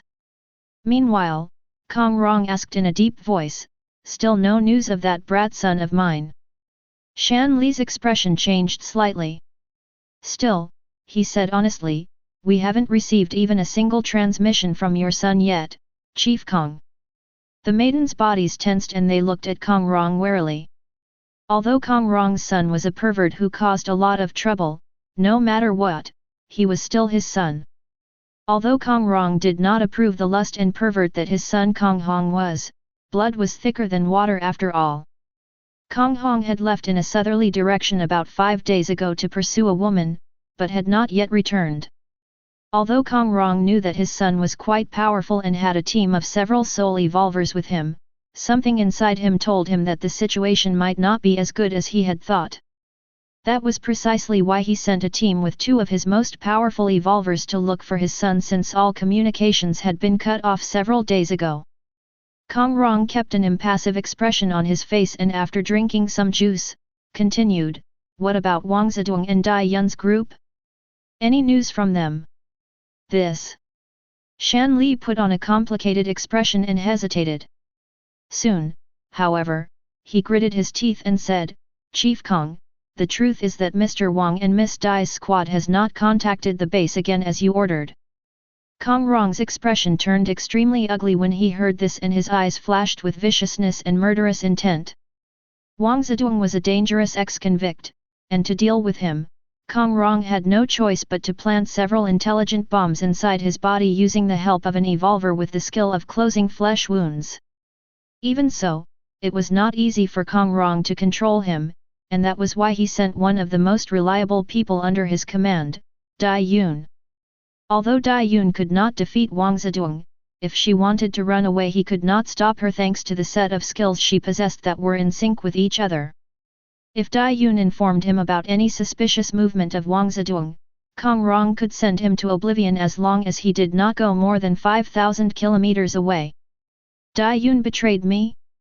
Kong Rong could not help but think of such a possibility.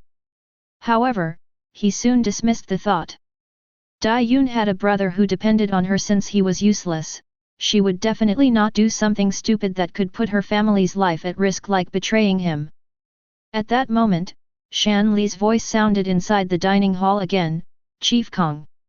Forgive my boldness, but what if your son and Mr. Wang's team met some powerful monster on the way, or perhaps an enemy beyond their capabilities? Kong Rong's face changed again and he began to tap his finger on the table as he plunged into his thoughts.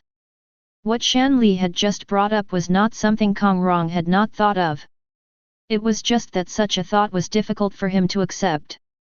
Kong Rong had personally seen Wang Zedong fight to the death and emerge victorious against a huge 7-meter-tall bull. That bull looked like a prehistoric creature and its meat was so precious that even an ordinary person like him could receive benefits from eating it. To Kong Rong, who had only seen normal zombies, mutated zombies, and some wild beasts, that bull was a formidable enemy. He simply couldn't imagine anything beyond that. That's impossible. Kong Rong shook his head after a moment of silence. Even if Wang Zedong and Dai Yun's team met with heavy trouble, they should have at least been able to send a message. I refuse to believe that a group of over 50 armed men and 2 powerful warriors could be wiped off the face of the earth in less than a minute. Seeing that Kong Rong had spoken, and listening to his reasoning, Shan Li felt that what he said makes sense. Although Kong Rong was a rather arrogant person, as a leader he was not too bad compared to people like Ye Qigong and the other 3 previous village chiefs that Bai Zimin currently controlled. Kong Rong was quite smart and could make the best of the situation depending on his own strength. It was precisely because of this that despite being a coward who did not dare to kill zombies, he still managed to firmly control his troops. Chief Kong, actually, I came here for another matter. Shan Li changed the topic when he saw that the previous one was over. A slight trace of concern appeared on his face as he said, actually, a group of suspicious people. Bang! Bang! Bang! Bang! Bang! The sound of gunshots coming from outside abruptly echoed in the middle of the night and Shan Li's next words stuck in his throat. The 6 beautiful women were a little frightened at first, but after remembering the safety of this villa they calmed down again, although there was still some worry in their eyes. What the hell is going on? Kong Rong stood up abruptly. His eyes filled with anger as he said, that old bastard Liu Yan finally couldn't take it anymore and came looking for problems? It seems that until I chop his head off and turn that little bitch of a daughter he has into a prostitute, he won't be happy. Kong Rong was not afraid. His villa was guarded by 150 well-armed men and 20 powerful soul evolvers. This kind of force was enough to resist an enemy assault for at least 1 full hour, enough time for the rest of his forces to catch up to suppress or repel Liu Yan's forces. On the other hand, it was Shan Li who felt a bad premonition. He felt that this night attack was not necessarily related to Liu Yan, but to the strange group of people who had appeared out of nowhere at the base earlier today. In fact, when one of his trusted subordinates informed him about a group of people living in the western part of the base controlling a large amount of food, Shan Li pulled some strings from the shadows to get information. Unfortunately, things turned out much worse than he initially thought. This was the real reason for his visit today. Chapter 250, 3 vs Hundreds, Part 2. A few hours before Kong Rong's villa was attacked, west side of North Camp.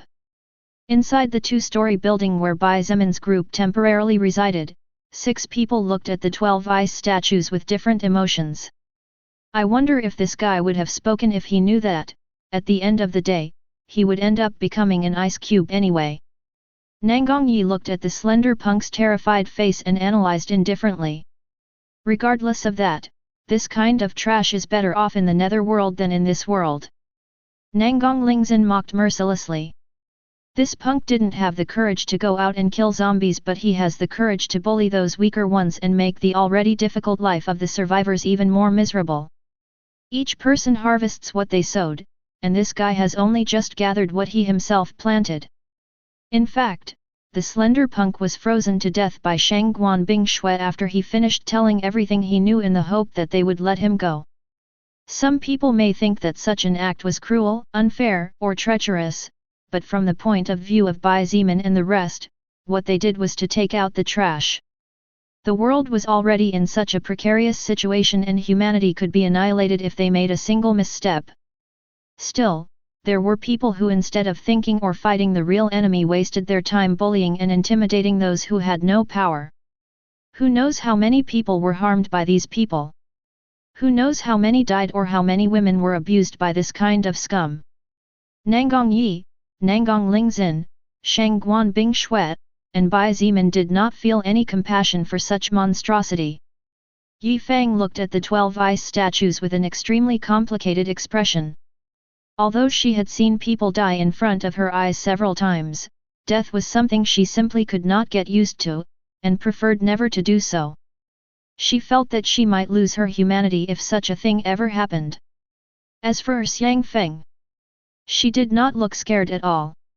On the contrary, she looked at Shang Guan Bing Shui as if she were her new idol and occasionally asked her a question or two. The naive girl would sometimes even point her little finger and try to imitate Shang Guan Bing Shui as if she wanted to throw gusts of icy wind. In the end, everything turned out as we expected. Bai Zeman looked at Shang Guan Bing Shui and shrugged his shoulders. Right. She nodded in agreement. In fact, the appearance of the 12 threatening hooligans happened because the police officer who had followed them here took the liberty of having a chat with one of the local gangs to study the situation. In the North Camp, there were many gangs, and among these gangs, a few were secretly supported by members of the government or people with certain acquisitive power. By using these gangs, they were able to profit from the bad part of the base as well as profit from the good part. This was precisely why that police officer did not dare to make a big move, and it was also why the 12 hooligans did not do anything too drastic to prevent their gang from getting into big problems with a powerful person. Unfortunately for these people, the group of 12 hooligans, who were meant to be scouts, were eliminated even before they could properly introduce themselves. As for what kind of reaction the base would have, Bai Zeman had no way of knowing since each mind was a world apart. However, it is safe to assume that this will not end here. Bai Zeman took a step forward and approached the statues as he calmly said, "I guess we'll have to speed things up." After all, he didn't like problems that could be avoided before they happened. Under everyone's gaze, Bai Zeman clenched his right fist slightly and casually punched forward. Bang! A mighty air bullet formed as a result of the power behind his casual fist and the 12 statues were turned into ice dust. They simply disappeared completely, leaving nothing but fine, tiny fragments of frost that were soon swept away by the wind blowing in through the broken windows. Those survivors who were outside the building had naturally seen the 12 hooligans walking in. They all believed that the people inside would definitely meet a miserable fate, and some survivors even secretly gloated over the misfortunes of others. However, even after a long time, no sound could be heard. The bang and the shaking of the house frightened those curious onlookers who lurked nearby, causing them to flee into the distance while some yelled in terror believing that someone had fired a gun. None of them wanted to die, so they wisely fled when they realized that if they died here, they had only themselves to blame for their stupidity. It was clear to these survivors that even if they died, they would not make big waves as they were of no importance to the high officials at the base. Unconsciously, Yi Feng swallowed deeply as she looked at the apparently thin young man in front of her.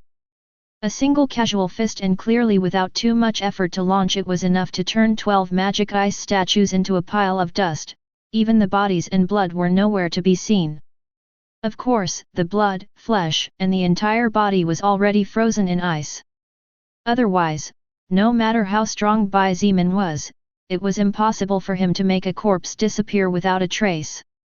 ******. Soon, time flew by and a few hours later darkness descended. At night used to be the most dangerous time in the apocalypse. There were many reasons, but the main one was that while humans could not see more than a couple of meters ahead, zombies were guided by a sense other than sight to reach their prey while mutated beasts with a great sense of smelling could smell flesh from vast distances. Even powerful soul evolvers had their senses incredibly limited in the middle of the night, let alone normal people. While everyone was inside their homes with the doors firmly closed and the lights turned off to avoid attracting the attention of any wild beasts, a svelte silhouette crept through the night like a shadow. One moment it was in one place, but the next instant its body disappeared, only to appear several yards away before vanishing again. The small silhouette charged towards the west side of the base without alerting anyone. In a matter of minutes, it had traveled several kilometers, crossed several streets, alleys, jumped over the roofs of some houses, and without anyone noticing, slipped into this dangerous area where the life and death of survivors occurred more often than it really seemed. Soon, the small silhouette reached a two-story building and paused momentarily outside to scan the surroundings before slipping into the courtyard as its body seemed to blend into the environment, and its presence seemed to disappear completely. Even if a survivor stood a step away, they would not be able to notice it.